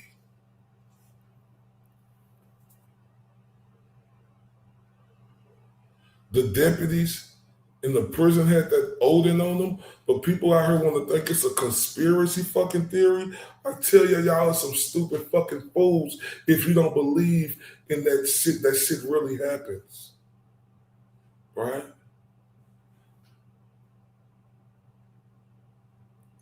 You got to be some stupid fucking fools if you don't believe that shit happened. You let a motherfucker tell you crazy because the conspiracy theories everywhere. They say, oh, it's the devil. Tell them go fuck theyself. Right? The judge had to order them to take the Odin off the patch on them, so them bitches in there wearing that Odin shit. Right? Shout out to the beautiful Laura. Oh, no, she's like, let me get back up, bro. She said that judge is on it is disgusting and so sad. Yes, she is. Disgusting, sad, strong of a face. It looked like it's dented in. Her makeup looked like, she took hours to put on. Like her, man, this, oh my God. I can't get over the 4 girls. Y'all, I can't get over that. They said that I can't get over what Andrea Burkhardt Sloop and the other people on the panel was saying. The semen, fingers on the hair, DNA on the chest and other parts of them. Well, what is we doing? And then these fucking people in Indiana who gotta fucking live on cornfields said laundry room. They disrespect and slap. That's a spit. The most disgusting thing you could do is spit in somebody's fucking face, right? Because I will beat the shit out of a motherfucker if they spit in my face. That's the worst shit you could do. I will, I said if, right? So these rotten form motherfuckers down here, right?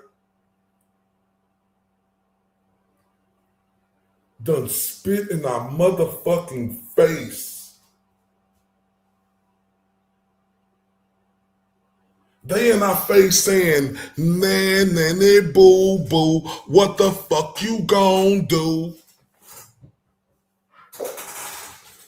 They saying, all you motherfuckers out there, yeah, we didn't test the hair, we didn't test the DNA, and we know it's semen. And they saying, nanny boo boo, what the fuck you gon'? Man, what the fuck is this?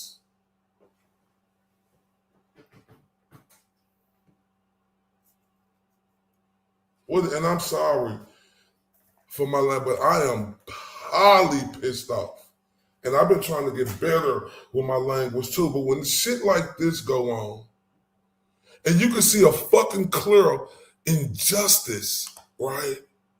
And these sorry, measly pieces of shit of people, I can't help myself. I'm sorry, y'all.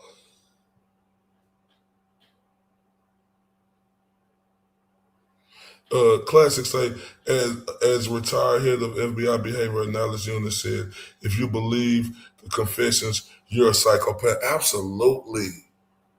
Right? Absolutely. Right? And I'm telling you, I ain't stopping on this shit because this shit right here, crazy. I didn't know about this. I knew about it, but I had to I didn't know about it like I told you one day, it was months ago, like October when I first came on the scene. Nicola and Kayla and other people was talking about. I was like, who is Richard Allen? Right? Then they started, giving me a little breakdown, and I see now. I see now.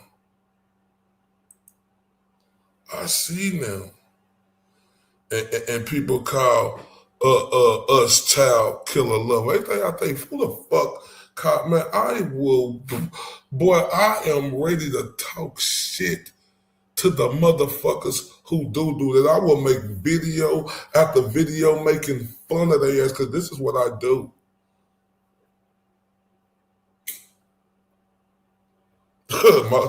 Trust me, I'm sharp with insults and talking shit about ignorant folks. Right?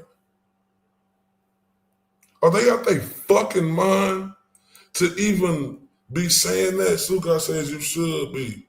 Oh, hell yeah, I'm pissed and I'm sorry I'm cussing y'all, but yeah. And Clay said you don't need to apologize for language when it comes to death. I'm still sorry. She said, right, who Laura Arnaldo say, right, who do you trust anymore of those in authority? I don't even have the words to describe how I'm feeling, Classic. I've been watching Andrea, and she is awesome. Man, Andrea is super awesome. Man, this is crazy. I don't know who to trust anymore either.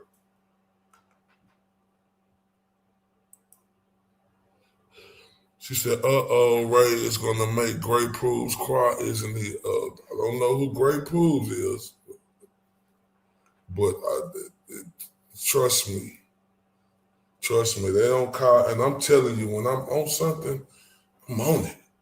Like I'm telling you, I am, and I ain't seen nothing like this since the Karen Reed and Turtle case and what they going through right now. Right.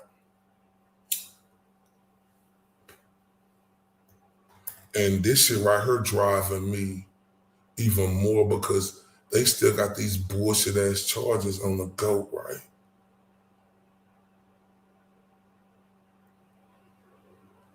Oh yeah, well fuck Grey Pools and fuck Monica Wale. I need all the shit because we're going to keep the pressure on them. I promise y'all that. Oh, well, tell them if they hate when they're criticized, right? Tell them they could criticize these nuts because I'm not the one. I'm the right one. Have you had the pleasure of coming across our two favorite bridge trolls? I have no idea who that is, but please put me on. Please put me on. And if they mess with y'all, please put me on because I like to mess with people back. Ask about me.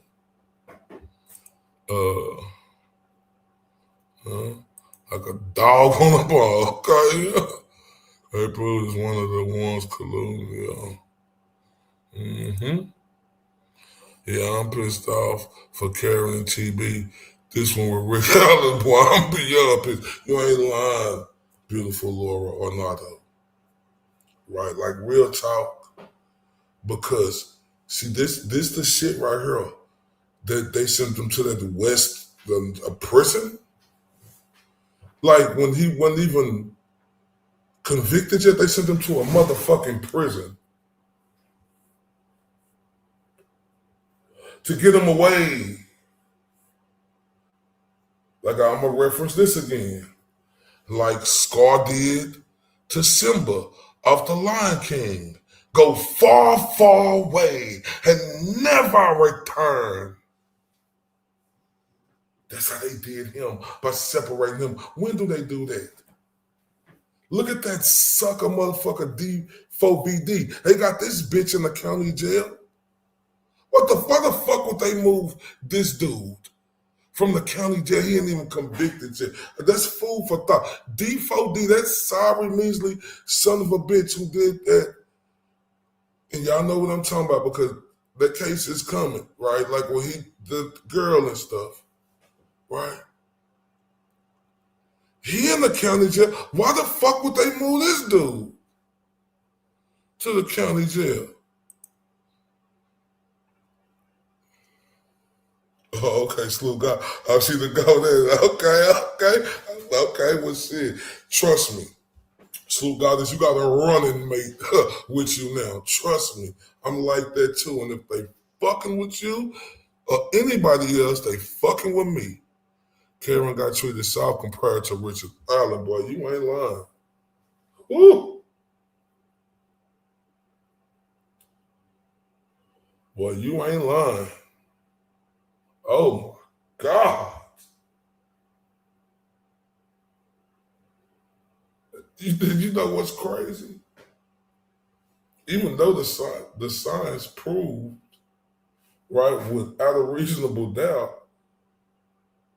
that she had nothing to do with it, but it like that's was more there than it is here. And it was never nothing there. But think about it. It was that thorough because the motherfuckers was collude, but it was that thorough because she was at the, like whoop-de-whoop scene place, but it was more there, but it was nothing compared to this. Think about that. They sent them to a maximum security prison in solitary confinement, 23 hours a day, looking at it.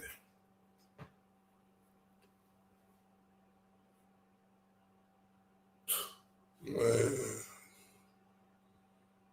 Oh, wait. Insane. Into the depths of Westville. You ain't lying, boy. Listen. He not safe. What the fuck y'all mean he not safe? Ain't y'all there to do a motherfucking job? No, you Delphi pussycat bitches, y'all wanted to take him away so you bitches could do what y'all wanted to do with it. It don't take a ignorant motherfucker could see that.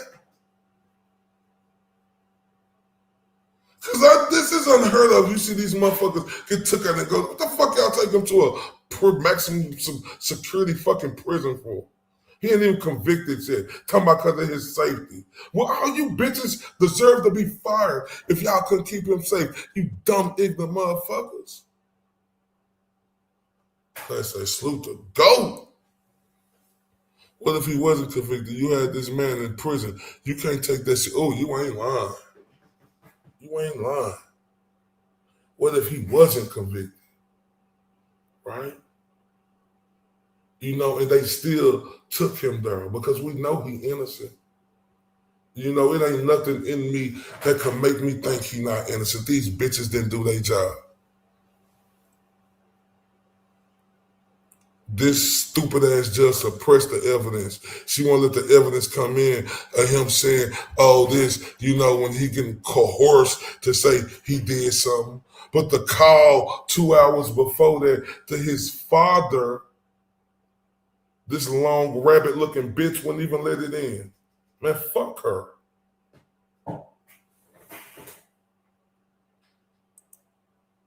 Put an innocent man in prison, man. I'm fucked up about this, y'all, and I ain't bullshitting.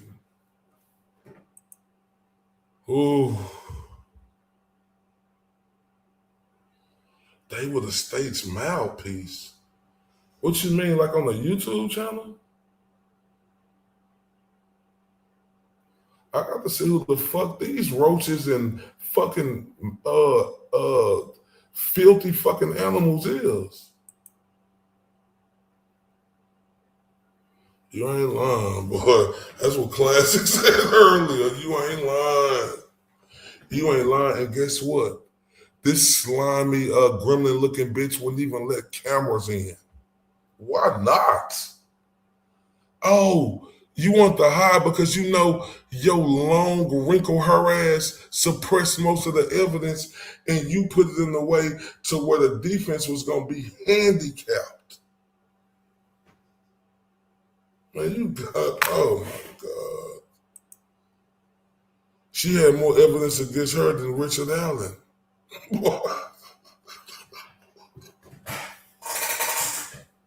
Oh my God. Kayla, ain't that the truth? This penguin from Batman looking bitch ass judge had more shit that we clearly seen she did compared to Richard Allen. Man, we can't make this up. We can't make this up. We can't make this up. They didn't have anything. They needed confession. They did everything to get exactly mentally breaking them. How that dude get that skinny like that real quick? Somebody make me understand that. Somebody help me, please. Make me understand how Cuz got skinny like that real quick. I'm telling you, they weren't feeding them shit. They weren't feeding them shit. They was giving them bad medicine. They was making them go crazy. I'm telling you, I wouldn't be surprised if they weren't feeding them and telling them, if you don't say this, holding the steak up through that mirror so he could look at it and smell it. You know, and I ain't being funny, licking his tongue out trying to get it, because when they breaking you, that's the type of shit you get broke.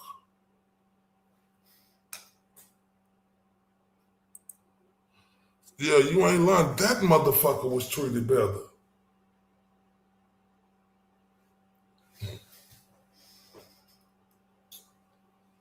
Man, fucking OJ fucking rode around the Bronco running from the fucking police. They kept this motherfucker in jail. They kept him in a county fucking jail. They didn't take him to no prison. The fuck you in the Bronco for running if you ain't did shit?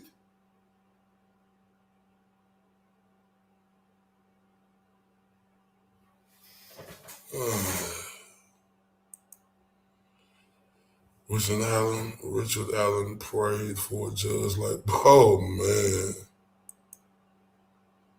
Oh man. Oh man. Oh, I can't wait. I can't wait. God takes pride in her time tracker, how many years she's handed down and locked people up. Who is proud of that?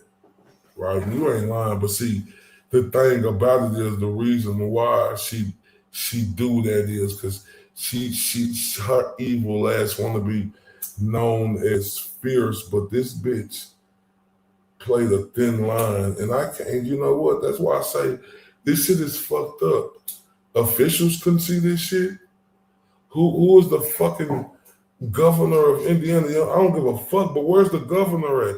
Where's the congressman, the senators, the mayor? Where the fuck are y'all at?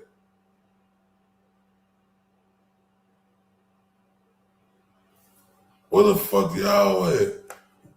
Miss Laura, I see her say, what the fuck? And she said, what can she do to help Richard Allen supporters? Penguin looking broad. Oh.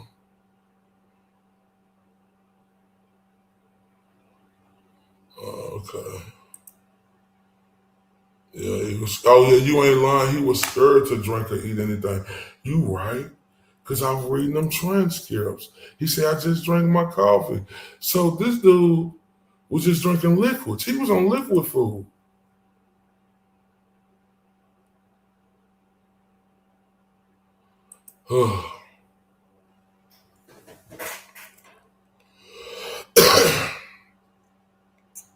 Other prisoner. Hush.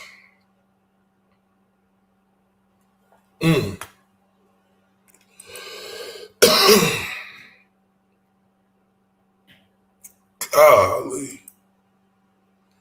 And Laura say, what can I do to help Rick Allen and supporters? Anybody know?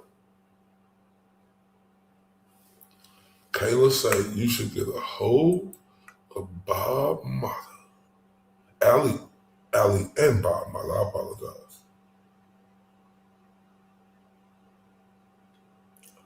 Damn. Another inmate reached out and told him how he was doing that. And Alan Jackson, they just looking the other way. Oh.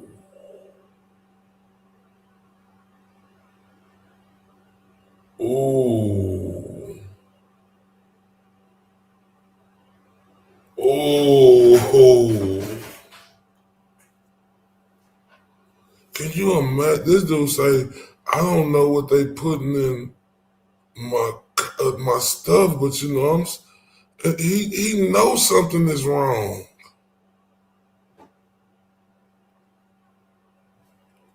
He was at the end of the road. You say Baston was the inmate name, got shipped out of Indiana shortly. Oh, wow.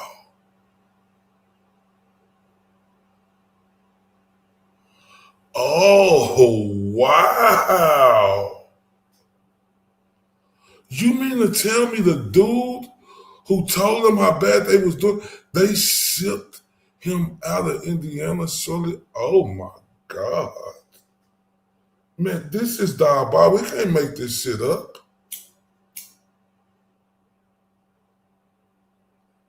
Do you think they really shipped him out, or you really think they did something else to him? Or do we know if he's still alive? I'm just asking for a friend. Oh, I'm on it too.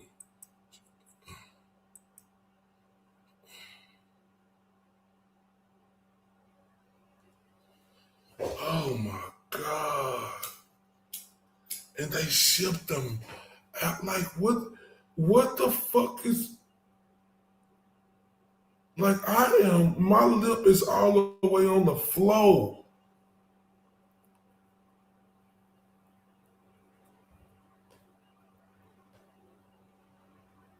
Oh.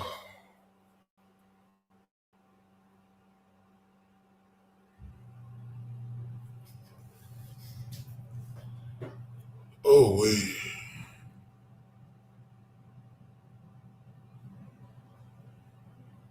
Oh, wait.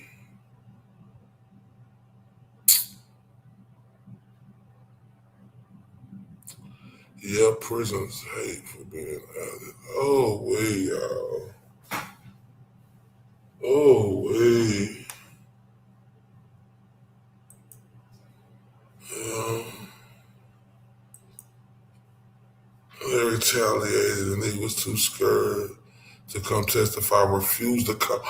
Oh, my God. Oh, shit. So they beat the fuck. Well, I'm going to say they did something to him that's clear. Y'all, I am shell-shocked. And like Kayla say, prisons hate being outed for being dirty. Hey, think about the Green Mile, y'all. You know, that's a scene I can think of, right? When you know you don't act right, they was putting them in their closet. They hated to go in their room. Oh, wait, man. Oh, wait. Kayla say wardens will do whatever they can to keep shit hush hush, and I believe that 100%. And can't nobody tell me different. Bella, Mayday say they both rode at Classic House and Batson, but I don't know if House is out or not. I just know Baston was transferred. Even Cara Weinick thought that was cold. That's more than cold. That's fucked up. That's pure evil. After he said what he said, they did something so horrific to him.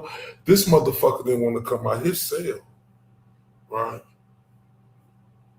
He didn't want to come out his cell because guess what? I guarantee you, they fucked him off so bad. They told him if you even give them an inkling of a whistle, and I guarantee that they did it for days.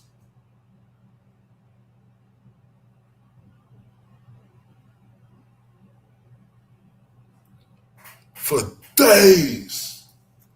And he probably was so physically and mentally effed off. Oh, wait. Oh, she said, have we gotten to Logan yet? Yeah. And that's what fucked me up too. Because he was found on their lawn, on his lawn, right?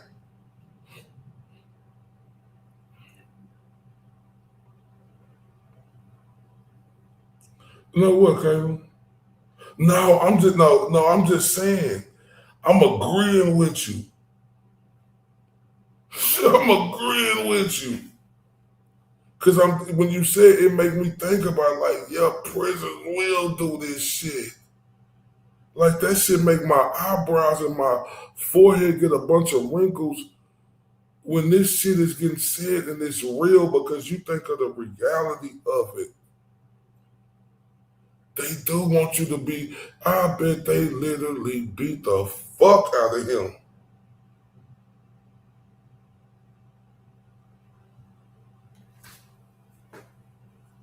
Oh, wait. Kara Winky is regarded as a holiday. Okay. Yeah, but I was a female correction officer. They would break relief me all night to shift change. Then when I complained, I got froze over for 16-hour shifts for months. His night officers was foul. Oh, shit. Damn, Kayla. Oh, wait. Oh, wait. Oh, wait. Oh, wait. Yeah, man. Oh, wait. Yeah. Boy, that's, oh my God, Kayla. That is, and you know firsthand. Mm-mm-mm. Right. Yeah.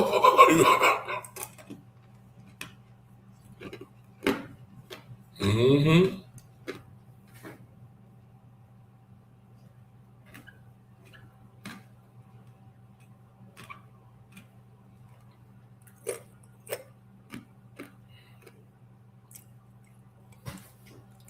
I'm with whatever. Hell yeah, I'm down with it. Because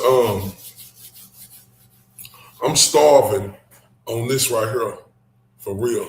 And we didn't do whatever it can. I went to the warden and accused him of running a dirty prison. The union rep's mouth dropped. He said I had nothing to worry about. When I came back on my weekend at train, oh my God. Boy.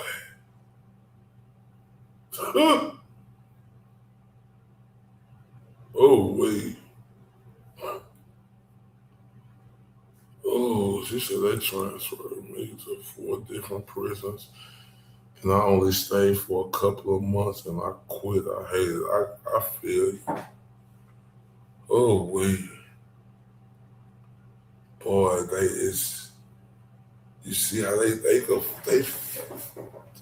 damn, that's terrible, man.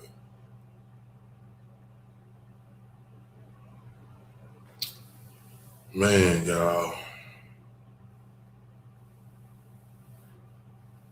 My heart is hurting, but my mind is focused and I am ready to continue this because it's a lot. And I'm ready to stomp the yard on this shit. And I am ferocious. You ain't lying. Bless you, Kayla. But man, I'm gonna let y'all know I love y'all to death. Right?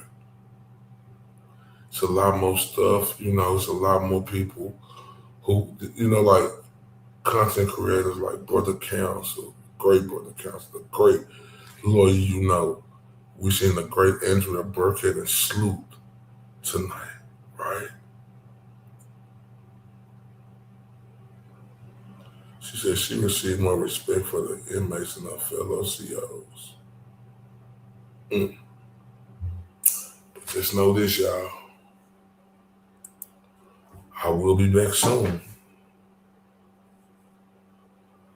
And we will be getting down. And I put my fist down to the pavement.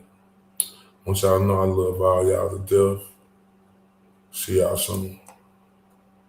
I do. Y'all know how I do. I'm on that bullshit again. Let me tell y'all a little story about me. In the boxing world, my name is Mr. IOTBA. The acronyms for IOTBA is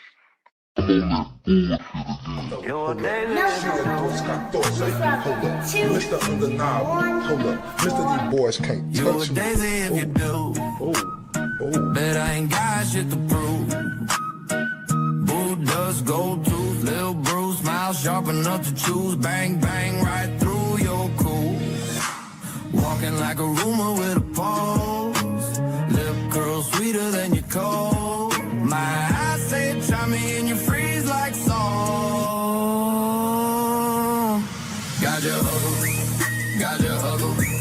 You wanted that smoke, I'm the whole damn stack. Got your huggle. Step up, I'll clear the room. You're a daisy if you do. You're a daisy if you do. R-U-L. All aces in my hand, better bag. Tongue sharp like a tag, hit a click, clack. You wanted that heat, now it's time to meet the sun. No shade, just black. Walk slow, silver in my lap. Halo, crooked heart attack. Say your piece, talk that trash. I turn every word to glass. Cut deep. Oh shit. It's your boy, Mr. IOTBA. I'm touching down from that 2, 1, 4, and I'm on that bullshit again. I'm on that bullshit today, right? Y'all know how I do. Y'all know how I do.